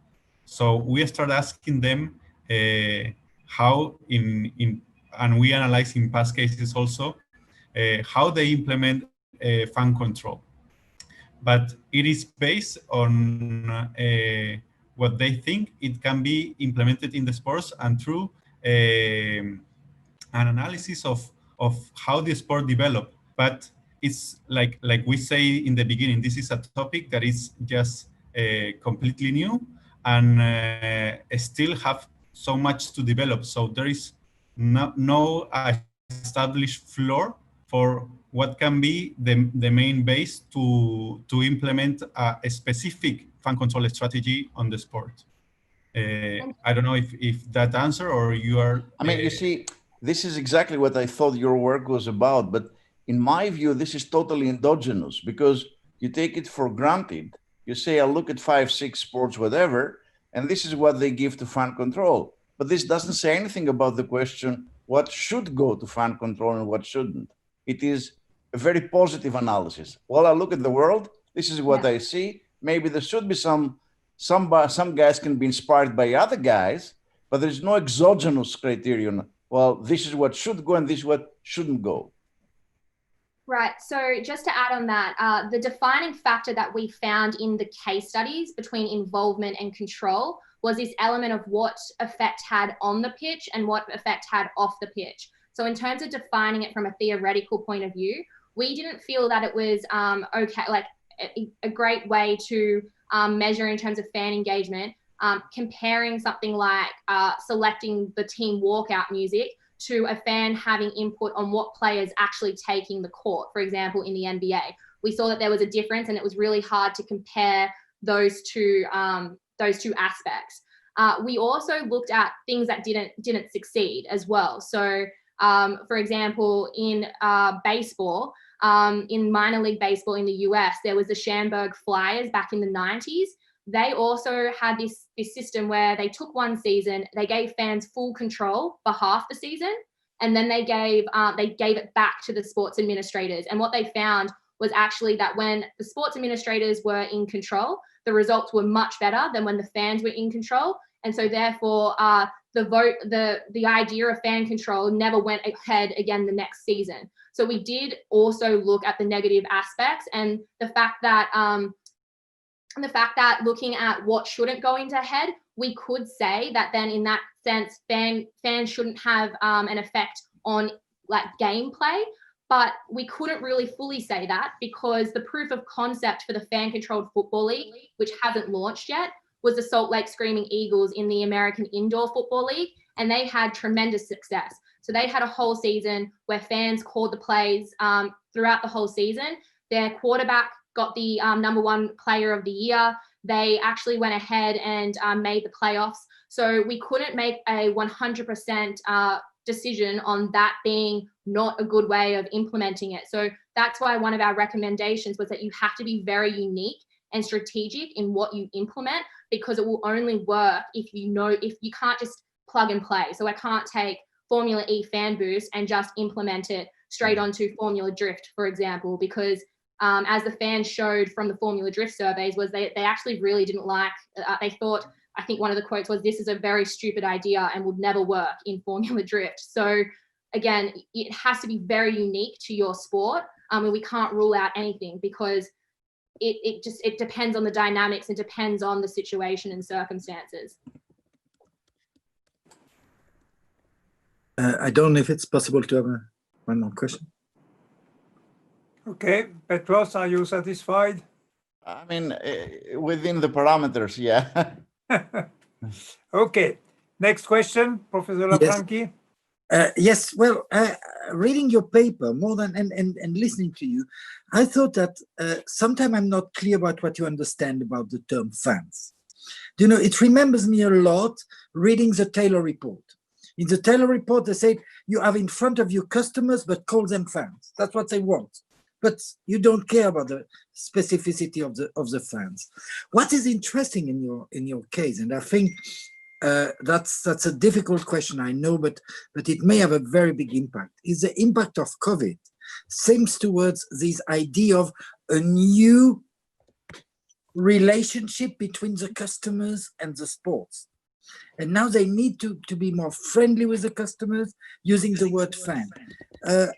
What do you think about this current element about the terms fan and the post-COVID fan concept, which is apparently very important for you? I know it may be a bit complicated how I say, but it was so present in your presentation and in your text as well. Yeah, thanks, Pierre. Jean, did you want to tackle this question? Sure. It's an interesting question for sure. I think the concept of fan, of course, I think we investigated from sports rights holder perspective as well as intermediaries, which including agencies. Yes, they are very much of a customer in a sense, as well as a client. But however, there is more to fans that we couldn't really quite get to. So fans, when they seek a sports team, they kind of associate their self-identity with team identity. So it provides them, in a sense, it's a ambiguous relationship. So we really looked into the whole terms of co-creator, prosumer. So as well as fans also contribute to the sports that they love, as well as the sports rights holder, sports industry, also benefit from fans producing and contributing to the sports itself.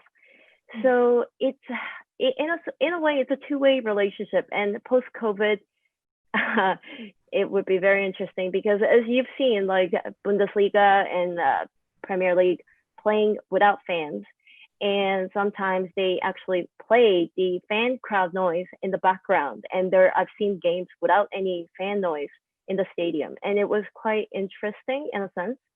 So in that sense, like fans actually really contribute quite a bit to the sports itself. So it is definitely a space to watch, and we'll see how this proceeds. It's also something that we tackled in our interview. So we specifically asked all our rights holders what role do they see their fans being. We spoke about customers, we spoke about stakeholders, we talk about partnerships to try and kind of work out where the sports rights holder kind of positioned their fan base. And then we also asked them what role did they think fans should have. And they all were reluctant in saying having a much more active role. So we can see that sports rights holders want to call them fans, but they still very much treat fans as a customer, like you said. And then we also noticed that, especially doing this topic in the middle of the COVID-19 pandemic, is that everyone seemed very overly positive and not straight away. They were reluctant in fan control, but didn't turn it away straight away because I think they realized that this partnership could change post the pandemic. So people were open to the concept and thinking things may change, but it would be interesting, and we mentioned this in our paper, to see if those responses would change after the pandemic, if everything goes back to the way it was.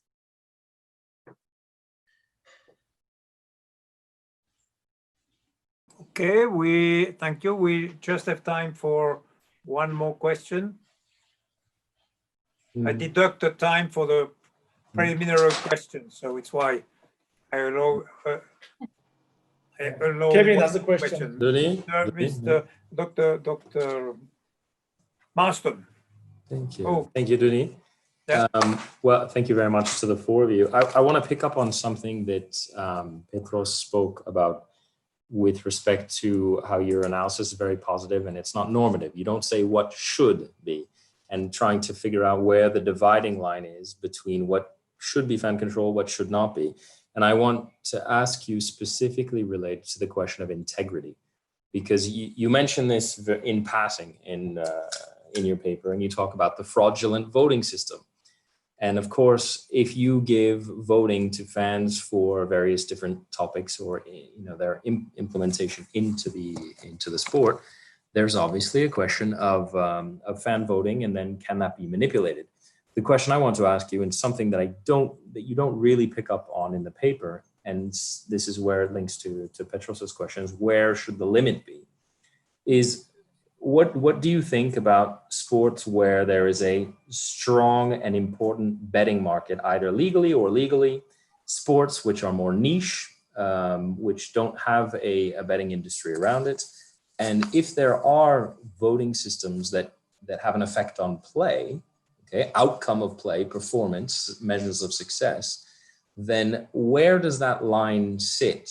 You want to react a little bit in terms of the impacts potentially that could have in a sport where the stakes in a betting market are enormous. Well, obviously, if you start to manipulate that with fan-controlled mechanisms, then you open a whole door to questions of match integrity. So I wanted to just ask you if you could expand a little bit on the integrity question.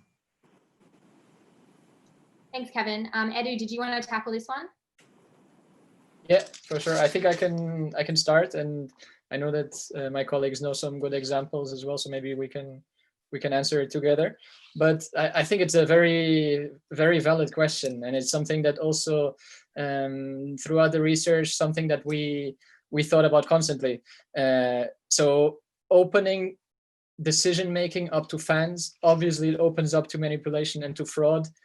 And this is something that Formula E, Fan Boost specifically, has had to adapt their system because there was one year where, if I'm not mistaken, they've had millions of votes from 3 cities in China that did not seem as it was suddenly a big popularity of Formula E in those cities. So of course there is, especially in these moments where it's still starting to be implemented, there is space for manipulation and fraud. Another great point that you mentioned is the betting issues. And from the interviews that we had, a lot of the sports right holders mentioned this as a worry for them in implementing fan control. And we see this also as a really problematic issue. If a sport already has betting and wants to introduce fan control, it could open again open up for manipulation, because fans could come together in some hidden form or so to agree to vote on something and then to put a bet on that vote. So from the research that we did so far, yeah, I would not say that they're best friends, fan control and betting. And finally, something that you didn't mention, but maybe is also very interesting in terms of the legal aspect, is what happens if the fans vote on something, but the players don't actually execute it. Who is liable for it? Is it the players? Is it the coaches? Do the players get their money back or something? So this is another question that I think we're in a stage where it's still the initial stage of experimenting. And obviously the first sports rights holders moving into this industry of fan control or starting to implement it, they're going to have first mover advantage in some aspect, but on another aspect, of course, they also open up for potential risks such as the ones that you mentioned. And just on that, so there's two, Fan Controlled Football League has looked at these moving forward. So in 2 ways, in terms of sports betting, they've put a blanket, not like first year proof of concept, no betting around the market, just to see how people react. So this is something that they're looking into.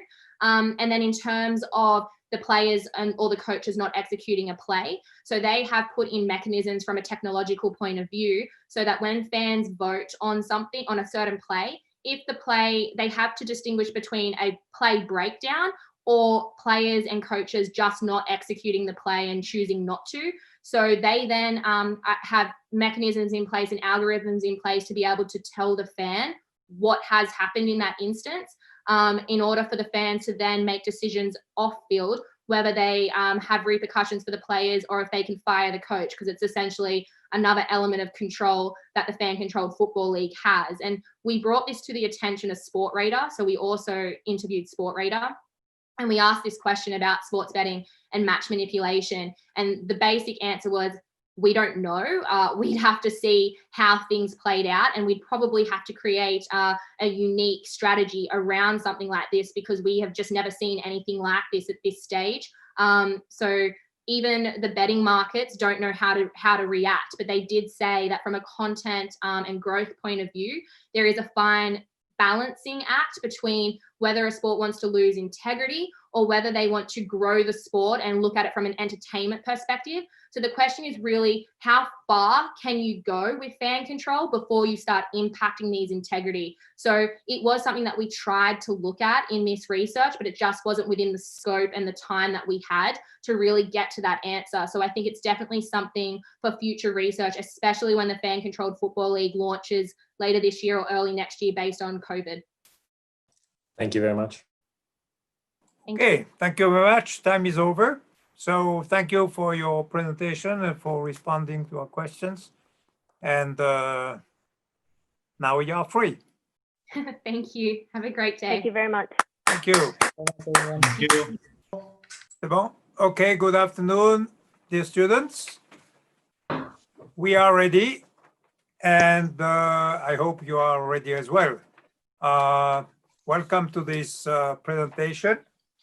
As mentioned to the other groups, we fully understand that you had not an easy task to work remotely and to then put all the pieces of the puzzle together to make a consistent paper.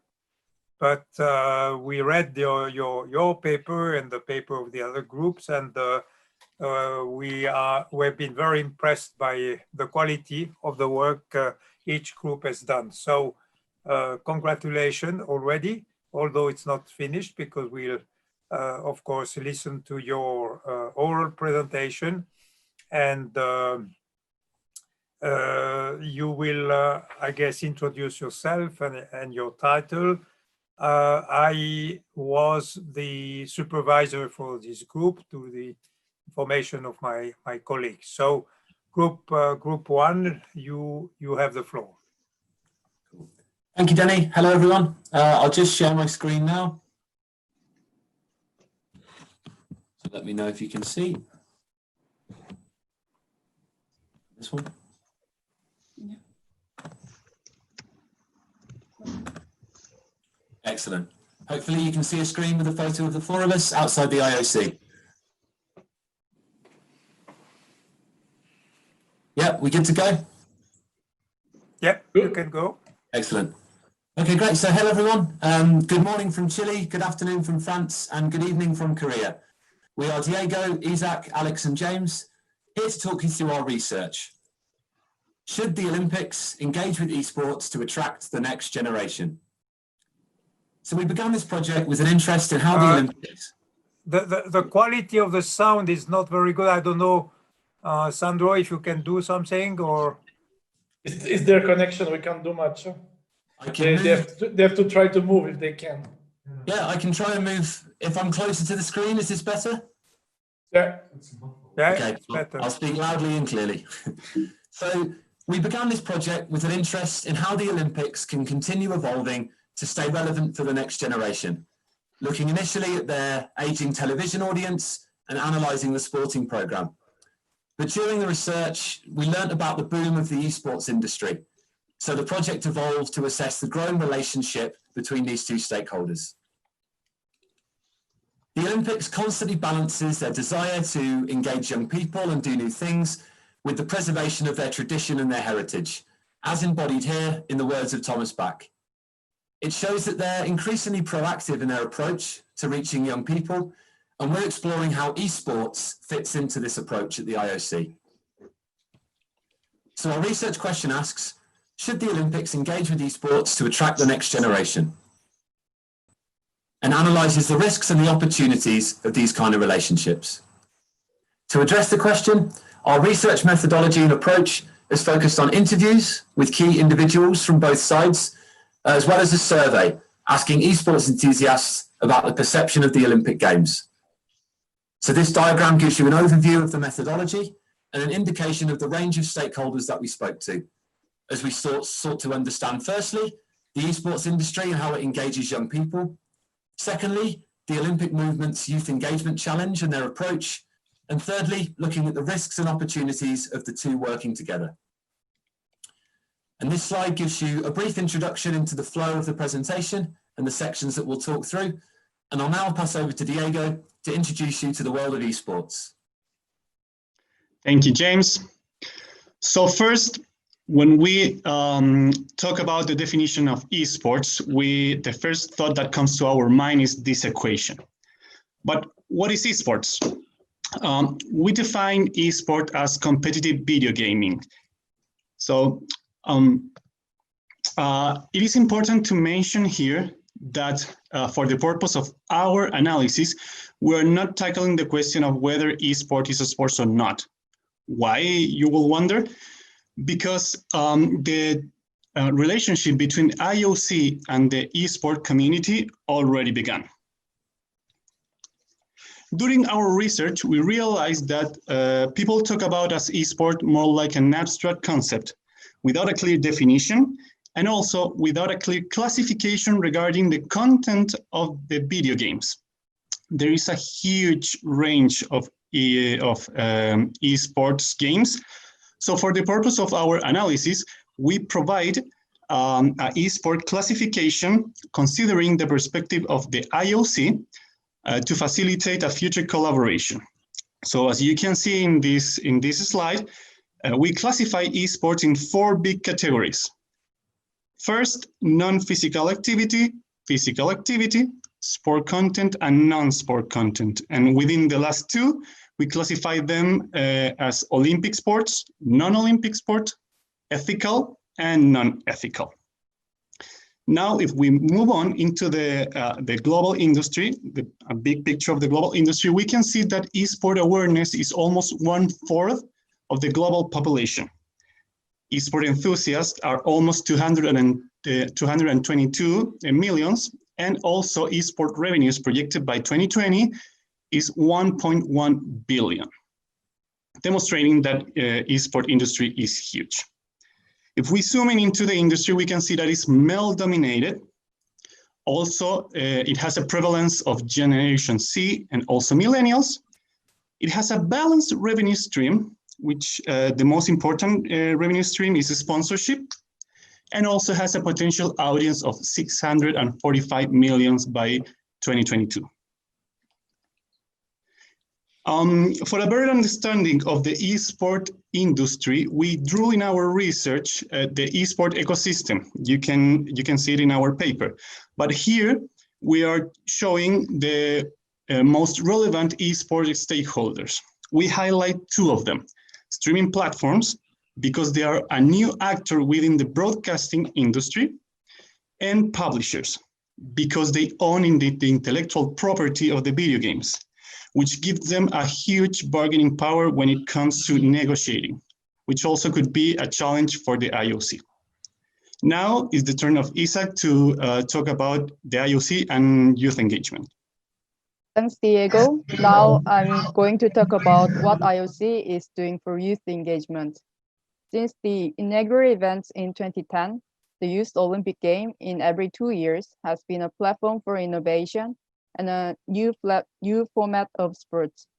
Also, the inclusion of new sports has been tested out. There were positive feedbacks from local students who had been involved in preparing and organizing the Youth Olympic Games. A potential limitation of Youth Olympic Games is that the vast majority of impact occurs in the host city itself and only reaches the population of that host city. Another key strategy for the Olympics has been introducing youth-focused action sports into both the Summer and Winter Olympic programs. It has been successful since 2002 Salt Lake City Olympic snowboarding, and now there will be 5 more sports in the next Olympic Games. Lastly, evolution of Olympic channel across social media and games time apps are part of growing digital strategy to engage more closely with young fans and offer them new experiences. But When you compare the followers of Olympic channel and followers of esports channel Twitch, then Twitch is 10 times bigger than Olympic channel in Instagram and 3.5 times bigger in TikTok. In conclusion, through the various efforts, the IOC are taking steps in order to try and make the games appealing and relevant for young people. However, it is necessary to look at how other organizations do for young engagement through esports. Now I pass the floor to Alex. Thank you, Isaac. Let's talk about how esports engage with youth. As Diego mentioned, most people playing video games are millennial and Gen Z. This section explores the youth and global viewership of esports and looks at series of examples from across industry that shows how esports is engaging with young people. We have conducted a case study on FIFA. In fact, FIFA is one of the few IFs that has been engaging with esports since early stages, back in 1993. In 27, they have decided to create competitions. The game is booming, and FIFA today acts as a pioneer for the sport industry. To show the impact this game has on young people, let's take the example of Aero, which is an esport player from l'Olympique Lyonnais. FIFA is making the dream of many kids become a reality. In terms of audiences, the game has drastically increased, moving from 29 million in 2018 to 47 million in 2019. This shows the potential esport has.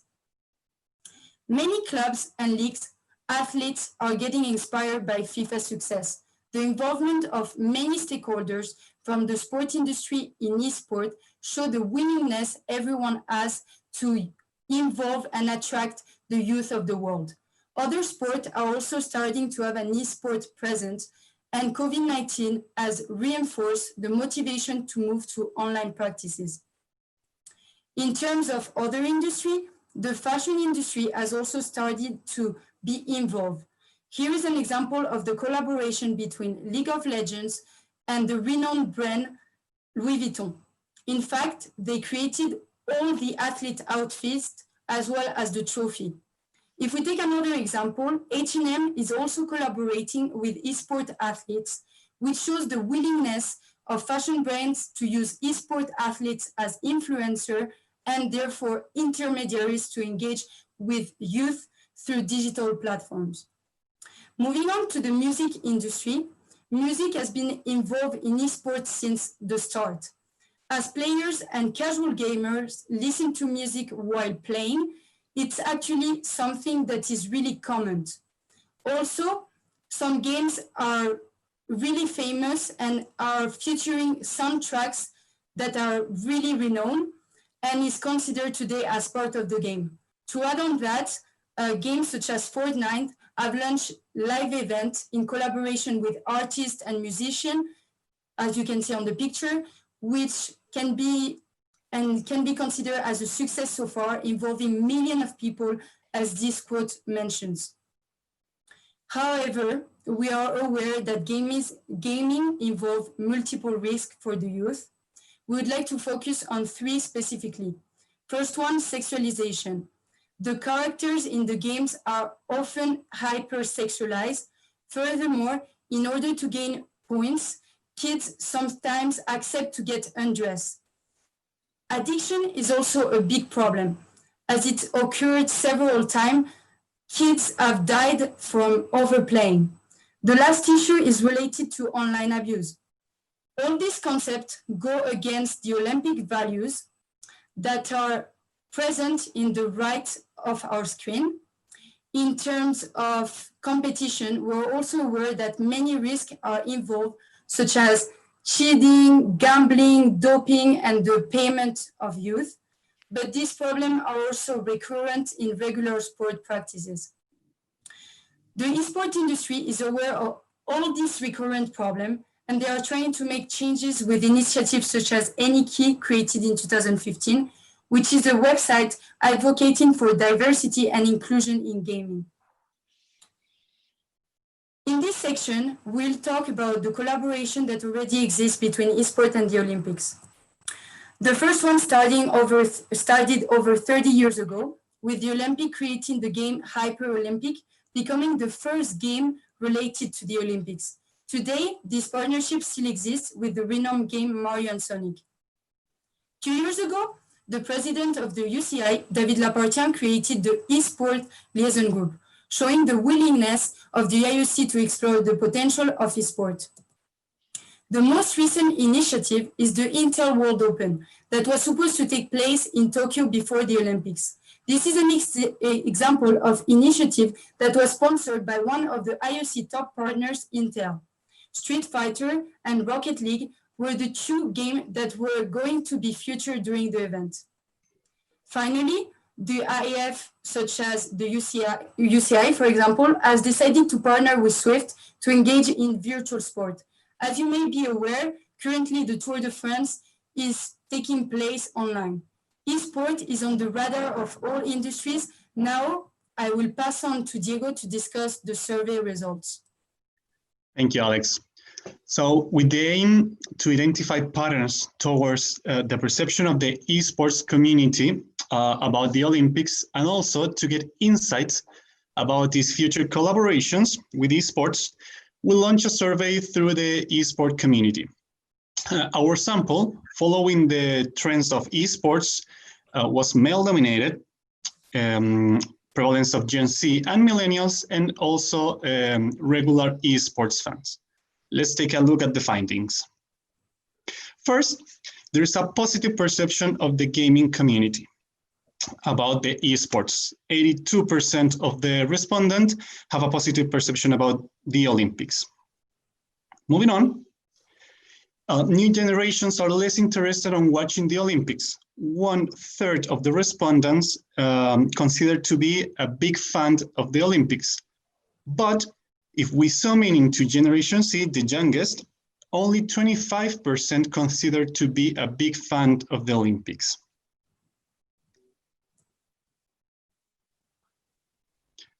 Moving on, eSport enthusiasts agree with the inclusion of esports within the Olympics. Here, the opinions are more divided, but they still think that would be a good idea. Finally, there is a positive perception towards these future collaborations. 60% of the respondents think that both parties will be benefited about this collaboration. Even though the eSport community sees with good eyes this potential collaboration, there are still many challenges to tackle first. Now I'll pass the floor to James, who's gonna present you the opportunities. Thank you, Diego. So as discussed, there are various opportunities and challenges related to the partnership between the two, and we'll start with the opportunities. For the IOC, these are split into three main category areas as per the screen on the slide now. So firstly, looking at commercial, the IOC is already doing a lot of digital activity to engage young people and to boost engagement on their channels, in part thanks to their new partnership with Alibaba. It's a growing goal to engage the youth online, as we discovered in our interviews with marketing and digital teams from the IOC, and gaming-themed activity and content could really help them to start building links with the gaming audience and to attract that audience into the Olympic channels and Olympic platforms. Broadcasting is another great way to engage young people, and esports does this very effectively through platforms such as Twitch, which are big on digital interaction and engagement whilst content is being streamed. As the IOC continues to evolve the way they broadcast the Olympic Games in increasingly digital ways, this model would be a really useful one to learn from. Whether for broadcasting new Olympic esport events or to find ways to broadcast the traditional Olympic Games material, there's definitely lessons to be learned from the esports example. Moving on to sponsorship, it's a growing field in esports, and as Diego mentioned, the biggest revenue contributor for the industry. Notably, McDonald's withdrew their Olympic partnership last year and in favour of a more diverse portfolio, a prominent part of that being esports. So on the screen here, looking at opportunities for sponsorship, we've listed the top partners of the Olympics. What you see in orange are the official sponsor categories of the partners with a very technological and digital focus. And there's clearly a lot of crossover here. So our suggestion is A, why not look to work with these digital partners to increase esports activity? Or B, why not find a new dedicated top partner for the Olympic scheme, specifically in gaming?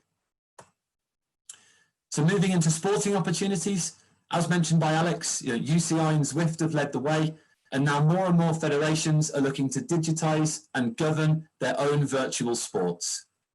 As we can see from the quote from Mr. Lepation, this is a clear priority for both the liaison group and the IOC. And looking finally at the institutional opportunity, it states in the Olympic Charter that the IOC aims to encourage and support initiatives blending sport, culture, and education. So why not add esports as a new digital tool, integrated with real sport, to continue spreading these values? Now I'll pass on to Isaac to discuss the challenges. Thanks, James. Although there are many opportunities, there are some reasons why creating these new partnerships would be challenging and risky.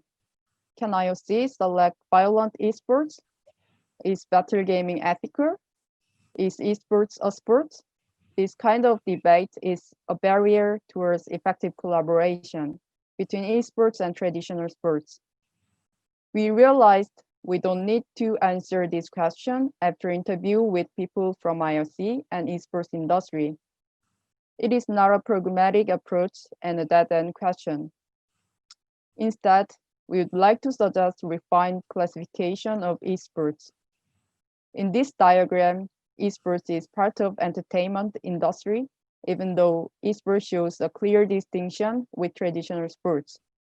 The sports entities already go between the two of them. Another challenge is in the internal esports industry. Esports industry is a hugely diverse range of stakeholders, and there are many conflicting interests to be managed among them. And it causes lack of governance, even though there are two esports international federations. Lack of governance makes the challenge for IOC. IOC have to explore who to work with as a representative of esports industry. There are three major stakeholders that IOC can communicate with, but publishers are most powerful entity because of IP rights. And this is not familiar with the traditional IOC-IF structure and pyramid of sports organization. This makes another challenge to deal with the communication. Now, let's see the research outcomes with James. Thanks, Isaac. So, despite the clear tensions and challenges that we've explained, the reality is that the IOC is engaging with esports activity. And the answer to our research question is yes, they should continue to engage with esports. But rather than attempting a big integration activity, the approach is a much more gradual one, allowing both sides to move on from many of the limiting debates and challenges and work together in some practical ways. So based on our analysis, we've identified 3 scenarios in which they can continue to engage, which could form part of their growing esports strategy. So the first assesses how esports can be used as a marketing tool to attract new audiences, suggesting that the tournament model of the Intel World Open, as Alex explained, can evolve to help the IOC to build credibility and build direct relationships in the gaming world. If they regularly rotate esports titles and games and create better links and engagement with these fans, the IOC could eventually launch an e-Olympics, potentially creating an event that becomes a prominent fixture on the global esports calendar. And the second scenario discusses development of digital and virtual sport for the international federations, following the examples of cycling and golf. The IOC could share best practice to support other federations, considering both professional and amateur participation options, and could eventually build medal-winning events from these virtual disciplines. And finally, as mentioned, esports could serve as a digital tool to spread Olympic values and engage young people as part of the IOC's social programs. As identified in many of our interviews, the private esports world lacks protection and development measures for young people, And this is an area the IOC are incredibly experienced in and could genuinely add value and share best practice. And one further gap was also identified. There are a lack of tournaments catering specifically for young esports players in the industry right now, and the IOC could consider launching a Youth Olympic Games tournament in the future. So to conclude, yes, the esports should continue, yes, the Olympics should continue to engage with esports, slowly building their brand in gaming to attract new audiences, to support the international federations to digitize their sports, and to use esports as a new tool to continue spreading their values. It is not a scary, risky, new sport or crazy industry, but it's just the next stage of the Olympics digital transformation process.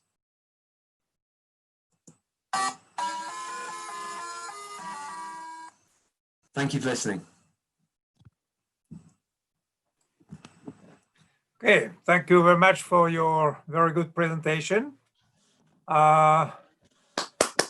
We will move to questions. So, Professor Lafranchi, does it mean that you have questions? No, it was Probably. just clap. That's Okay, it's open for all the members of the scientific committee.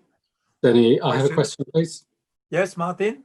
Thank you. Thanks very much, group. That was really interesting. And obviously, I can see the roots of that way back in the What is Sport conversations we had in Leicester. Possibly a silly question, but do you think there's a risk of, if the IOC does go down this line, and I know it's a demographic risk that would work itself out, but they may alienate some older and traditional fans at the cost of gaining some new, younger ones?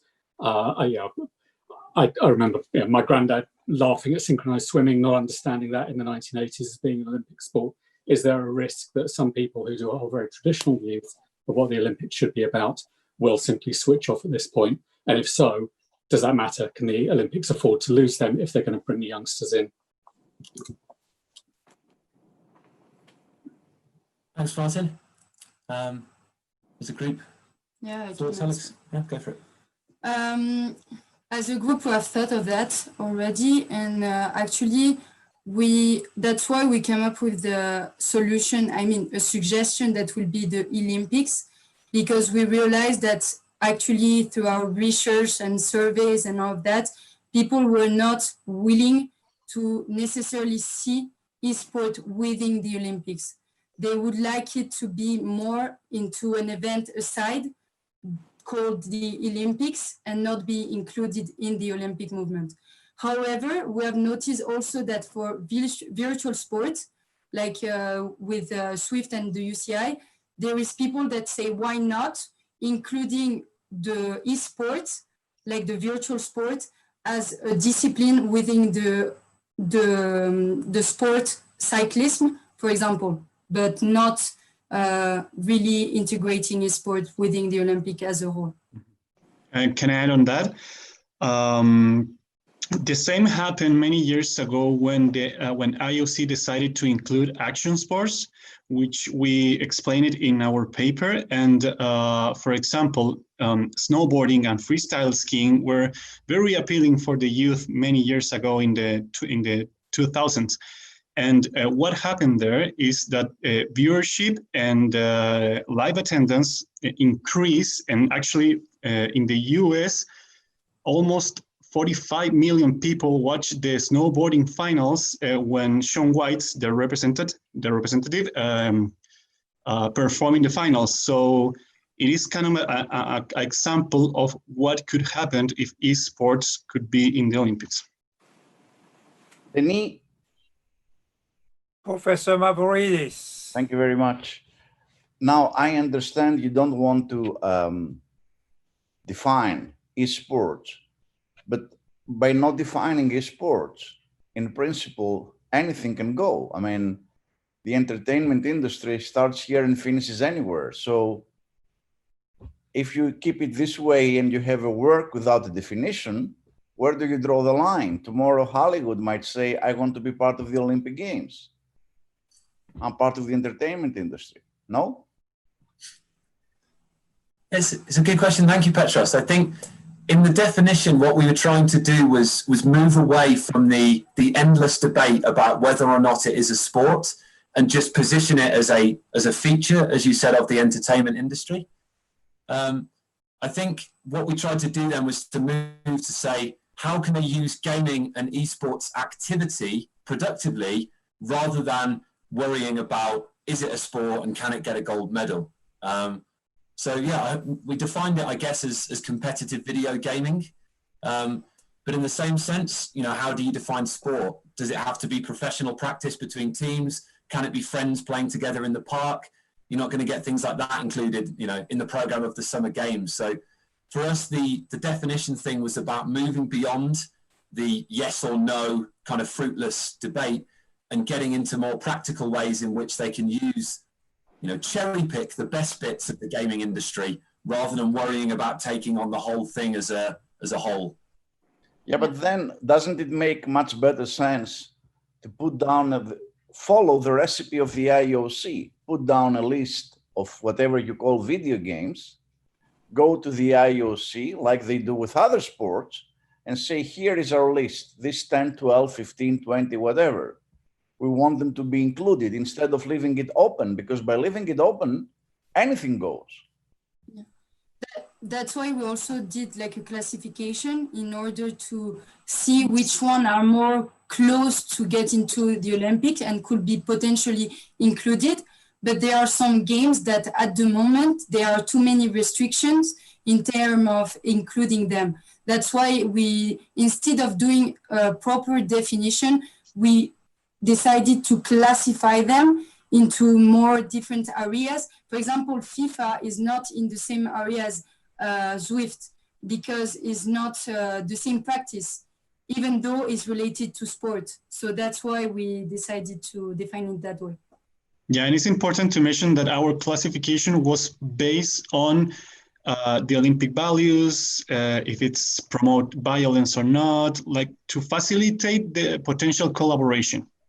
Yeah, can I add on that? So there's the classification of esports. So we could not all of the esports put into one cage and then put into all of them into the Olympics at the same time. But at least for the virtual sports, which is the content of that sports is Olympic sports, and then they include the physical activity factors so that they could go as one of the Olympic sports events, sports program during the Olympic Games. But for example, like violent sports, like this kind of sports can be the different level of the esports, so that maybe it could be the other line of the event. So we divided the different scenarios. You? Maybe I have a follow-up question to what Professor Mavroidis said.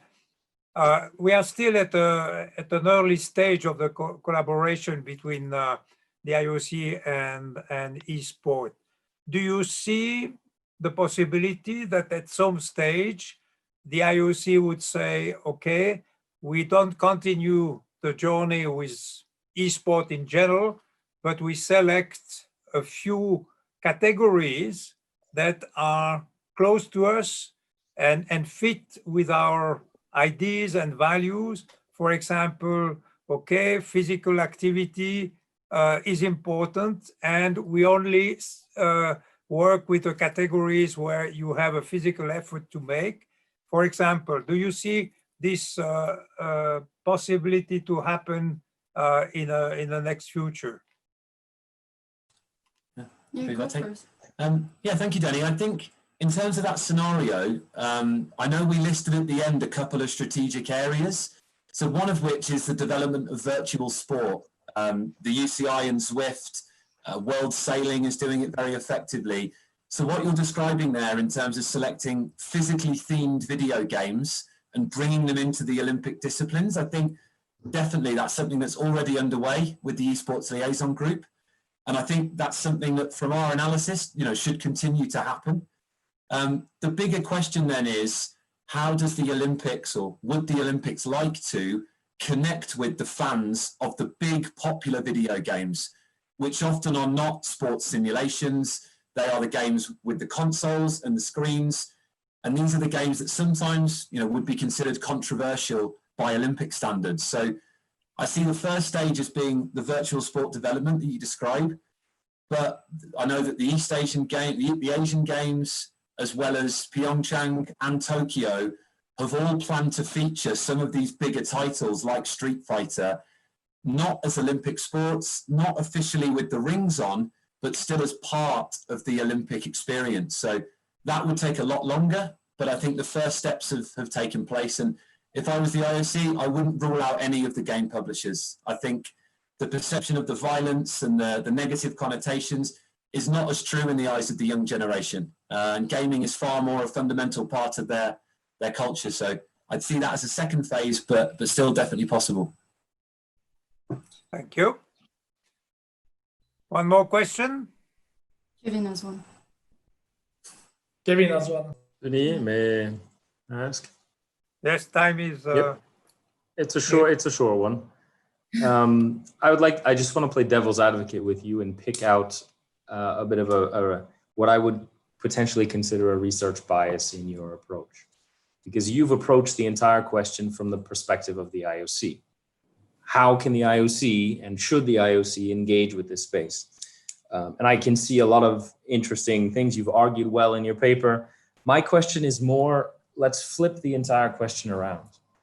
What is the incentive for the game producer to want to work with the IOC in this sense? To be a little provocative, you can see it from the perspective of the sponsor. You mentioned Intel, it makes sense. Even the games that you mentioned, the Zwift cycling or the sailing games, producers of those types of games, that you can see an immediate connection with the Olympic Games. But for other game producers such as Riot or League of Legends and the other games, which you just mentioned, James, in your last answer, what is the incentive for those game producers to actually want to do this? So I know that's outside the scope of your paper, and it's a little unfair in a way, but I do want to hear your views on that. I know Diego did some interviews with the publishers, so maybe Diego would be the best to start. Can I start with Yes. it? So okay, go. Okay, so apart from the commercial perspective, that of course would be beneficial for publishers because they will catch maybe a potential audience that is not into the esport world. Also, recognition for the esport community is very important. Why? Because these days, esport player is not well recognized in our world, to say something, because they don't have a good perspective about the kids playing video games many hours a day. So the recognition of the IOC or the Olympics of the esport world will give them recognition to the players. Let me draw it to this example. Nowadays, fathers are not proud of kids when they play in video games, but if they become professional and if they are recognized by the world, that will change, and maybe fathers or parents will encourage kids to or their sons to to practice esports and to develop a career in esports. So recognition for there is very important. Okay. Yes, I almost like same answers. So I would like to inform the institutional aspects of esports if they are in the Olympic Games. So for example, in Korea Esports Federation really want to be in the Olympic Committee because it could be recognized as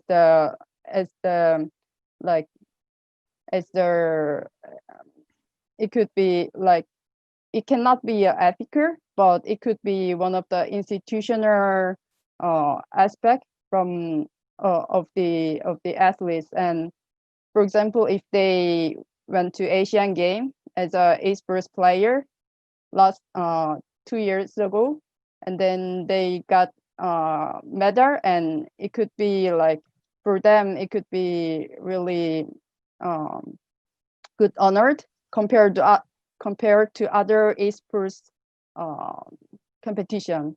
So esports federation or esports industry also would like to go into the Olympic families. Okay, thank you very much for your answer. Time is over. We soon have the next group. So thank you very much for your presentation and the answers to our questions. And congratulations once again. Thank you very much. Thank you. Thank you. So all four are, you have 3 plus 1, or? Exactly. Yes. Yeah. We're the 3 of us together, and Violet Juvain in Zimbabwe. Okay, so welcome, and you are the last group that we will hear today. But we are not tired. We will pay attention to what you say. That's good. I'm very interested to listen to you. So your group was supervised by Professor Besson. So Exactly. you have the floor and you can start. Well, thank you very much. We hope we entertain you. There we go. 1 second. Yeah, it's important, patron. There we go. 1 second. One more second. Okay, all set. Good afternoon. Firstly, I would like to present you with our final group members, starting off with Violet Juvain from Zimbabwe, Luis Brevet from Honduras, Pacom Goy from France, and myself, Gustave Sarvestrini from Argentina. We could also include as our partners the 2 gentlemen in the picture, the Boateng brothers, who played against each other in the World Cup 2010.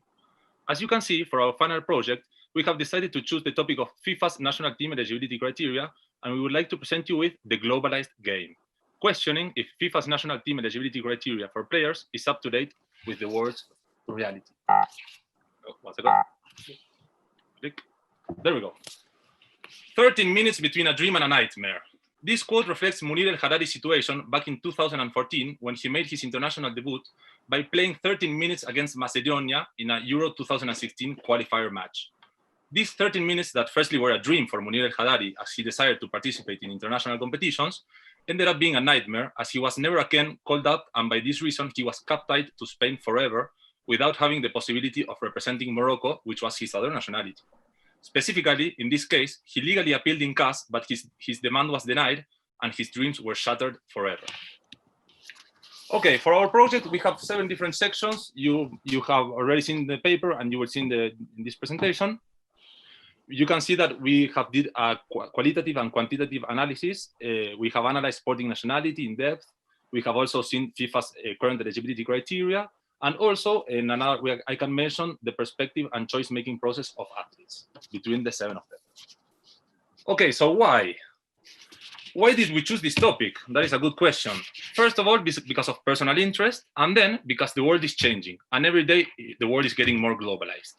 As you may see, the 4 of us were born in different countries and have also lived in many different cities all around the world. And by this, we have also gained other nationalities. As you can see in the map, we are distributed all around the world, and it's like many nationalities. The same is happening with football players nowadays. How was our research designed? First, we have five objectives: to define, to compare, to assess, to understand, and to identify. And secondly, the three methods: the literature review, interviews to experts, and service to players. And all around for the research process, we have an angle for analysis, a clear-cut question, and reading, interviewing, and surveying. I will now pass on to Violet, who will present the topic of sporting nationality. Thank you, Gustav. I'll present on the main concept of the project, which is sporting nationality. In this paper, we defined the concept of sporting nationality and how it has evolved over the years. Even though there is no common definition of this concept within international sports federations, we have selected one definition by Court of Arbitration for Sport. CAS recognized this notion for the first time in 1993 in BV International Basketball Federation. The CAS concluded that sporting nationality is uniquely sporting concept, defining the eligibility rules of players with a view to their participation in international competitions. We move on to the next slide. The confusion arises in distinguishing legal nationality and sporting nationality. Sporting nationality is different notion from legal nationality, and these two concepts do not always necessarily need to overlap. Sporting nationality as a concept of international sporting governing bodies as a private entities differs from a public law concept of legal nationality, which concerns rather the personal status deriving from citizenship of one or more states. An athlete can be legally a national of a certain country, but not be eligible to represent that country in international level. Conversely, an athlete does not have to be a national of a country, but can still be eligible to represent it in international sporting events.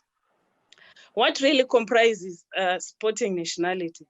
Is it legal nationality of the members, or on the basis of sporting nationality, if there are national statutes, which also have specific rules? Is it the sporting nationality provisions, or if the determination of sporting nationality completely belongs to the jurisdiction of organized sport? Our paper further explored if sports federations consider external factors like changes in world demographics and other realities of the world. They are concepts which we consider should be taken into account when defining sporting nationality. These include place of birth, nationality, citizenship, time of residence in a country, and the family links. Next slide. The evolution of sporting nationality. During the 20th century, legal nationality was the exclusive criteria governing athletes' eligibility in their national teams, but it's not the same at the moment. Creation of new elements of rules governing athletes' eligibility for national teams led to the creation of sporting nationality. However, this paper wished to elaborate if FIFA as a federation is considering factors which influence the world of sport in determining eligibility of national team players. In reaction to the request by athletes for change of nationality, sports governing bodies have reacted differently, some tightening and others loosening the eligibility rules. We have identified some of the concerns in relation to sporting nationality. This included the criteria that should be used to support and define the basic statutes of sporting nationality, globalization and decision-making process by athletes on which country to represent, and also the existence of stateless athletes. I'll pass this opportunity to Paco, who will present further on some of the cases. Thank you. Pilots. So the case studies we have selected are important to illustrate the concept of sporting nationality, its complexity, and the different use involved, which are ways by which a person can obtain a nationality. First, we have jus soli, which is when a person is born on the territory of a country. For example, Alexander Zverev is born in Germany from Russian parents, but he exercised his jus soli to defend German colors during his career. Second, Kevin Prince Boateng, and jus sanguinis, which is a blood link with a given country. He was born in Germany from a German mother and a Ghanaian father, and he used this blood link to be able to represent Ghana at international level. Jus domicili, which is when one resides in a country for a certain period of time. Mario Fernandes, a Brazilian footballer, moved to Russia in 2012. He was not called up with the Brazilian national team and obtained Russian citizenship in 2016. However, he had to wait 5 years of residence to change sporting nationality, which he did by starting to play for Russia in 2017. Jus matrimoni, when he's one married to a citizen of a given country. Lascelles Brown represented Jamaica, for instance, in bobsleigh at the 2002 Olympic Games. And after the Games, married a Canadian and moved to Canada. He obtained then the Canadian citizenship and started to represent Canada as from 2006. The fact that he was married to a citizen of the country allowed him to get the citizenship much faster than usual. And fifth, finally, jus talenti, which is when one is granted nationality thanks to its talent in a given sphere. Victor Hahn fell out of favor with the South Korean speed skating national team in 2011. Several countries were willing to attract him, but Russia won the race, gave him citizenship, and he started to compete for Russia as from 2011. And there are also special cases that concerns two types of athletes.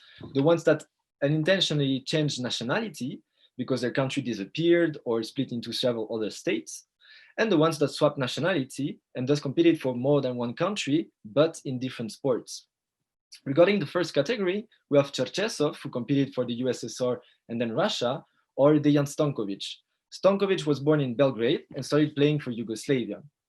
But the war happened, Yugoslavia disappeared, and the state of Serbia and Montenegro was created, for which Stankovic played several years.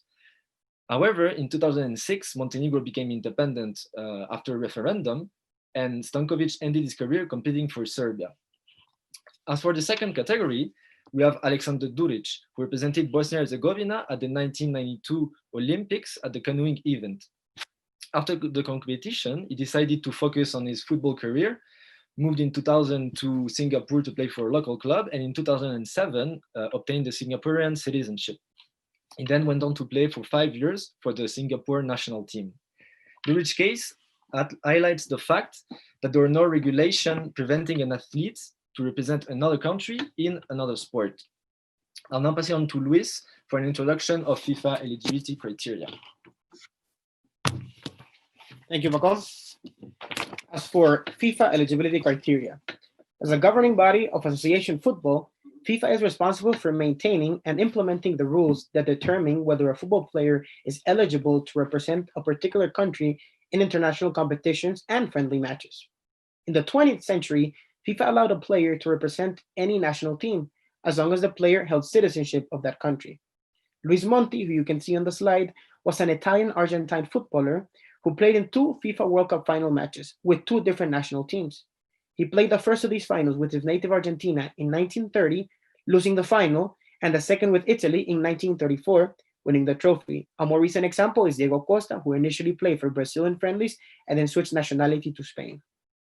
In 2004, in reaction to the growing trend towards naturalization of foreign players in some countries, FIFA implemented a significant new ruling that requires a player to demonstrate a clear connection to any country that they wish to represent. In addition, players that have played an official competition of any category or any type of football for a country are then tied to the given association for the rest of their footballing career. It is important to note that at the moment, there are 27 FIFA member associations that share a common nationality with at least one other FIFA member association. Some nationalities can theoretically permit a player to play for more than one representative association. For example, in the United Kingdom, there are 4 home nations: England, Scotland, Wales, and Northern Ireland. But only one nationality applies to those teams: British. I will now pass on to Pacon, who will talk about other sport governing bodies' eligibility criteria. Thank you, Luis. So after presenting FIFA eligibility criteria, it's important to introduce the ones of other sport bodies in order to draw a comparison. For this project, we analyzed eligibility criteria of the international federations of motorcycle, basketball, ice hockey, table tennis, and luge, but as well as the ones of multi-sports or international organizations such as the IOC and the Commonwealth Games Federation. What we have noticed is that some of these bodies share eligibility criteria, while most of them have their own set. Also, we can say that across sports, there is a general lack of clear and consistent eligibility criteria that leads to a rising issue in professional sports, especially regarding athletes representing a country in international competitions. Then, the 3 main items to focus on in order to appropriately compare these bodies are connecting factors, the rule on election of sporting nationality, and the rule on change of eligibility. As you can see, the connecting factors are a nationality, a citizenship, or a license. Rules on election of sporting nationality are usually the participation in an official international competition or the holding of a license in a given country, which ties the athlete to a national federation. Rules on change of eligibility vary widely across bodies, but the most common are residence in a country for a certain period of time or a waiting period before representing another nation. I will now give the floor to Gustave for the perspective and choice-making process of athletes. Thank you, Paco. Okay. When it comes down to the choice-making process of athletes, we have analyzed in our surveys and our results that not everything is about honoring the country or country of birth.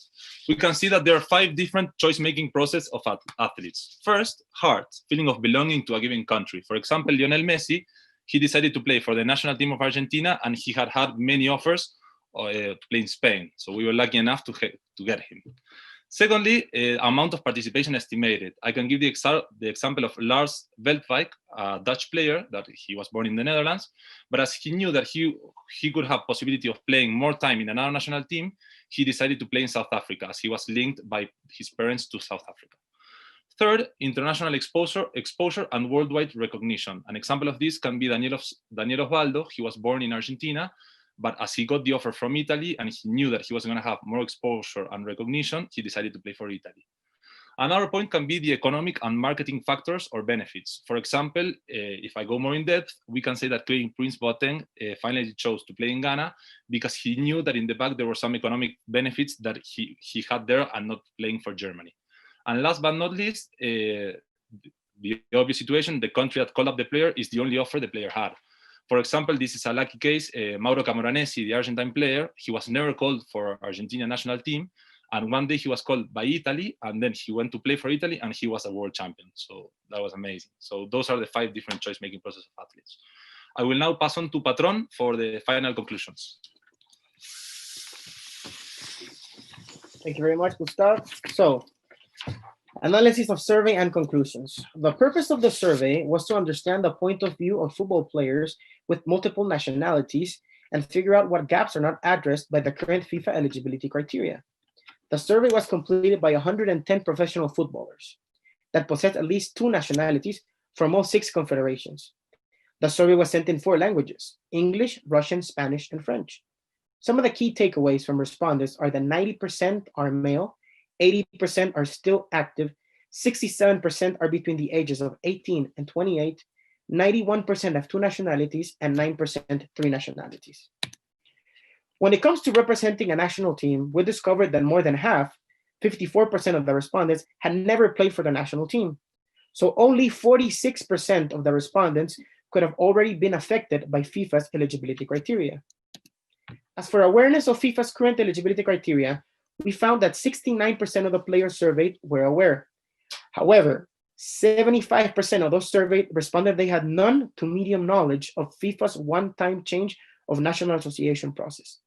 This is shocking, as we were expecting most of the footballers to have good working knowledge on the international eligibility criteria of the governing body of their sport, especially for those that have represented their country internationally.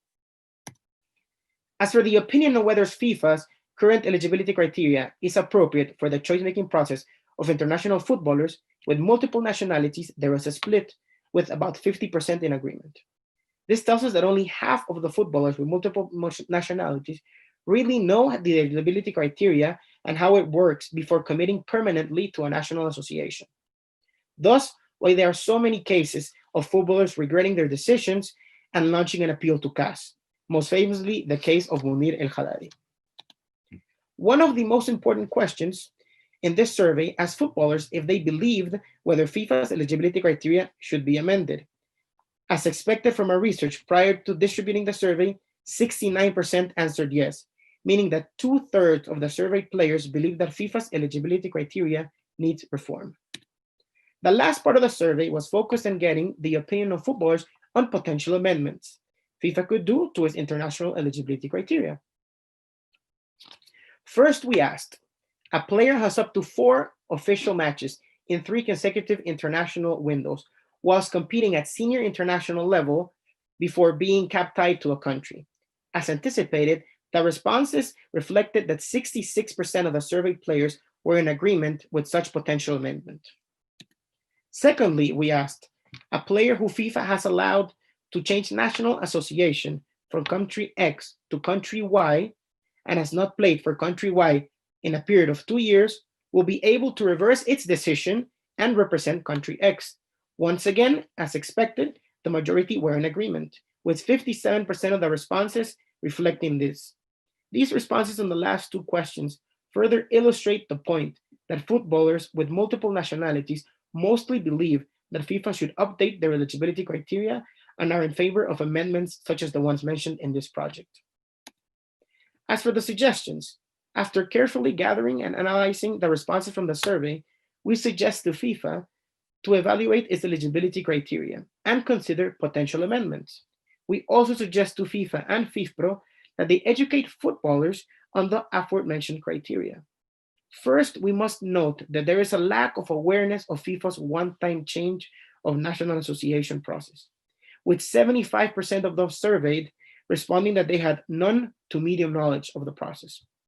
FIFA must do a better job at communicating and informing its 211 member associations about their eligibility criteria, and the same can be said for FIFPro and its player associations.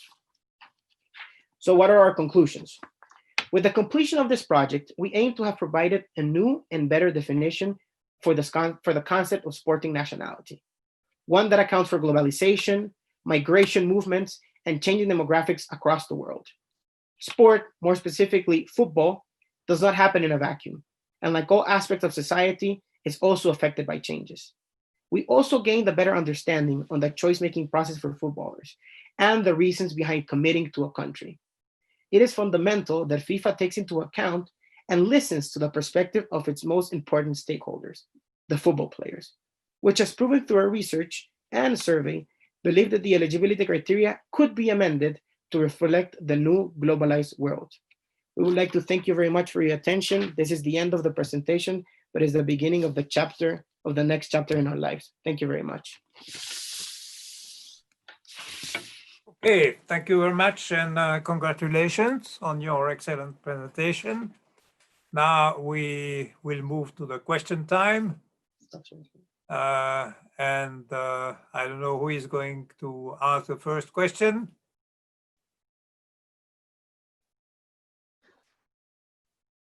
Professor Rigozzi? Yes, I have a question. I have heard a lot about the interests of the players during the presentation. Maybe you discussed more in the paper, but I was not one of the readers of your paper, so I don't know. But to me, at the end of the day, when you have to, let's say, figure out regulations to allow players to change nationality, which I understand was the main focus of your discussion, at least here today.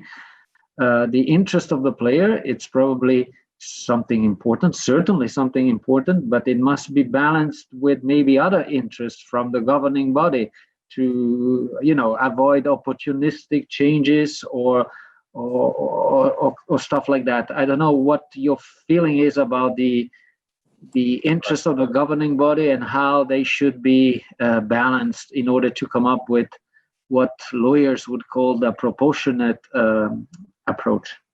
Yeah, I can answer that question. So first, I would like to mention that we had a lecture during the law module with James Kitchen from FIFA, and he told us that FIFA already has a working group that is looking at eligibility criteria and are working on proposed amendments. If it wasn't for COVID-19, they would have had the Congress in June and they would have probably published them by July. So it's a step in the right direction for us knowing this.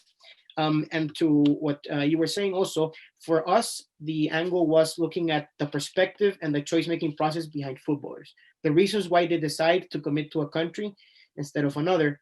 And to gather our data, what we did is we reached out to over 30 player associations from all 6 confederations, to FIFPro as well. However, they couldn't help us, so we talked directly with them. And then through contacts that we have through our previous experiences, we talked to football players, like I mentioned, and we were able to get their opinion on the survey, and that's how we were able to formulate our analysis.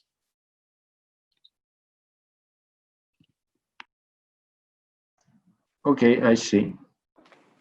Well, Professor Rigozzi stole my question from my mouth because I had exactly the same question. And maybe if I put it differently, don't you think that there is a need for a certain stability in the world of sport. If you would see a player playing every year for different nationality and national teams do not mean anything anymore. And it's why I had also the feeling that you were pretty much one-sided. Of course, players, if you ask players, they would like to have full freedom to choose to go where they would get the best payment, or and that's what was one of your slide. Some skiers, for example, have no chance in countries which are very competitive in a certain sport. Let's say in skiing, they have no chance to make the national team, and they go and ski for Moldova or countries like that. Is it something which is good for sport, which is acceptable for sport? That the other aspect that Professor Rigozzi raised. So I'll start answering that question, and then Pacom can complement on it. So yes, what you raise is a very important question, because you don't want athletes representing one national association and then another and then another and then another.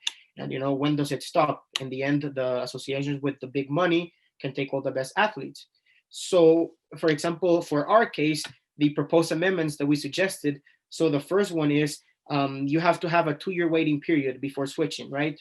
So if you do decide to make a switch, like many federations, international federations are doing, there is a waiting period, and you must meet certain prerequisites. And the other thing is, the second proposed amendments we had was, for example, let's say you are Argentinian, right? You play for Argentina, you decide to switch for England. You play for England once, but within 2 years, you were never called up to England again. So after those 2 years pass, you decide to switch back to Argentina. So our proposed amendment was only if you go from country A to country B, that you then decide to go back to country A. There is no possibility of a third country. So you really wouldn't have a third party entering the equation and trying to acquire the talents of a magnificent athlete. Pacom can add to that. Yeah, I wanted to recall a bit the youth, because I think what you're mentioning, you're right that there should be some stability. But the problem is really lying with the youth talent, with countries that attract players that don't have any, I would say, link with the given country. Because if there is a blood link, or if the athlete is born in the country, then there is ground for changing nationality. The problem is lying very much with the youth talent, etc. Because also it's difficult to put, like, when you put a nationality on someone, it's either black or white. There is no gray area. While we know, especially now with globalization, etc., that people have different experiences. They may live in a country for some years, etc. So it's difficult to say that you are legitimate to be a citizen of that country and you're not because you didn't live there long enough, or you're not born there, or it's a quite tricky question. What I could add also to Pacom is that what we are proposing is to flexibilize the system. We don't want complete freedom. The thing what we are proposing is more flexibilization, and we don't want any more Munir El Haddadi cases, because that is terrible. So that's... Okay, thank you. Another question? If I may, Professor I have a triple question in one. I will try to really summarize. I saw one big element that I was missing in your paper is geopolitics. The world is changing every day.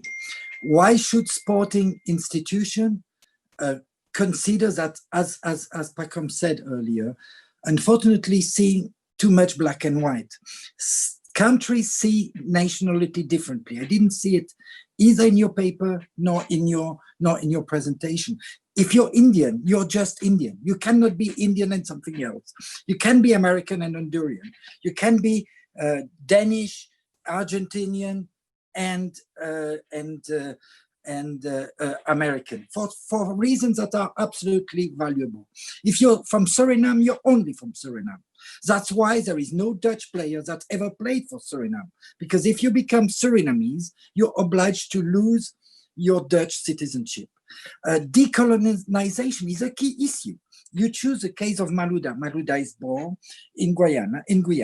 Guyana couldn't play in the time he was playing as an independent, as an autonomous federation. They could later. The world is full of single cases. I understand your point, but what I see as a very key question, and I would like to ask you, is the world of sport able to define nationalities? There are so many different elements of nationalities. What I didn't see in your paper is any way to in your presentation as well. And really, I'm so interested to your topic, and I really like your efforts. But what is necessary probably is to have independent bodies that understand what nationality means, looking at the evolution of nationality. The word like, if we see some realities that a nation started at a moment, and at the moment of the competitions they go, this nation doesn't exist or is split. It's the case of Yugoslavia and has happened in many times. How can the world of sport deal with that? And the world of football in particular. Sometimes it's very, very important that to see that the concept of that is necessary. So my question very simply, how do you deal with a different access to nationality by the states? All the states don't allow, some states allow double citizenship, others don't. It's very difficult to deal with this. How do you think it has an impact to give to the fairness in the field of football nationality? Thank you. Okay, I can answer that question if my colleagues have something to say, can add on.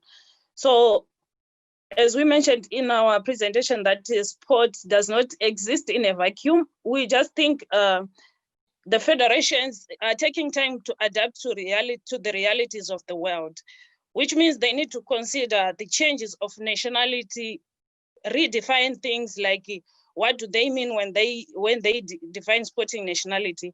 And we just realize that in the sporting world, sporting nationality was first defined in 1993 by CIES, and which is behind time, because if the World Cup started to be played in 1930, then we have the definition for sporting nationality in 1993. There is a lack of adaptability by the federations. They are taking time to consider what is really happening in the world, which has probably a negative impact on the stakeholders, including the players who are also the key stakeholders of sport. If any of my colleagues can add on that one.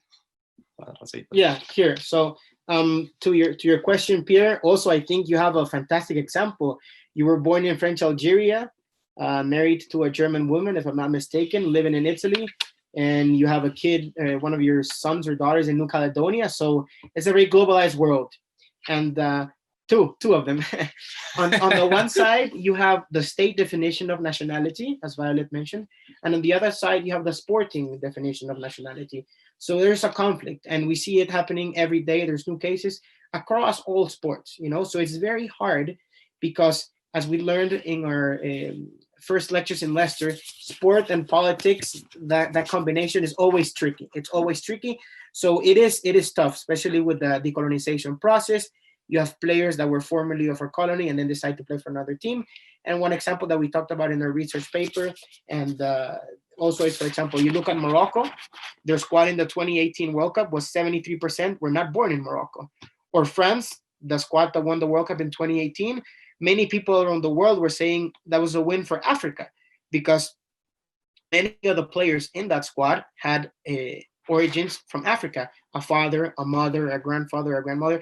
So it's very hard to try to define nationality because you have to take into account all these factors regarding the federation's own interpretation of nationality, as well as the state's own interpretation of nationality. And just to conclude, like what you said, for Suriname, it's the same case. We spoke to a journalist from India, and it is in China. If you want to be Indian, you have to renounce any other citizenship. If you want to play for the Chinese national team, you have to renounce any other citizenship. So that's also, then what benefits does the state give you if you do renounce a previous citizenship to go play for them? And that's something that is still happening a lot. I think Yeah. Gustavo wants to add I something. could also add some point here, is to say that when we are kids, we grow up learning about nationalities and nations thanks to the World Cups, a lot of it. So sometimes sporting nationality can be more important than the concept of nationality itself. In Argentina, for example, people criticize the nation at every moment, like we always criticize Argentina, but when the national team plays, we are all patriotic. So it's like, we also have to measure that. And if I can add something as well, is also that what makes the question even more difficult, say, to resolve is that the pattern of migration that we see, for example, keep changing. So as we said, in India you have to renounce your nationality. So in the decades, some decades ago, we could see like migration from Africa to Europe, or from Central America to South America to North America, etc. It keeps changing, globalization. So you cannot really, it's a case-by-case study, more or less. Yes, can I add something to follow up on Pierre's point about fairness? I can offer you my thinking, and then you can say that I'm missing the point. It's not a problem. To me, one important thing is that it should be a sport by sport analysis, because depending on which sport, of course, some nationalities matters more than others, right?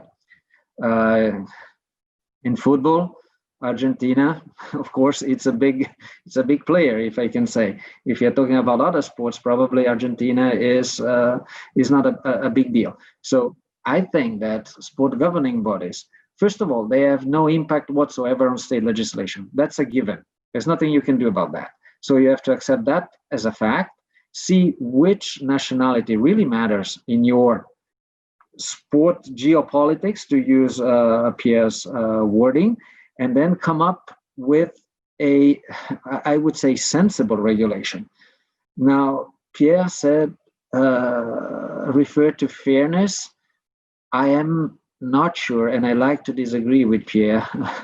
I'm not sure that fairness is really, it's really the best concept here, because there is an underlying level of unfairness, right? If you are a sprinter in the US, I mean, that's unfair as such, right? You might be number 6 in the US, meaning maybe number 20 in the world, and you have no chance whatsoever to participate in a big event. While if you were Swiss, for instance, it would be a piece of cake. So there is already, that potential unfairness arising out of, first, the size of the countries, the importance for every specific sport of the countries, mobility of people. Of course, you have discussed that. So what I would like to ask you is, do you think that it's a matter of fairness, or probably from a legal perspective, because of course your paper was quite legal, at least from what I could see from the presentation. Maybe it's the abuse of right that should be the prevailing concept, instead of positively seeking fairness, which to me it's something very, very difficult, if not impossible. While not have to follow your idea of relaxing the regulation, but still have this limit, this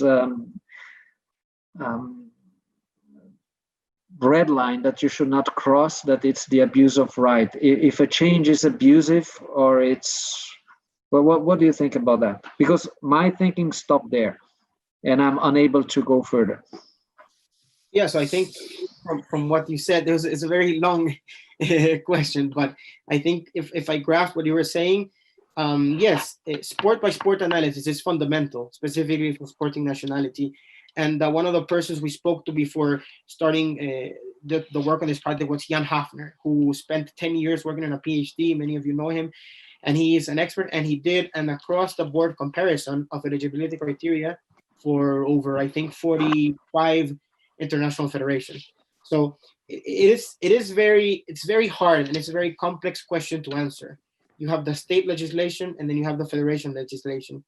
And some cases where you can talk about the abuse of rights versus the fairness is table tennis, right? The ITTF recently amended its rules because there were so many Chinese table tennis players that would go to the US, they would go to Germany, they would go to France, to play for those teams because they were not good enough to play for the Chinese national table tennis team, but they were good enough to play for France or the US. So because of these changes, or because of these occurrences, then ITTF created stronger regulations. So now in order to acquire the nationality or to be able to represent the US or France for a table tennis player that was originally from China, they have to have lived a certain period of time, right? And you can say the same for other sports. So really, like you said, it's a sport by sport analysis, which is very complex. There are so many international sport governing bodies around the world, and it's very complicated to try to determine what is fair or what is sort of an abuse of right, as you mentioned. Okay, thank you very much. I would have been happy to ask one more question, but I think time is over. So maybe we'll have another opportunity to discuss this. So thank you very much for your presentation and for answering our questions. You are free. Thank you very much. Thank you very much. See you tomorrow. See you tomorrow. Bye-bye. Right now. Thank you. See you. Bye.